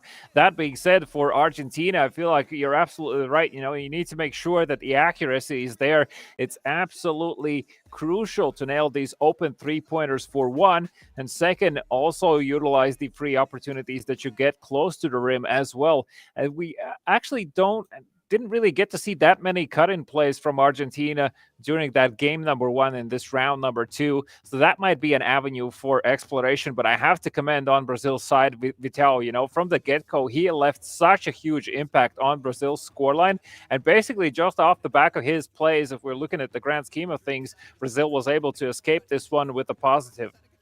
Yeah, indeed they were. And you want to talk about him? Let's talk about a little bit more. He had 15 points, 6 for 7 from the court, knocked down every single three-point shot that he took, went 2 for 2. And, you know, just not a lot of careless mistakes by him either. So that's been a big focus for them. And of course you had Toledo, huge on the offensive side in terms of rebounds, huge just on the boards overall. 15 rebounds for him alone compared to the 12 that Argentina had as a team. So you can see the massive impact that Toledo's had in the success for Brazil. Just an all-around great game for Brazil. But again, I go back to what I said. Even though you played so well together and Argentina missed a bunch of shots, you still only won by 5. You won. That's what's important. That's what you want. But now how can you make sure that you can, you know, create the same type of chaos for Argentina and get the dub again? It's good that you got the victory. It's good that you now have a 5-point buffer, but you just got to make sure that you're able to create more turnovers for Argentina because they only had 2 steals. That's all it was. Yeah. And, you know, thinking back to the start of the game, I just love the fact that the first attempt at scoring points was Toledo again going for a three-pointer. It just makes me giggle. Yeah. We'll see if he's able to get involved, you know. But let's see if Argentina is able to come out firing a little bit more on the offensive end, especially in terms of moving, especially in terms of dribbling as well. See what they're able to do to get themselves in a better position in the second half, because you don't want to try playing from behind every single time. That can get just a little too hectic for you, a little too much pressure, especially when you need to win by 6 or more. I'm also keen to see like how the dynamic of the game might change if Argentina is able to get an early lead in the game. Like, that's something that we haven't seen really. And also, like, would it be a reason as to why Brazil can't like start to have more problems coming back into it, just off the back of the fact that they really haven't been pressured in that sense that much today? So that's also something that I would like to see early on in the game, preferably. But for Argentina, as we pointed out, the name of the game is getting 6 or more at the end of quarter 4 to their name to make sure that they secure this series, and of course securing those valuable points, as today is only round 1, round 2. We're going to have round 3 tomorrow, and then the grand finals, of course, to find out who is going to book the ticket to Philippines on the 11th and 12th of December for a chance to take a cut from that $50K prize pool. Should be a good one indeed. We haven't seen, you know, so far from the games that you and I have called, I don't believe we've seen a split series. I think all the rounds that we've called, except obviously the finals that we called yesterday, we've seen all of them just be sweeps thus far. You know, and I think this is the closest avenue that we have to possibly have a split series. But again, let's see what ends up happening if Argentina is able to not just get the dub, but get it by 6 points or more. Toledo, massive impact on the boards. Let's see if that stays consistent. Got to see if moving and dribbling are able to get things going on the offensive side as well. They struggled in that game 1, but they were very well versed on the defensive side. Argentina was, as they got 6 steals, created 7 turnovers for Brazil, got the extra possessions that they wanted, just were not able to knock down the open shots. We'll see if game 2 is any different. Yeah, and touching on the subject of dribbling, in round 1, he was quite accurate with his 3-pointers. I would like to see more attempts from him if Lil Movin is unable to perform currently. And just off the back of the nature of the game, you know, a lot of attention is towards him from the get-go, so it's hard for him to be set up for these shots. Now, kicking things off in game number 2, Brazil in the greens, Argentina in your white and blues. And a tip-off is imminent for game number 2. A lot is riding on this. And this is going to dictate the narrative of tomorrow, because I feel like for majority here, they do consider Argentina and Brazil to be the favorites of the region. Argentina there with the tip-off, moving. Some fancy moves from the get-go, dribbling, kicks it back over to moving near the right-hand side hash. Not allowed to move. Finds himself open, goes for the net, and gets the 2. Way to start off on the first possession and get the easy points. To build some momentum, to build some confidence in there for you.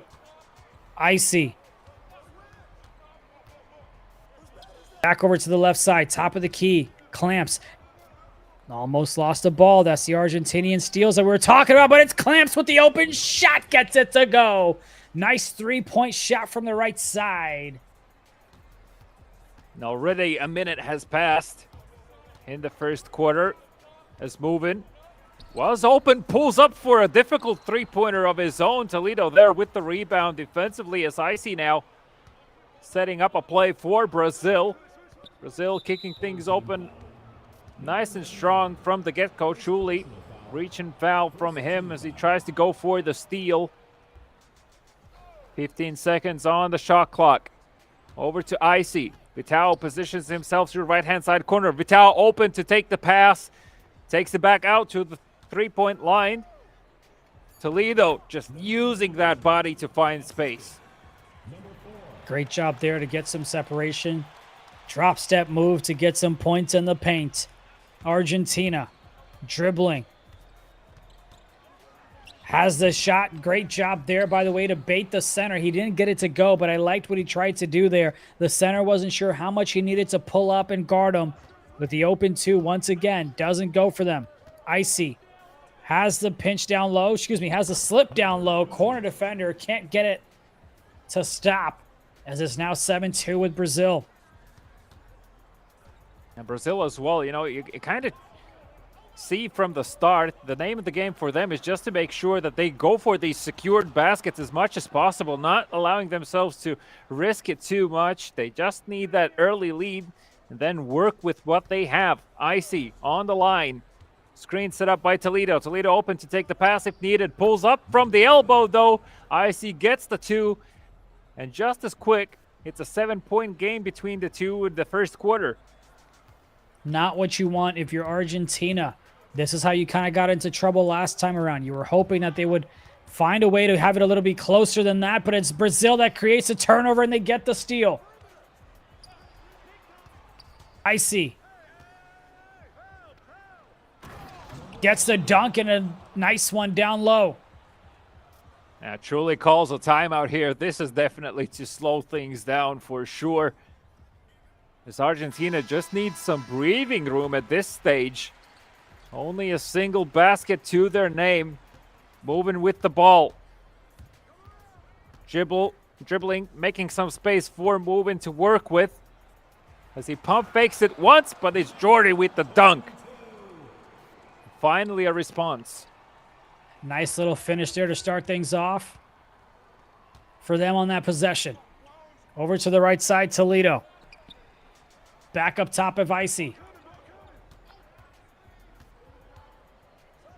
Nice little move. Lets it to the left side. Doesn't connect on that one, though. Rebound secured by Argentina. And that's going to be another foul from them. First personal foul. First team foul. Inbound play coming from the left side. Jord takes the open shot. Knocks it down. The big fella gets it to go. And it's a 4-point ball game. Argentina with the big 3. And that suddenly now is one more thing for Brazil to consider. You know, whenever the ball reaches Jordan, does he go for those far three-pointers himself? Or is it going to be someone else to take the shot? Timeout called by Toledo. Risk of a violation. So I have to reset the play with 15 seconds on the clock. And it's Vital on the inbound. Over to IC. IC again off the back of Toledo will find the pass now. This time over to Clamp. Wide open 3-4. Brazil goes through as again it is a 7-point game. Bit of a back and forth, but you've got to get a couple of stops. But let's see if they can get some points up on the offensive board again. They got a 3 last time out from the big fella. What can they do on this possession? Back over to the left side to dribbling. 9 seconds to work with. Looking for some space there. Can't find any so far. Takes a shot. Defender right there. Slightly late. Shot doesn't go. Brazil with the rebound now. 7-point lead for them. Good job for Argentina to be back quickly defensively, but they can't find the opportunity to block that three-pointer as it finds its way. And first time in game number 2 between these two, Brazil is in double digits in the lead. Lil Movin pulls up for 2.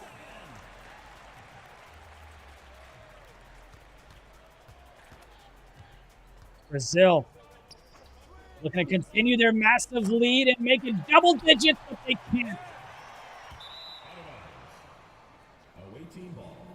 17-9. Can't get that one to go.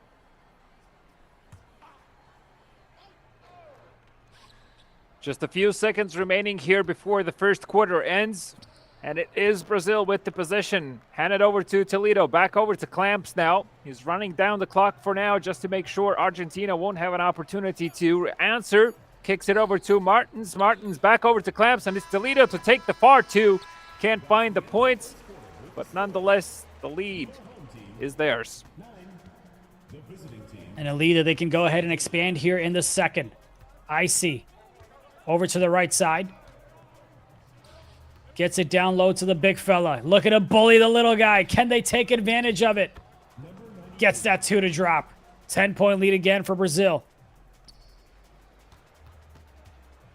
Argentina, they know how it feels to let it slip off the back of that first game, so they have to make sure this one counts, and Jordi does exactly that with a huge dunk.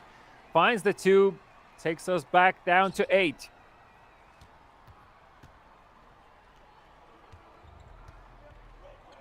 Getting it past half court.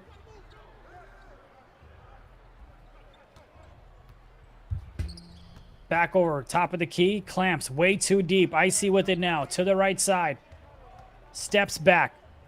Over to the left side. A lot of traffic there. Got to get a shot up, and they do. Doesn't go. Argentina with the rebound. Swings it to the left side. An errant pass that just goes out of bounds, and a missed opportunity as they did get a stop on the defensive side.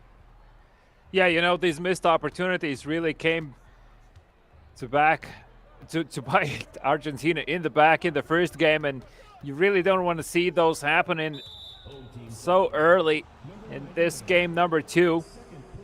There's a foul called. Truly overzealous to go for that steal. 14 seconds on the clock. Icy with the ball. Toledo there to set the screen. Icy forced to take a step back. 6 seconds on the clock. No real opening just yet. 3 seconds to shoot. Over to Clamp from the elbow. Finds the 2. Gets that one to drop to make it a 10-point ball game again.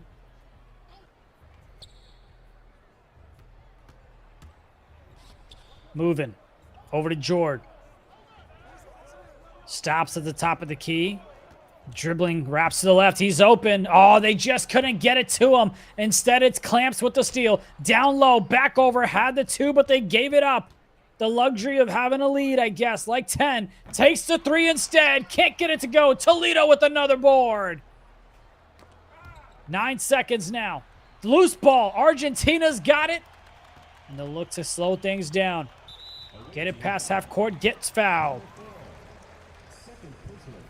You know, in that instance, when you lose a possession like this, you really feel like, man, I should have just gone for the 2-pointer there instead of kicking it back out. Now it's going to be Lil Movin with the ball. Doesn't have a lot of time. Needs to make a run for it over the hands of Toledo. Oh, Will find it with an goaltend. and one on top. Oh, no, yeah. Yeah, the big fella from the right corner just came in. You know, it's also like, especially when it's a game of point differential, you got to take what the defense gives you, especially if you know you already, like, it's okay if you lose. You just got to not lose by 6 or more. Just take the points. Shot from the right side, Brazil. Speaking of points, they extend it now, 24-13.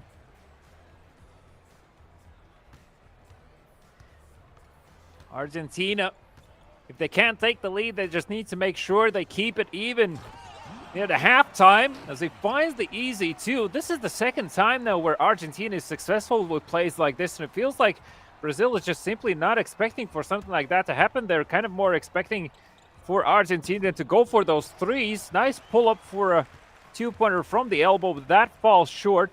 And straight into the hands of Argentina as Jordi fake pumps it from the hash, kicks it over to Lil Movin. Lil Movin holding on to it for now. 12 seconds on the clock. Almost loses the ball there.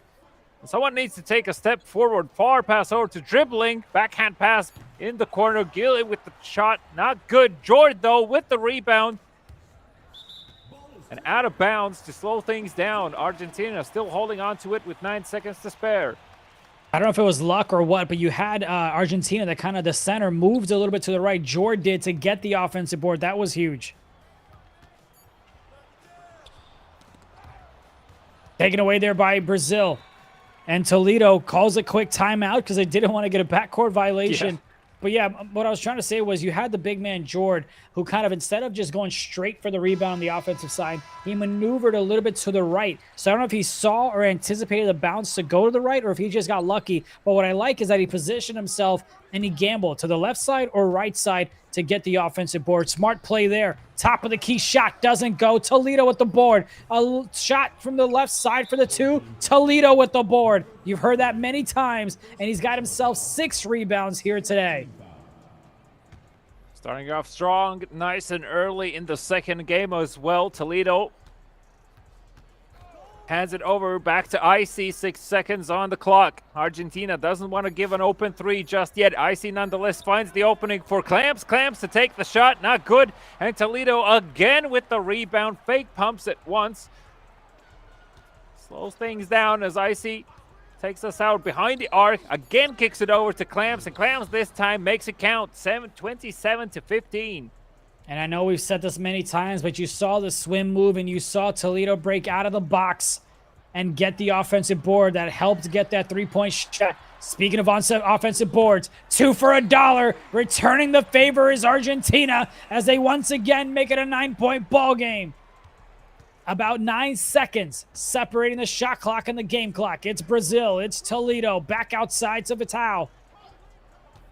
Looking to hand it off to Icy. Dangerous handoff. Plenty of traffic of Argentinians right there. The slip isn't there, so Toledo brings himself right back out.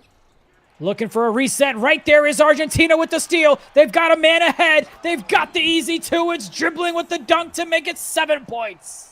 Yeah, you know Coach will have something to say about plays like that. You simply cannot hand over the ball like that to Argentina when you're up, not by even double digits. This is just a free opportunity for Argentina to come back into it. And now Clamps has to work hard for these points as he finds the open three. Buzzer beater. I do believe that went through. We'll have to see it in the replay. Nonetheless, Brazil keeping things competitive. It didn't count, I hear in my voice, in my ears from the voice behind the screen. So, unfortunately, have to be quicker than that. 27-20. Argentina coming into the second half have to amp up the pace. But it's Brazil on the offensive. Toledo hands it off back over to Icy. 12 seconds on the clock. Icy looking for that opening. Toledo open to take the pass and another steal. Can Argentina recover? No, it's going to be Brazil, and Toledo misses the dunk. It's out of bounds. It's going to be Argentina's ball. Missed opportunity there, but let's be honest. It looked like Argentina should have been the one to have that ball many, many times.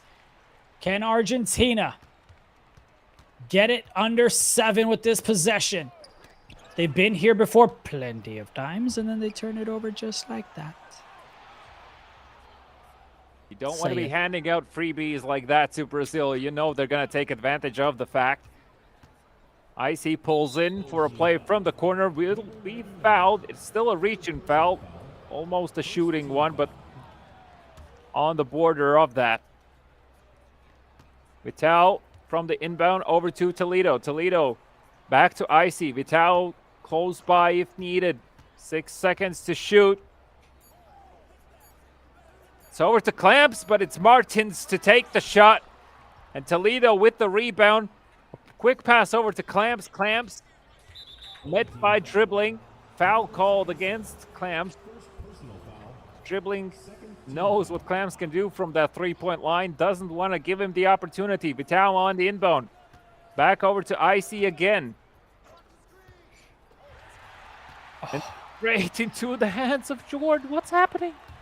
So many turnovers from Brazil. That's about the 6th steal that Argentinians have. Driving's inside. Got to reset it back to the left. They have to take advantage of these extra possessions. Takes the 2. Toledo was there, but they knock it down. 5-point ball game. Brazil now with the inbound. 𝐂𝐄𝐄𝐂. He's got himself about 11 points. Drives to the paint. Kicks it back outside to 𝐂𝐄𝐄𝐂. 𝐂𝐂𝐄𝐄𝐂 with it. Getting bumped around. Gets it outside to the left-hand side. Toledo thought about the 3. Bails out of it. All the way to the left. It's Martin, and he throws it out of bounds. Argentina will have a chance to make it a 1-possession ball game. That is the 3rd turnover now for Brazil.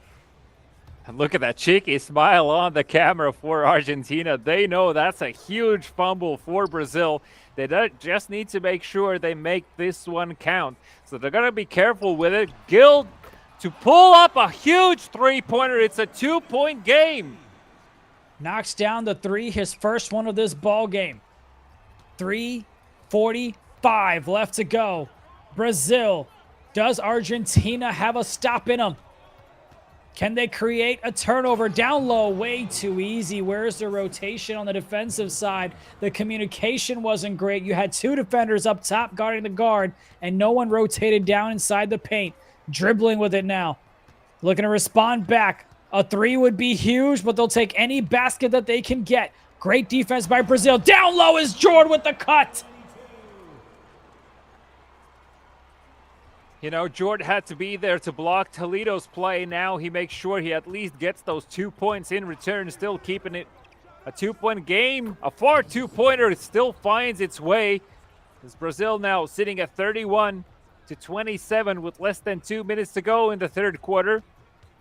Argentina, little moving, leading the way, has been a crucial reason as to why Argentina has been able to score so much against Brazil, but it's Jordan again with the dunk. 2-point ball game. 𝐂𝐄𝐄𝐂. Trying to get some separation on the left side. Thought he had a shot, but Argentinians are right there in front of him. Great job by Toledo to get the positioning inside the paint to get the easy 2. They're attacking him down low, and so far it seems to be working. Dribbling. Gonna get fouled. It's been back and forth ever since they make it a 1-possession type game. See if they're able to knock down a big 3. 𝐂𝐄𝐄𝐂 gets a cut from the left side. A lot of movement there. Takes the shot. Oh my goodness, he gets it to go somehow. Looked like so much of a contest coming, but it didn't matter. He gets the 2 to go. Now we're less than a minute left. 𝐂𝐄𝐄𝐂 really comes up huge in these clutch moments with those very difficult shots. That being said, though, Vital, though, pulls up with a 2-pointer of his own from the free-throw line. It's a 4-point game between the 2. It's Argentina's possession. They'll move and can't make a move. Has to kick it over to 𝐂𝐄𝐄𝐂 again. Hands it back down. Dribbling available. It's Lil moving to take the shot. And it's Toledo with the defensive rebound. 𝐂𝐄𝐄𝐂 with it now. Getting it past half court. Almost lost the ball, but maintains the possession. 𝐂𝐄𝐄𝐂. Trying to get some separation. Center steps up. He makes them jump. Everybody's in the air, and Brazil takes advantage and extends the lead to 6 now. No shot clock. Argentina with it. Can they once again make it a one-possession game going into the 4th quarter?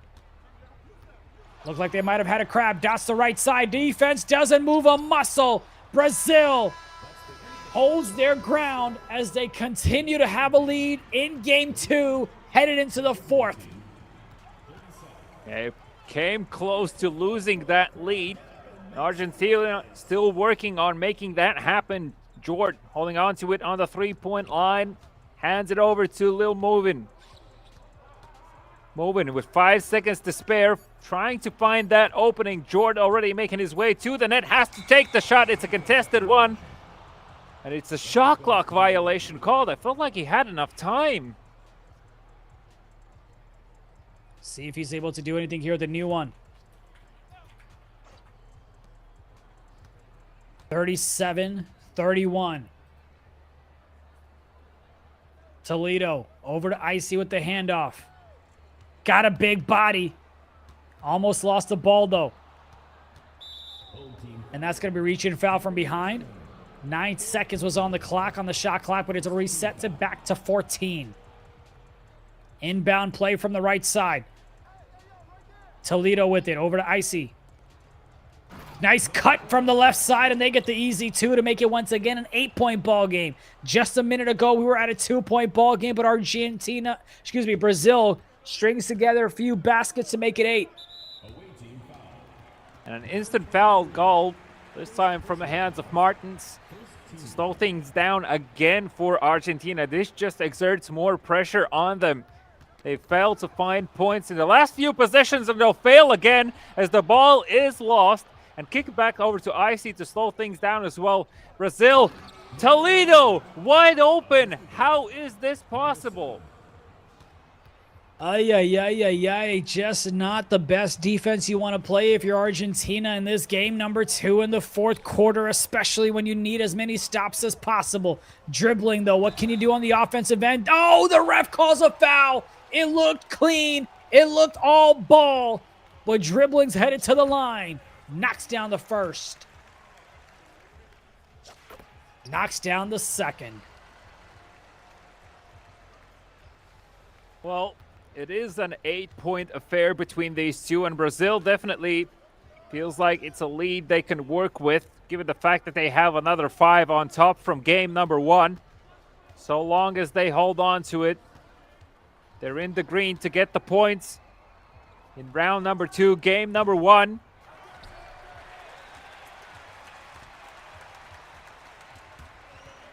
(41-33).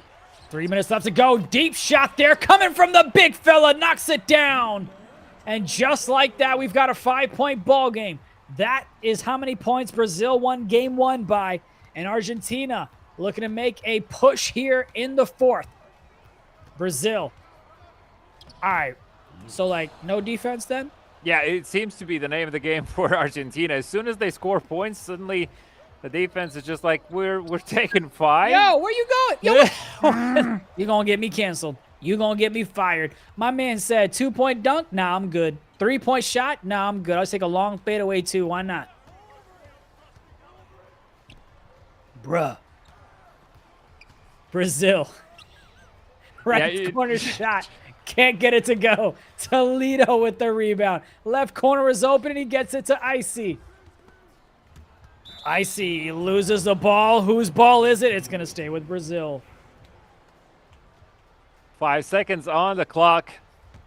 If you know anything about Brazil, it's plenty of time to work with for them. 2 seconds to take the shot. It's Martins to pull up for the 3, and he's good for it as well.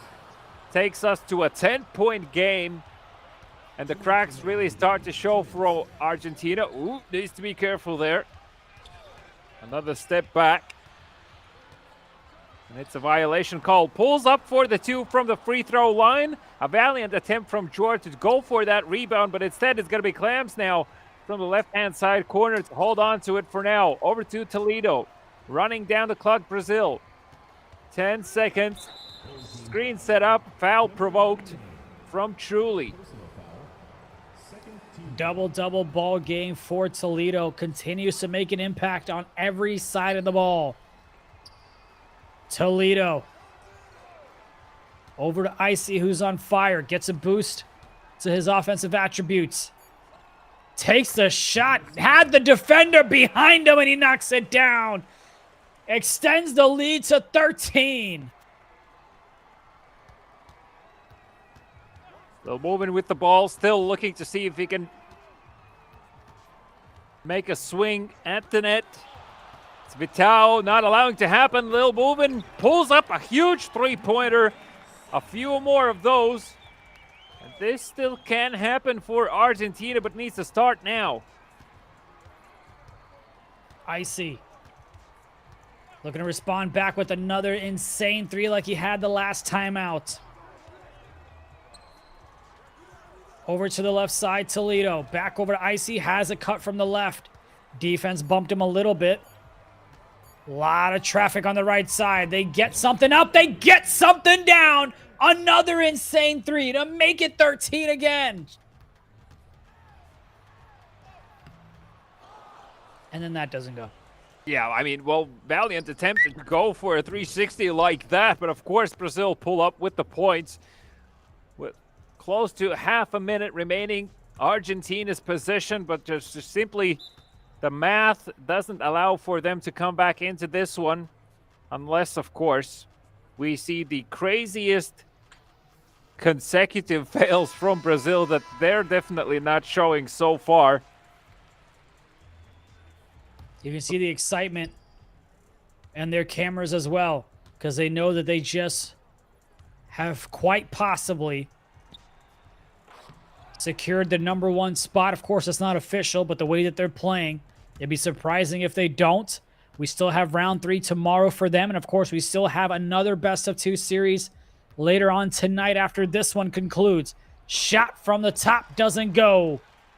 Argentina, 3, left side. 55-42. These are just feel-good points now for Argentina as the ball leaves the court. It's 2.7 seconds remaining. Brazil even get the possession, and Argentina will be forced to bow in this first endeavor against Brazil. That being said, though, there is still plenty of opportunities that these two might meet again tomorrow. But so far for today, it's going to be Brazil to come out on top, and it's a reason to celebrate for Brazil as they get a good feel as to what Argentina plans to bring to the table this year. And still, Brazil is able to come out on top. It is all hype. It is all energy in that room with Brazil, all handshakes and hugs and everything. Great job by them to get the job done. We talked about them being the favorites coming into this one, but this was a ball game where, unlike last year, they held on to the lead from the beginning till the end. There wasn't much drama involved. If anything, it was Argentina that was looking to make a late push in the second half. In the fourth quarter, Brazil, though, went ahead and held on. And as you can see, there is a schedule to let you know how things wrapped up in that round 2 of Brazil and Argentina. Game 1 was 50-45. Game 2 was 55-42. Both times Brazil walked away, concluding the sweep. And as we try to get its interview here, what are your thoughts on that one? Hey, man, look, Brazil did what is expected from them pretty much. With that being said, though, I think, Argentina had their fair share of opportunities, and we'll see if we can hear more from them in detail. But that being said, though, Argentina, again, looking into the future slightly, if anything, they gain tape to study now from Brazil and to understand how Brazil really plays in various situations, even when they are pressured, right? So there's still hope for Argentina looking into tomorrow. And speaking of which, there is how things shape up in terms of the group stage. It's Brazil with the #1 spot. Argentina moves to second. Then, of course, we will see Uruguay and Venezuela go ahead and take care of their round 2 games in just a few moments here shortly. But, it's been a great one so far in terms of round 2. And don't forget, so just to kind of, we just saw the schedule, but you have another matchup of round 2 being played tonight. Then you have 2 more series of round 3 being played tomorrow. So depending on how everything shakes out, like you said, Brazil may take on Argentina again in the grand finals. So it's kind of like, all right, you lost this one, but you still have a chance to win the big dance if you can go ahead and get there, as Uruguay and Venezuela may try to create some chaos of their own. Looks like we can try to go ahead and have some comms and get some questions answered. All right, well, come on now. Got to fix your camera a little bit. Trying to talk to you, not the ceiling. But as we wait for them, maybe, kind of, sort of. What do you think, though, when you rematch, right? When you play another team again, do you feel like it's tougher to beat them twice? Or do you feel like Argentina has a bit of an advantage there? I think Argentina definitely has an advantage there, at least also judging from my own experience in various different esports. It's definitely harder to defend against the same team twice rather than being the ones on the attack, and that's exactly what Argentina is going to be bringing to the table if they manage to meet with Brazil again, depending how things work out tomorrow. And I really feel like Argentina just gained free tape as to what really Brazil's plans are, because Brazil, I'm sorry, I'm repeating myself, but like Brazil really showed a lot of depth in their plays, and I really can't think of many things that were left unshowed. We'll have Venezuela and Uruguay coming up next. It'll be the last series of the night, unless you want to call round 3 tonight too. Well, it's morning. It's close to morning hours for me. So, has the sun come up yet? Technically, it's the 26th of October already, so we might as well just keep going at this stage. I love it. You don't, but I love it. No, it's all good. It's all good. There's the schedule. As long as the games are like what it was just now between Brazil and Argentina, I'm on the edge of my seat. So definitely it's got to be the case when it comes to Uruguay and Venezuela, because both teams sitting at a single point in the overall standings. That means that, well, pretty much it's a lifeline for either side. So it's really going to be interesting heading into this one. And obviously, not only every single basket is going to count, but literally every single possession is do or die for both sides. Yeah, it'll be very fun to see how the tiebreaker comes out. The main thing for both of these countries is to not just win the game, but to win it by as many points as possible. And that's something for us to be seen here between Uruguay and Venezuela. We'll see what type of pace they come out with. We've seen both of these teams play earlier. You had Uruguay that went ahead and took on in that round 1, but they fell short just like Venezuela did to Argentina. But this is the first time that these two teams are meeting here in group play. Not quite sure what to expect, but do you have any predictions? Predictions without anything on the line. Okay, just putting it out there. I'm gonna say that I'm leaning towards Uruguay here, just because I love how active FMDC was and how impactful Corden is from the right-hand side corner working that three-point line. That being said, though, if Good can put up plays like he did in game number 1 of the day, I'm sure that Venezuela has a fair fighting chance in this one. And, something that's interesting is also from that previous interview, Brazil went ahead and mentioned that we weren't going to throw everything at the kitchen sink, that they were going to hold some things back. And you also have, I think, some random person, Nick11435, talking about how they have 5 to 9 plays left as well. So they haven't shown everything from Brazil. Not sure who that is. Not notable. But should be fun. Venezuela, Uruguay. By the way, I'm still waiting for you to do your push-ups. I just want you to know. We've got tomorrow's the last and everyone else in the studio is reminding me every single time I walk through the door. So it's going to happen. Don't worry. We still have a lot of basketball in. Tomorrow when you walk through the door, I just need a mat, like a yoga mat in front of you. Instead of like a red carpet, it's just a yoga mat that's saying, hey, buddy, we need you to hop on this one. You really think I'm walking in on red carpet here? I'm just a caster, dude. I'm just a caster. Here we go. Uruguay taking on Venezuela. Round 2, game number 1 of this best of 2 series. We're going to have to try and distinguish the blue colors here. That's what I'm saying. Bro. Like, what happened to knowing what the white colors are? You know what I mean? They're just making sure they're keeping us on our toes. But that being said, though, Venezuela already has been able to open things up with a two-pointer of theirs. Let's see if Rodriguez and Cole can respond with the same. Rodriguez finds himself open to the net and kicks up a two-pointer of his own. See how they're able to go ahead and get things out to a fast start here. Getting bumped a little bit. Has a cut from the left side. That one doesn't go. Rodriguez now. Looking to attack the paint. Oh my. Bruh. What's happening? No. Don't show me these things early on. Please take the easy twos. Thank you.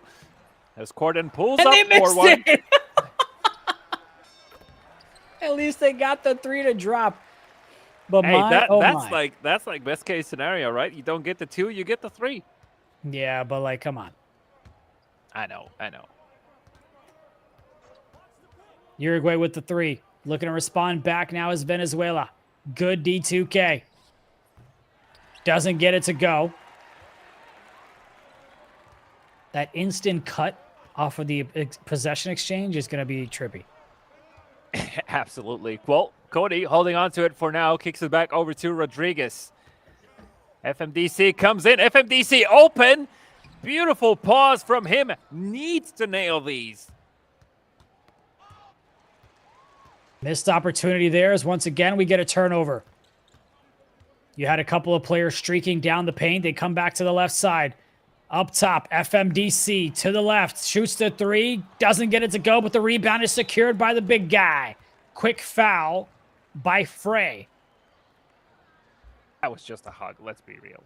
Yeah, just saying, yo, what's up, man? Good luck to you, buddy. It's like, no, don't shoot.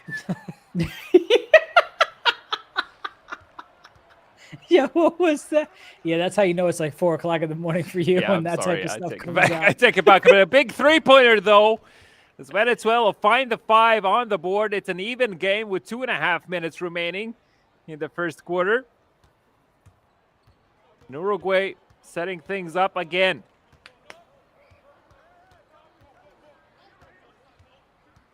Rodriguez holding on to it, has trouble finding an opening. FMDZ comes in, lays him down on the ground, and still can't find the 2. Nice attempt at the recovery, but it is going to be a fast turnover. Straight into the hands of Good. Foul called, and a beautiful one at that, just to slow things down. That was getting out of hand quickly.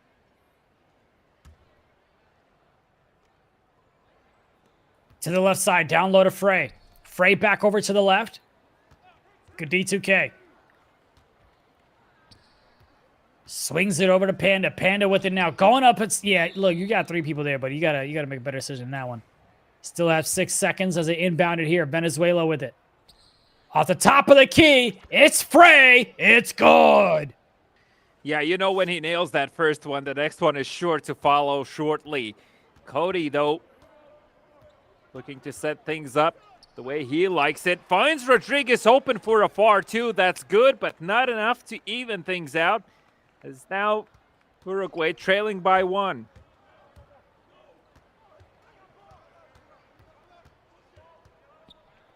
To the left side is Panda. Frey with it now. He knocked down a big shot earlier. Down low inside. Back up top. Defense. Oh, little step back 3 from the right side. Doesn't go. Rebound secured, though, by Frey. Frey swings it back over. 7 seconds to work with. Long 2.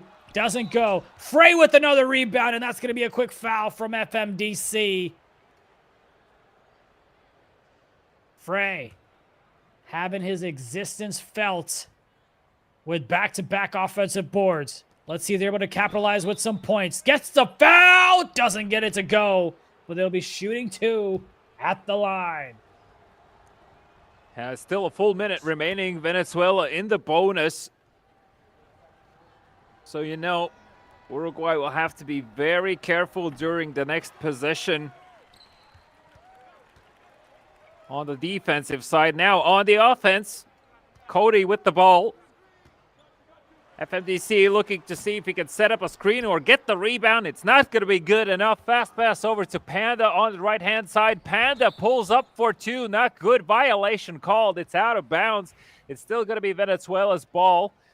So best case scenario there for Uruguay on the defense. Frey comes in. Instead, it's Panda with the ball.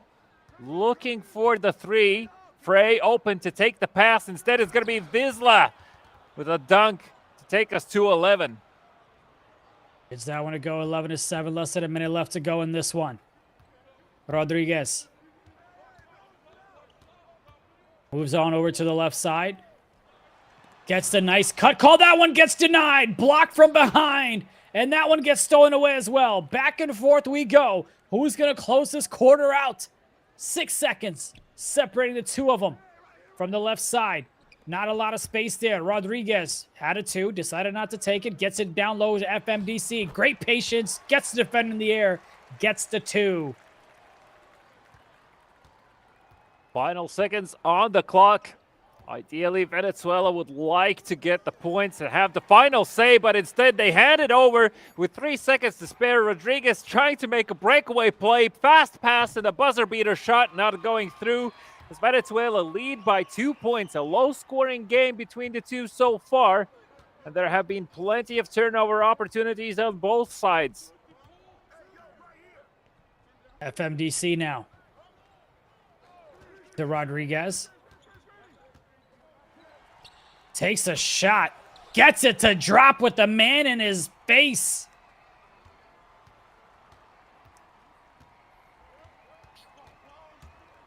Rodriguez finds a lot of success on the offensive. Let's see if Venezuela can do the same. A steal goes through and no defense inside still. What a huge leap from 𝐂𝐇𝐄𝐂 to get the ball. Instant timeout called as well. Big brain plays. Uruguay making sure they use every single thing they can leverage for them. 𝐂𝐂𝐄𝐂 with the ball. Hands it over to Rodriguez. 𝐂𝐂𝐄𝐂 open 4-3 for a moment there. FMDC open to the net. Gets the two. A 3-point lead now for Uruguay. Great job there. You got about to start things off to second. Quick foul.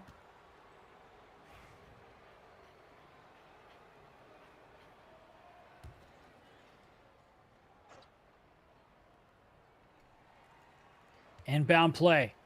Goes to the right after checking it in. Frey. Let's see if they call a pick and pop play. Takes a shot. That's a deep one. Doesn't go. Frey with the rebound. Dots it to the right instead of just going up with it for the two. Panda with it. Frey. There's the pick and pop. There's the shot. Doesn't get it to go.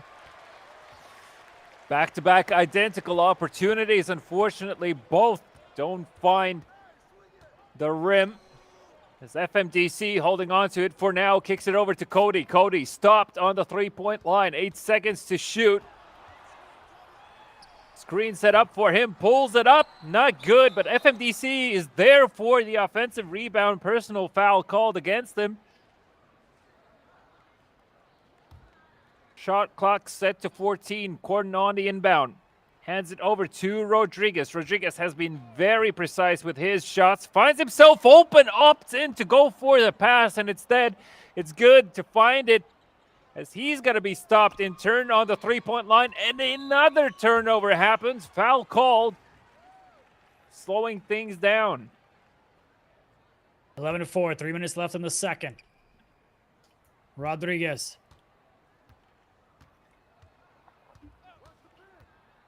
Trying to call a play. Gets a nice little flare off from the right side. Doesn't get it to go. Rebound secured. Animation doesn't help them there. Almost lost the ball, but they get it to the left side. Missed opportunity there as it was a slightly fast of a release. Oh, nice. There we go. See, when you got the nice lane to the basket, just take the easy two, baby. Exactly. I mean, it pays off in the long run. So let's see if can Venezuela do the same here as Frey finds the ball. And it's over to Wisla. Frey back again on the three-point line. Could have gone for a dribble play. Instead opts in for the pass. 8 seconds. Frey asking for the ball. It's FMDC. A beautiful steal from him. Fast pass over to 𝐂𝐄𝐄. Left-hand side. Far two-pointer. Rattles that one through as well. A 7-point lead now for Uruguay as Venezuela trailing and perhaps slightly stumped as to how quickly they are losing these possessions. 2 minutes left to go for them to turn things around in the first half. Oh, looked like that one is going to be swatted away, but they get it to go. 5-point lead now for Uruguay. Venezuela, can they get a stop on the defensive side? We're under 2 minutes in the second quarter. Carden takes that shot, knocks it down as well. A big three. I feel like Uruguay was looking for their pace and have finally found it. It's now back-to-back possessions. Have very quickly ended up in points for them. Venezuela almost lost the ball there. Well, as I say that, they do. As Cody on the breakaway play will find the dunk and make it a 10-point game now for Uruguay. Looking to inbound this one here. Frey, they go ahead and lose the ball. Back-to-back turnovers. To the left side, that looks like a 2. Doesn't go, doesn't matter. Rebound secured. Going back outside to the three-point line. Slowing things down, gets it back over to Rodriguez. He's trying to find a little bit of space. Takes a shot, doesn't go. Rebound secured on the defensive side. Panda now with it. Dishes it all the way to the left. Defense all over him. You've got to kick it back out to Frey. Frey to Panda. Panda has an open shot, doesn't take it. Does take a contested one. He's on the floor. Rebound secure on the defensive side, and that's a foul. A couple of missed opportunities for Venezuela, but, you know, it's early days still here. It's only the first half that's approaching a close now. Uruguay with another possession. Hands it over to Corden. Corden pump fakes it once, kicks it back over to Rodriguez, looking for that opening wide open to take the 2. FMDC hands it over back to Rodriguez as he pulls up for a far two-pointer. And FMDC can't really recover that offensive rebound, but good, on the other hand, will lose. Well, it will not lose. We'll lose the ball, but we'll get the foul opportunity. Finds the first shot. Let's see him nail that second one. He does so and makes it a 15-23 scoreline.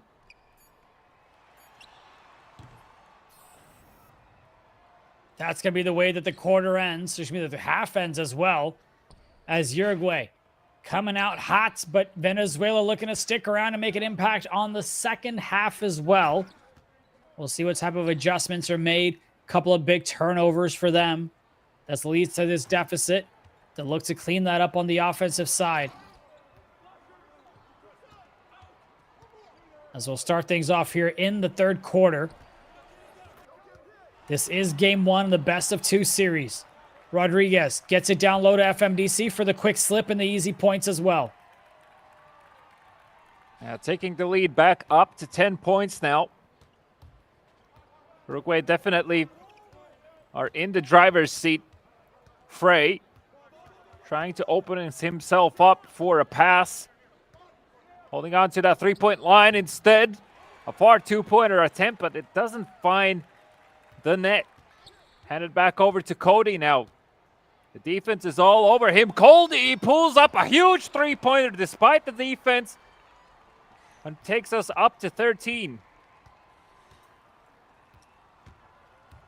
Back and forth of a ball game we go. We'll see who's able to kind of continue to maintain the lead here. So far, it's Uruguay. 4 minutes left. Quick free throws for them.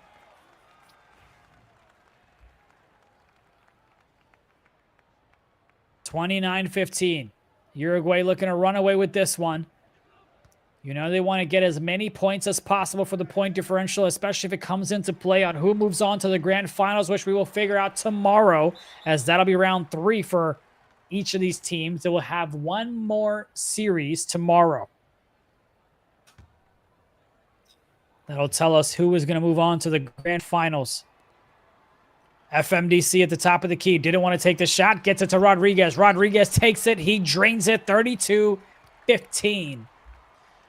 Yeah, Uruguay really starting to run away with this one. Venezuela definitely, you know, these couple of past possessions haven't really panned out the way they intended them. Pulls up a far three-pointer. That's green. Finally, Venezuela get a break and find a few more points.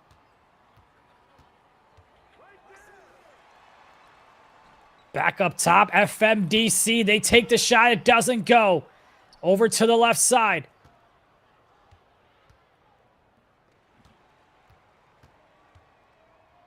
Got it to the right. Nothing happening there. Back over to the left. Walks it inside. Takes the two. Nothing. Rebound secured. Slings it all the way to the right. Back over to FMDC. Rodriguez now. Way outside. Has a double sets. Rodriguez takes a shot from the top of the key and he gets it to go. You know, at times watching how Rodriguez plays, it really feels like he can make no wrong move. Having said that, though, Panda and his team need to find that pace. Panda pulls up for the two. It's a clean block from 𝐂𝐄𝐂, who kicks it over to Rodriguez. Cordon wide open to the net. Slows things down and makes an error in the passing department and hands it over to Good. Good now on the three-point line.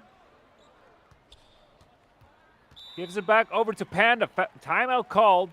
There was an offensive 3-second violation potential there, so have to reset the plays. 14 seconds on the shot clock. Still slightly more than 2 minutes remaining in the third quarter.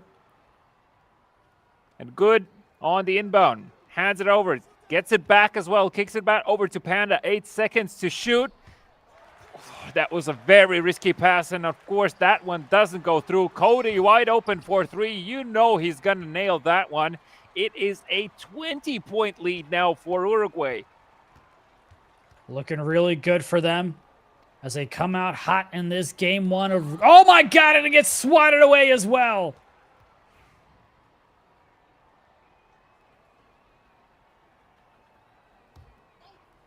Inbound play coming all the way to the right side. It's Frey. Takes the three. Doesn't get that one to go. Usually is pretty reliable. 𝐂𝐄𝐄 steps in a little bit inside. Right when I say that, he misses another one. Back to the left. That one's good. Third time's a charm. Still a minute and a half remaining in the third quarter. Venezuela just needs a few more of those. Try and again narrow down that point gap. Uruguay definitely have shown up to hold on to that lead as much as possible. Rodriguez even on fire now. FMDC kicks it back to him on the three-point line. Of course, he nails that one. It takes us back to 20. Minute left to go in the third. Backing him down. Caused the cut. That one's not going to get it. Rodriguez with it. Moving it to the left side. Kicks it back out. Top of the key, shot doesn't go. Frey with the rebound, slings it all the way to the left. He's going to take that one. That one doesn't go. Rodriguez. Couple of dribble moves, trying to get himself some space. Center doesn't take the slip. Looks like they're trying to play sides a little bit. FMDC, top of the key now. Oh my God, he somehow got that one to go. Looked like he might have got him bumped a bit, but he finds a way to knock it down. Yeah, you know, Uruguay really amping up the pace, just trying to create more chaos, because more chaos means more freedom for them on the offensive. Venezuela, though, despite all of that, Panda somehow finds his way to the rim through three defensive players. Rodriguez. Bringing it up the court, getting bumped. Got himself some attribute boost there as well. Takes a deep shot. Isn't going to go, and that's going to be the end of the third quarter. 44-23. Uruguay on top. A 21-point lead. That's what Venezuela has to work with. Backcourt violation on the cards there as well. Needs to be careful. Frey Hands it over back to Panda. Panda. Nice job at provoking those jumps. Still doesn't take the shot. Hands it back out on the three-point line. Good now with the ball. A second to shoot. A 180 two-pointer. Excuse me? Wow. Wow. Wow. Where was all of this? Style points, baby. That's going to be a foul. Is it a shooting one? Heads to the line.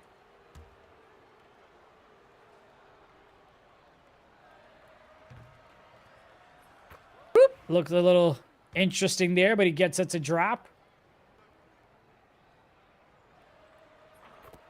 Second one is good as well. Yeah, looks don't matter at this stage. It's just about making sure they count. It's Rodriguez, though, on the offensive. He's just too fast for the defense. Having said that, though, Wisla, beautiful block from him. Kicks it over to Good.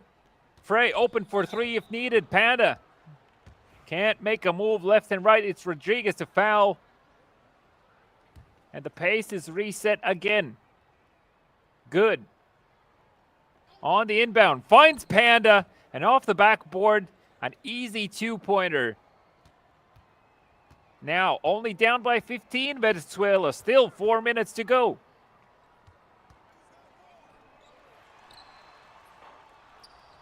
Shot doesn't go there. Slinging it to the right side. That one's good. They're trying to make a little bit of a comeback. 12-point ball game. Just a minute ago, it was 21. Now it's 12. Rodriguez needs to find an answer. Was an opening. FMDC. He pulls up for three. Slight hesitation there. Can we go ahead and get a single-digit ball game with about 3 minutes to go? If Venezuela keep this one up, Uruguay might let this lead slip. Frey stopped on the three-point line. Good, finds a two-pointer. Now a 10-point game. You can't blame Uruguay on that one. The center did hit a button, try to get the steal, just wasn't in position and timed it perfectly. And it's Uruguay that's now looking at a 10-point lead instead of what was a 20-point lead just a few moments ago.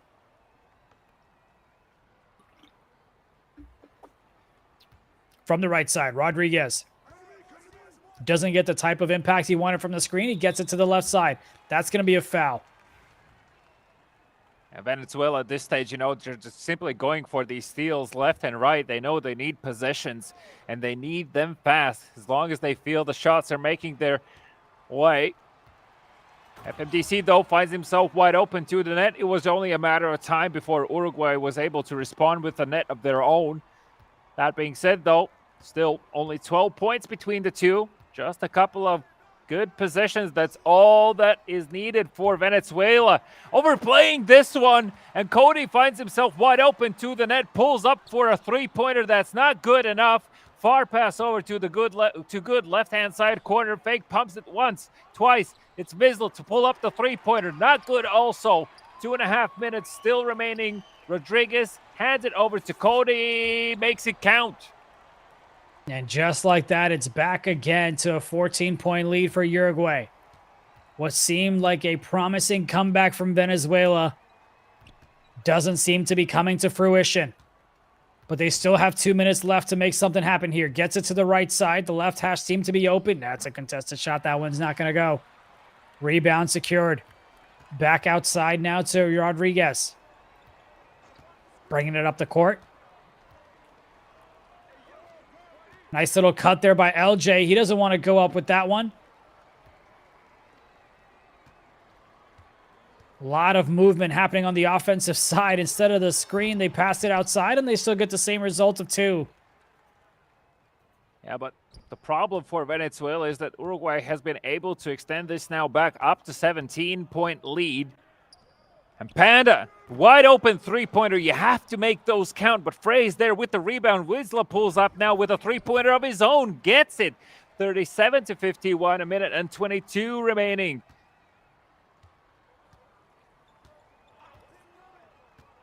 Trying to weave through traffic here. Possibly milk some clock as well.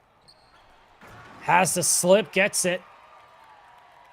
And it's now 53-37 with about a minute left to go. Almost a stolen pass. And indeed it is a stolen pass. Polo over to Gordon. Cody from the left corner. Almost good for one more three-pointer. Fast pass over to the right-hand side corner. That's a far contested two-pointer in transition that finds its destination. 53-39. Less than a minute. Rodriguez. Feeling hot. Takes a shot. Doesn't go. Rebound there by FMDC. Swings it over to the left side. That one's good. Great kick out on the offensive board. 56-39. Still a plus 17-point game for Uruguay. Is good now with the ball. Looking if he can change that. Kicks it over to Frey. Frey with a three-pointer attempt of his own. Not good, but Good is there with the rebound, though, as he hands it over to Wisla. Wisla back to Good. Open to the net. Gets the dunk. But unfortunately, there's only 17 seconds remaining, and you know Uruguay are going to be milking the clock on this one. Expect a foul or two as Rodriguez holding on to it for now. 8 seconds on the clock. Tries to make a breakaway play for it. Is going to be stopped via foul. 8.3 seconds to go. Ball in the hands of Rodriguez. 5 to shoot. Gordon can't find the three-pointer. The rebound is there in our final attempt. Won't even make it happen. As Uruguay gets the win in a commanding fashion, I would say, but definitely was a hectic game between the two. You know, like, first thing that comes to my mind is those turnovers back-to-back happening that were just simply resulting in nothing on both sides. And that really ensues a lot of chaos and requires a lot of communication to calm things down, first and foremost, and second, also set up a game plan from the get-go. So good job for Uruguay to be able to recover from that. But hey, man, Venezuela, they definitely made it competitive, especially in the beginning of the fourth quarter, to take it down from 21 just to, like, what was it, 10 or even less than that at one point? Yeah. That was very good successful play. So they just simply need a bit more of that. Yeah, just got to replicate that same type of effort on the offensive and defensive end to start things off in game number 2. It really did look like they had a great chance to go ahead and make it a competitive one, but just unfortunately, they just weren't able to get the job done on that side of things. But let's see if they can try to, slow things down a little bit, see if they can kind of avoid those careless mistakes on their end to give themselves a fighting chance in the fourth quarter. Here's what the schedule looks like for us. We are down to our final game of round number 2 in the best of 2 series. So far, it's been sweeps all around in round 1 and so far in round 2 as well. Uruguay walks away with the victory 56-41, and we will see if they go ahead and get the sweep again or if Venezuela can pull off an upset and split the series between the two. Yeah, so for Venezuela, it's really to take the series. They need to win this game by a 16-point lead or more to get those valuable points in the overall standings. And for Uruguay, really, well, as I said before this match, everything's on the line for both of these teams in terms of having the chance to advance into the grand finals later on throughout round 3. And, we'll still get to that tomorrow. That being said, though, Uruguay as well, it's not like it was a clean game for them per se, but a lot of the success really comes off the back of Rodriguez, who was able to open things up early on for them. FMDC definitely also had a say with a few buckets of his own, even a couple of three-pointer attempts as well. I always love to see the big guys go for those. And of course, we'll go ahead and see if they're able to have more of an impact down low on the offensive side. It's just those second chance opportunities that really kill every single team out there, and see if they're able to limit those turnovers as well. I feel like the rotations weren't as crisp on the Venezuelan side, especially whenever you had the center go for the slip. On the strong side, I don't think you had the corner defender get there in time. A lot of miscommunication, a lot of chaos. A lot of times you saw the point guard having 2 defenders at the top and no one really guarding the hash with the off-ball screens as well. So communication's got to be a little bit better for Venezuela as well. Yeah, and speaking of Venezuela, I'm just looking at the stats here. Good was able to find 21 points out of the 41. So obviously he's having a good time for now. So make sure just to, if everything else fails, hand the ball over to him, because he seems to be finding quite a lot of success with it. But in the rebound department, both Wisla and Frey have done a tremendous job. with 10 and 12 rebounds respectively to their names. So it's a team effort in the rebounds, but scoring-wise, it's so far been really mostly good, bringing the majority of points for Venezuela. So you need a bit of a diversification in that department as well. Of course, on the offensive side, for sure, like you kind of touched on, it's 6 points for both the guards from Venezuela. You need a lot more of an offensive output. As good 2K is doing everything they can on the offensive side. Frey, 1 for 4, 6 for 18 from the three-point line for them. Let's see if we get some more output on the offensive side from King Panda, who did not get a single three to drop in that game number 1. Here we go. Giving it everything we've got in the early mornings for some of my colleagues. Round 2, game 2. Venezuela taking on Uruguay. Rodriguez trying to figure things out on the left side. Gets a shot off. Doesn't go. Rebound secured on the defensive side. Here's Venezuela. Looking to get some points up early. Gets it over to Panda. Panda back outside. Kicks it to the corner. That shot doesn't go. Rebound secured by Uruguay. Rodriguez again on the fast offensive. Will be stopped in transition. That's a reach-in foul. So you can see both sides are keen to go for these steals early on. Rodriguez still holding on to his ball. Hands it over to Corden. Corden back to Rodriguez. 10 seconds on the clock. Behind the arc.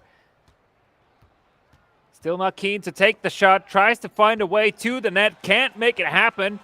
And a turnover. Fast pass over. Good intention. The execution lacking as Cody now on the three-point line. Holding on to it. Rodriguez pulls up and finds the open three for Uruguay to open things up in game number 2. Well, game number 8 of the day, but game number 2 in round 2. I'm sure you're feeling it, buddy. Love it. To the left side. Calls a cut, and that's not something you see often, but the nice one from Panda to get the cut and get him on the board. 3-2. Here in the first quarter of game number 2 in round number 2 between these two teams. It's FMDC with the MISS. Look, man. Who gave me the mic? Who gave me the mic? The producer, I'm sure, is just face palming at this stage. Nonetheless, though, a decent attempt. FMDC, though, positions himself close to the rim. Corden still holding on to it for now from the right-hand side. Hash. Rodriguez has to pull up a shot. That's a two-pointer, but Corden is there with the rebound. Foul called. Personal one, not a shooting. So shot clock reset to 14. Corden on the inbound. Rodriguez comes in. FMDC there with the screen. Rodriguez, beautiful pass from him. That's a different type of play, but it's Cody with an open three-pointer to extend things further in favor of Uruguay. I just saw that we lost viewers, by the way, after my call there. You know, they all said, all right, we're done with this one. They just left the stream. Panda. Looking for a teammate. Attacks the rim, and he converts at the rim. So far, so good for Venezuela in terms of keeping things close, but it's Uruguay in the lead and with the possession. Rodriguez finds himself open to the net. That could have been an and one as well. A risky play on the defense. And a 4-point lead for Uruguay.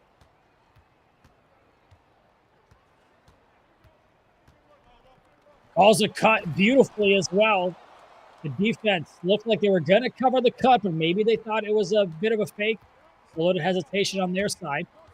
For Venezuela holding on. Keeping this one close thus far. 2 minutes left in the second quarter. It's Rodriguez. Gets his pick. Fades away for a quick 2. Doesn't get that one to go. Rebound secure on the defensive side. That's Panda. Over to the right. That 3 gets it to go. And just like that, Venezuela takes the lead with 1:30 in the first.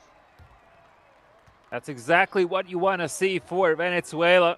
As Rodriguez now Trying to find that answer. FMDC will be stopped. It's out of bounds. It's going to be Uruguay's ball. So another chance at the attempt. Only 6 seconds to go. What is the play here? FMDC fake passes it, hands it over to Rodriguez, pulls up from the elbow, gets the 2, and takes the lead back. To the left side is Panda. Panda down low inside the paint.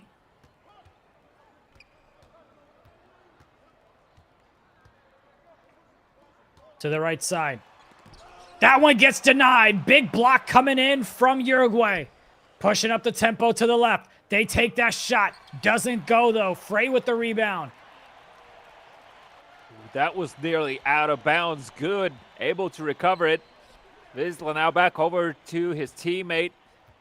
Far beyond the hash. No real opportunity to shoot. 𝐂𝐄𝐄 is just too active, but Frey with a cut-in play.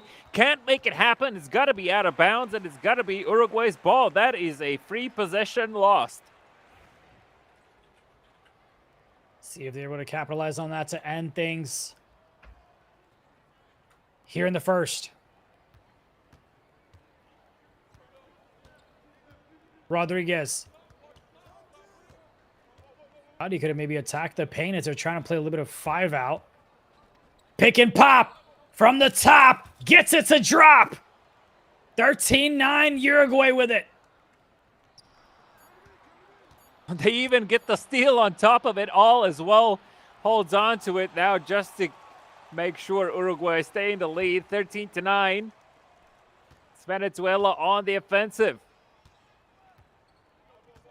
Venezuela were in the lead once. Can they do it again? Now trailing by 4 points on the offensive. Vizsla comes in for the cut-in play, but kicks it back over to Panda. Panda loses the ball, and it's going to be Uruguay's.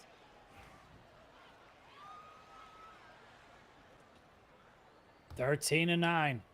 4:44 left in the second. Rodriguez from the left side. Top of the key. That looked contest. The man's on the floor, but there's no foul call. But there's an offensive rebound, and they call a foul. Excuse me, they call a timeout. Yeah, I'm confused. All right. That looked like it was going through already, so... Well, it looks like, you know, judging by the player cams, Uruguay was puzzled a bit as well by that timeout call, so perhaps just they were afraid that it's going to go out. Nonetheless, they still hold on to it. Another attempt at the shot. This one is not good. As Good himself will find the ball, hand it over to him. Reach and foul by Corden.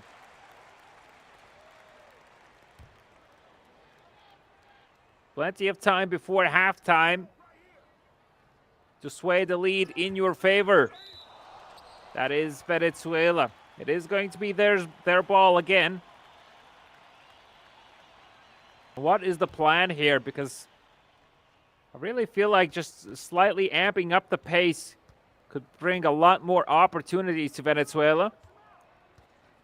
Panda gives it over to Good. Good found a lot of points in game number 1.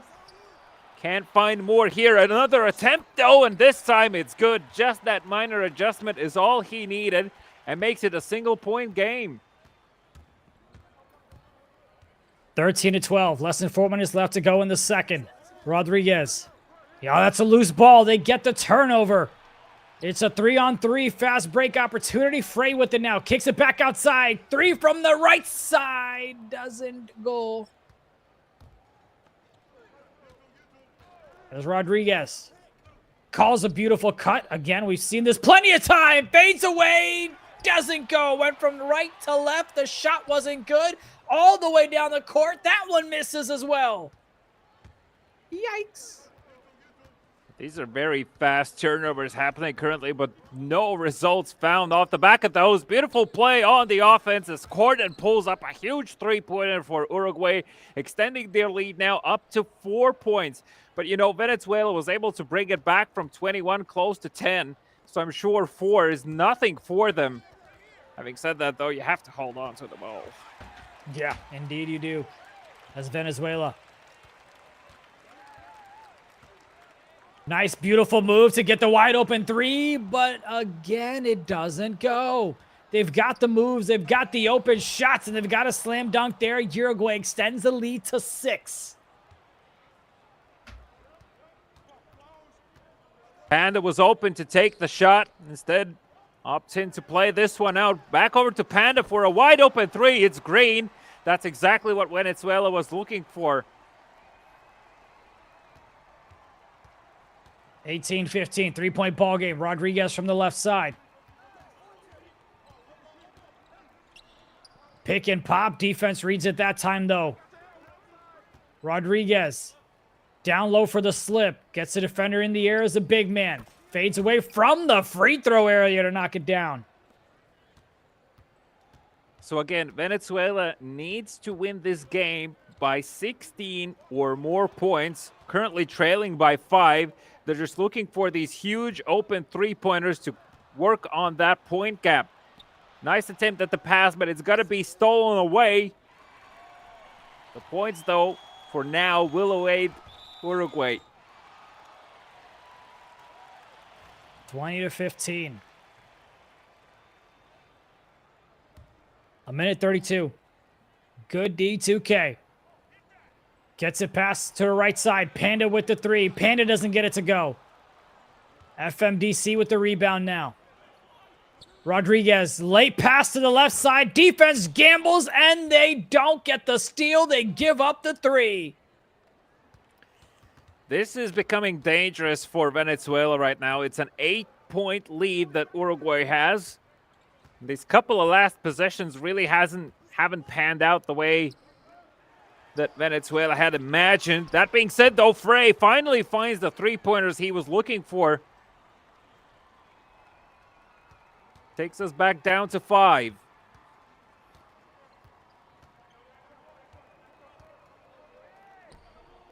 Beautiful pull up there from Rodriguez, but not good enough. Fast pass over to Good, left-hand side corner.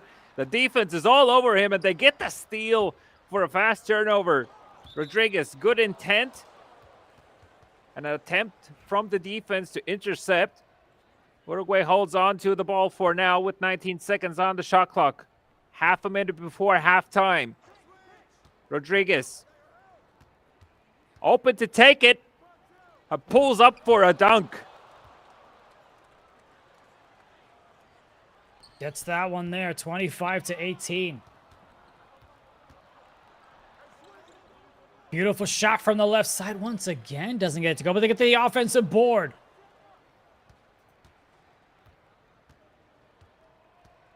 Oh, nice. Trying to get something there. Oh, beautiful. Rodriguez wraps to the... Oh, bro. Like, I gotta see the box score to see how many misses we've seen as we close out the second quarter and the first half. It's 25-18. Uruguay still on top. It's just attempt after attempt for both sides here, and understandably so if you're Venezuela, but for Uruguay really here, they just need to make sure that the accuracy is there. I love the fact that they're not shy of taking those attempts, you know, but really you want to make sure that you hold on to just at least some sort of a lead here and expand on that. Instead, Venezuela have been able to keep tabs on the gap between the two. Finds himself open to the net as well. Beautiful work there, individually making sure that he sees the play through and takes us down to 5. Quick timeout there. Making it a 5-point ball game with the previous possession.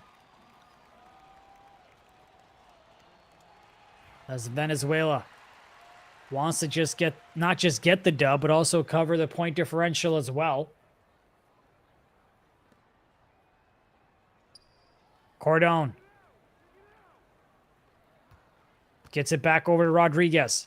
Looking to set him some space. Doesn't get it, and that's going to be a quick reach-in foul. Resets the shot clock to 14 seconds now.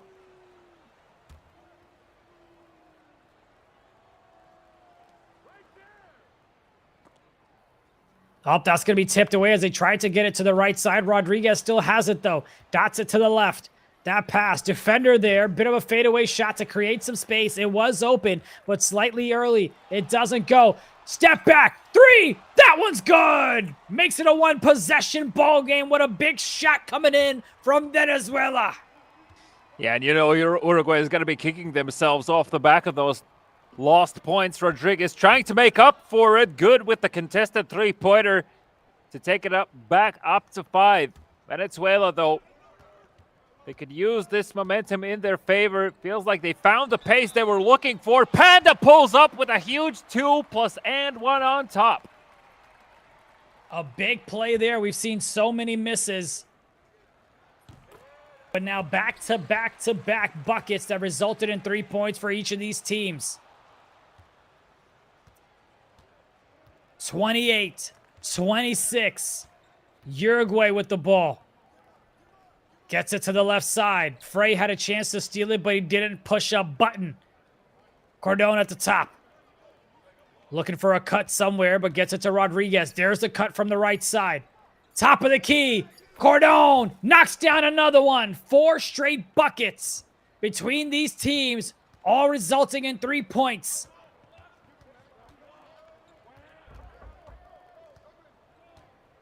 See if Venezuela is able to respond back. Good D2K. Takes the shot. Looks contested. That's a miss. Rebound secured. Getting it to the left side to Rodriguez. Left corner. Do they take the shot? Yes, but they can't get it to go. And Vizsla quickly hands it over back to Panda. Will be fouled against. It's not really allowing this pace to amp up even higher. Uruguay very mindful of their weaknesses. Frey there looks like he's expecting a pass anytime soon. Playing on the brink of that sideline. Almost losing the ball there. Eventually will. As Uruguay find another position in their favor, but another steal goes through. Good, beautiful job from him as quickly passes over to Panda. Panda over to Vizsla, wide open 3-pointer.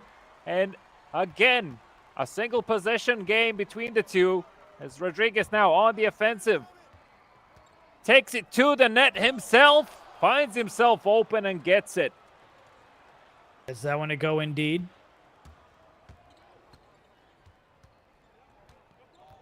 From the left side, 33-29. Gets the slip. Easy jam there. Back and forth we go again.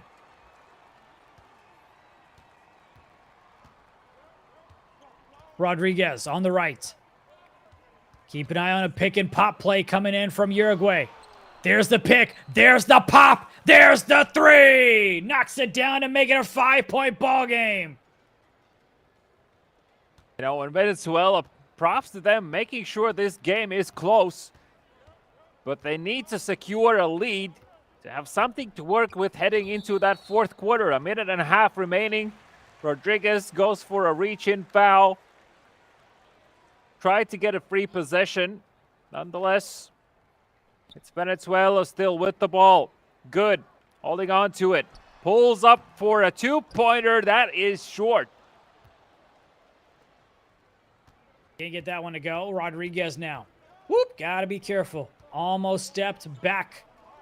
Takes a shot from the corner. That one doesn't drop, but there's the offensive board by FMDC. To the right side. I believe that was Rodriguez that knocked it down and making it an 8-point lead now for them.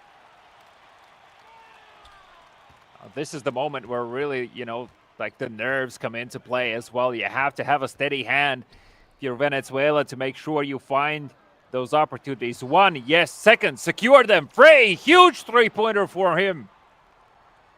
Big shot coming in from the left side. 1 minute left to go in the 3rd. Do we see a stop from Venezuela? Or will Rodriguez get some more points up on the offensive side? Cut from the left, covered. And that's going to be a foul. That's the one to give.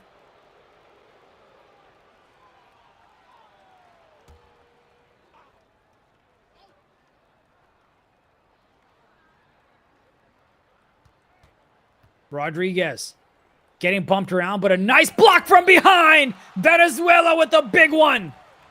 Denies them at the rim, but they still have 6 seconds left on this inbound play. Rodriguez trying to find somebody. Oh my goodness. What a play at the top, and he wraps it to the left hash to knock down a big three. Second three-pointer from Cody to secure the lead right before the fourth quarter begins. Wisla open for two, makes it happen. 12 seconds on the clock for Uruguay to take those two back if they can. Rodriguez for now holding on to it. 6 seconds to take the shot. Pulls up. No, kicks it back over to Cody again. That would have been an amazing three-pointer to find. But it's the final 5 minutes. Venezuela trailing by 6 and need to finish by 16 or more. Rodriguez now. Loose ball, but they still hold on possession. That's going to be a foul. The final 5 minutes of the night for round 2, game 2 between Venezuela and Uruguay. 6 points separating these two. Has the cut. Oh, and he doesn't get it to go, but a foul gets called, so he's headed to the line. Shooting 2.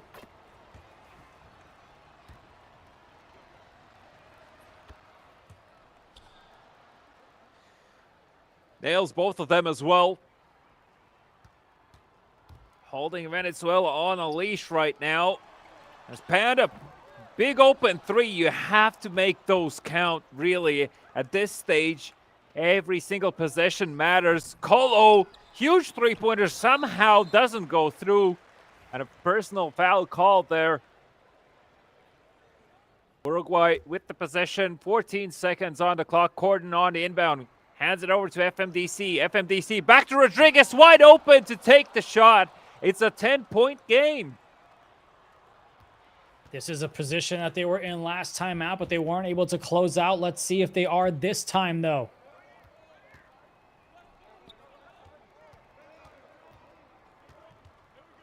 Good D2K. Gets a pass to the left side. That one doesn't go, though. Rodriguez now. And that's going to be a foul. Yeah, you know, at this stage, Venezuela just wants to make sure that Uruguay don't get any free buckets anymore. Try to contest wherever the opportunity is. Corden, though, pulls up for a 2, and FMDC is there with the rebound. Corden again has an opportunity, but Frey pulls in for the foul. Puts Corden on the line. Uruguay in the bonus. And look, man, fourth quarter, 3 minutes and 40 seconds. Uruguay in the bonus. You know, it's going to be difficult to close this gap. Not even about speaking, taking the lead here for Venezuela. See if they're able to do it here. 12-point lead for them. And a quick reach-in foul.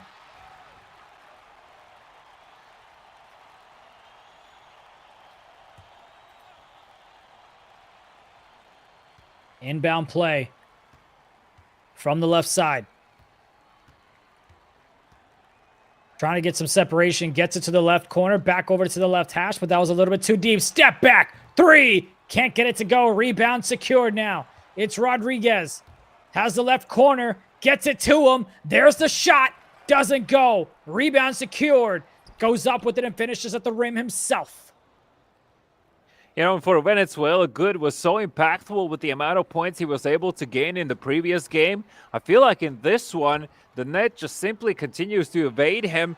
So Venezuela is forced to kind of look for different avenues for scoring. Having said that, though, it is Uruguay with a three-pointer, and that is green. 53-36. Uruguay are really running away with this one with less than 3 minutes remaining in the fourth quarter. Goes to the right side, takes that shot, doesn't get it to go. Rebound secured on the offensive end. This time it's Frey. All the way to the left. King, Panda, misses.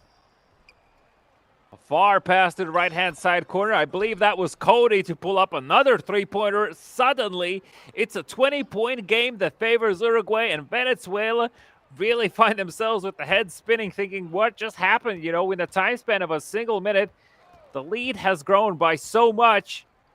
They still need to close it and then get some on top. So Uruguay in a beautiful position here as Venezuela will find the three. Rodriguez now. 56-39. Just trying to get as much as possible. That three goes. And now it's a 20-point ball game. What looked to be single digits, what looked like an opportunity for Venezuela to come from behind, has just now expanded to a 20-point deficit. You know, a couple of times it was literally within a single play for Venezuela to come back into it. But Uruguay have shown resilience. In the face of a challenge, they still find answers and make adjustments on the fly to make sure that they're not letting this one go. Good on the inbound. Kicks it over to Panda. Panda goes for that two-pointer. That makes it count. But I need a lot more of those, and only a minute and a half remaining here. See what they're able to do. He's kind of bobbing and weaving at the moment. Takes a shot from the top of the key. Once again, that's a miss, but the offensive rebound is secured. Rodriguez goes up with it. Another miss. Another rebound. This time they slow it down.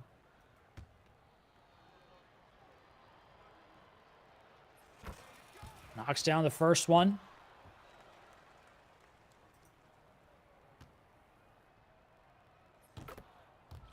Knocks down the second as well. 20-point game between the two. Making their way to the net. And a ball stolen. FMDC hands it over to 𝐂𝐇𝐄𝐂. Wide open three. Could have taken more time if needed, but, you know, 𝐂𝐂𝐄𝐂, he's just smooth with it. We're a minute away from finalizing the finale of round number 2. Frey, another miss. Slings it all the way down court. Beautiful pass to the left side. That corner shot's good. 67-41. Yeah, beautiful work between 𝐂𝐇𝐄𝐂 and 𝐂𝐂𝐄 to find another three-pointer. Panda will be stopped. Almost loses the ball. Manages to recover. Goes for a huge slam dunk. That was off of, like, Jordan's boots. Technical foul? Hanging on the rim for too long. Come on, ref. Like, give it to them, at least that.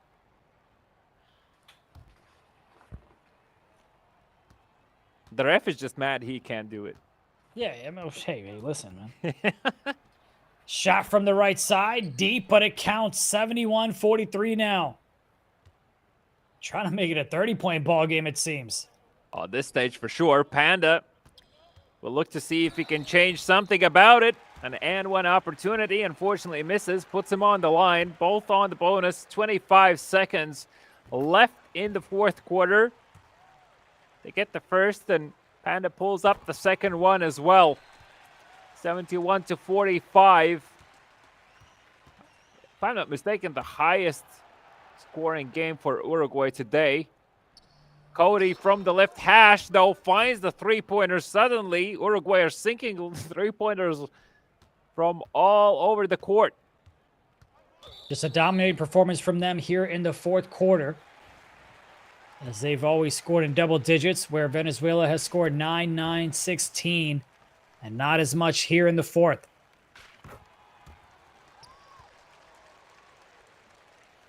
(74-47). All the way to the left. Takes the shot. Can't knock down the three, but the rebound is secured. And they're looking to push it up before the final seconds finish here. Panda to the right side. Frey to end the game. Doesn't go. And that's going to do it. It's Uruguay that walks away with the dub for the second time in this series as they sweep 2-0 in this best of two. And now they're within striking distance. We play round number 3 tomorrow to see if they can qualify for the grand finals. Yeah, and you know, on top of that, Uruguay was able to secure quite the point lead in the second game. So adding the total tally, that might make a difference heading down the line into round number 3. So I'm very curious how things are going to pan out tomorrow in that sense. And of course, tomorrow at the end of the day, we're also going to have the grand finals, and those are going to be played out in a best of 3 fashion. But let's take it a step back and remember how things started off today here with Argentina taking on Venezuela and securing a convincing win there. We followed up with a game between Uruguay and Brazil. Brazil was able to also sweep their own game in their favor. And then we had the very close game between Argentina, Brazil.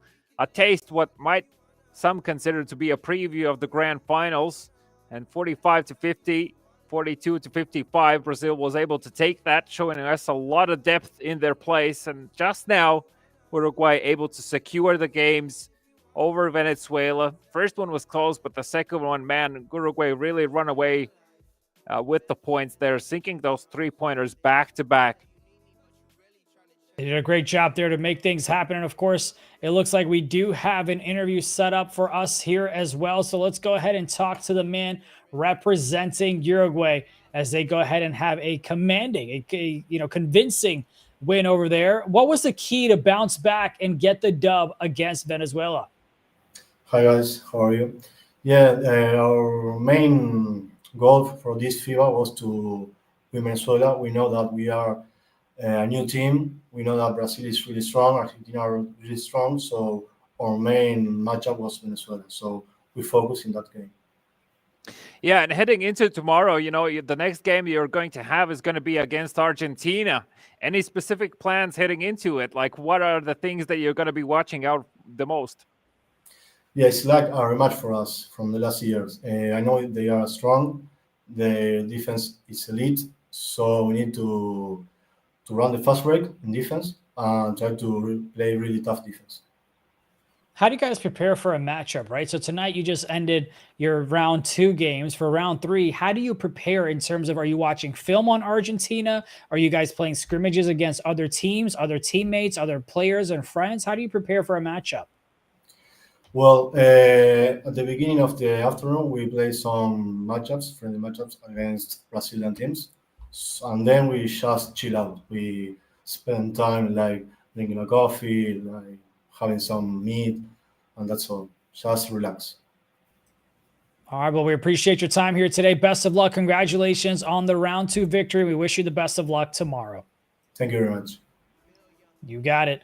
And yeah, sometimes, look, you got to go ahead and, just relax. You watch film, you play. Then you just got to keep it cool, keep it calm, keep it collected. And that's where the group stage is at the moment. It's Brazil at the top with 4 points as they went ahead and got dubs in round 1 and 2. Argentina in second place as they went ahead and dropped 1 game, but they secured a victory. Uruguay as well, but you can see the point differential is 32 Argentina to -1 Uruguay, and Venezuela still looking for their first victory in round number 3 tomorrow. When we finish round 3, we will then figure out who's going to play in the grand finals, and then the winner of the grand finals is going to be invited over to the Philippines as well. We appreciate all the fans, of course, watching throughout the broadcast and dealing with our nonsense and late night hours. I got to give you major props, V, for, continuing to broadcast. It's like 6 a.m. for you, I think. I'm not even sure. But, if you guys ever want to tag us, make sure you use hashtag eFIBA Season 3. We'd love to, see where you guys are watching, who you're repping for, who you're rooting for. But V, before you fall asleep on me, any final thoughts? Final thoughts? Oh, man. Well, we're going to kick things over tomorrow with with Argentina, Uruguay. And that's really for all the marbles for both of them to make sure either one breaks into the grand finals or the second one secures their position there, because it's quite certain that Brazil is going to be taking one of those slots. So we're kicking things off with a lot of fire tomorrow. So I'm very excited for those matches. Should be a lot of fun. And like you said, tomorrow we figure out who is going to be invited to the Philippines from the South America region. On behalf of myself, V, and all the men and women behind the scenes that made this show possible, we thank you for watching. We'll see you tomorrow. I've been blowing up from the underground and they stepping on a landmine now. And they know it's my time now. Coming up, I'm on a climb now. Everybody claim they been bottom, but it's looking like they took a time out. Okay, I'm working on a Wednesday, then up again the next day. So-and-so is popping, man, I skip him like he leg day. Kick it like I'm Pele, I never care what they say. Put myself on Spotify, so every day my payday. That's right, I'm coming back like OJ, like a running back in his old days. Still rocking those OJs. My paychecks get a little bigger, but that don't change me or make me richer. Money come and the money go, but my God's here and he's staying with you. Blowing up off the internet. All these haters need to introspect, cause they been hating while the rest love him. And I started going down their intellect, cause I've been a threat since day one. No money or bank funds, since y'all been saying you can do it better, but none of y'all ever made one. That realness, don't feel this, but I've been sick, that illness. I've been fresh like Will Smith since 94, man, I built this. Stressed out, X'd out, missed calls from my ex now, but I'm staying focused in the lab, baby. I don't need your calls or your text now. God say the boy blessed now. Who am I to say Rondo? And the way that I sell ticks, they been calling me Rondo. 23 in my prime though, finna ball like Lonzo. Go and tell everybody talking stage better be in that convo.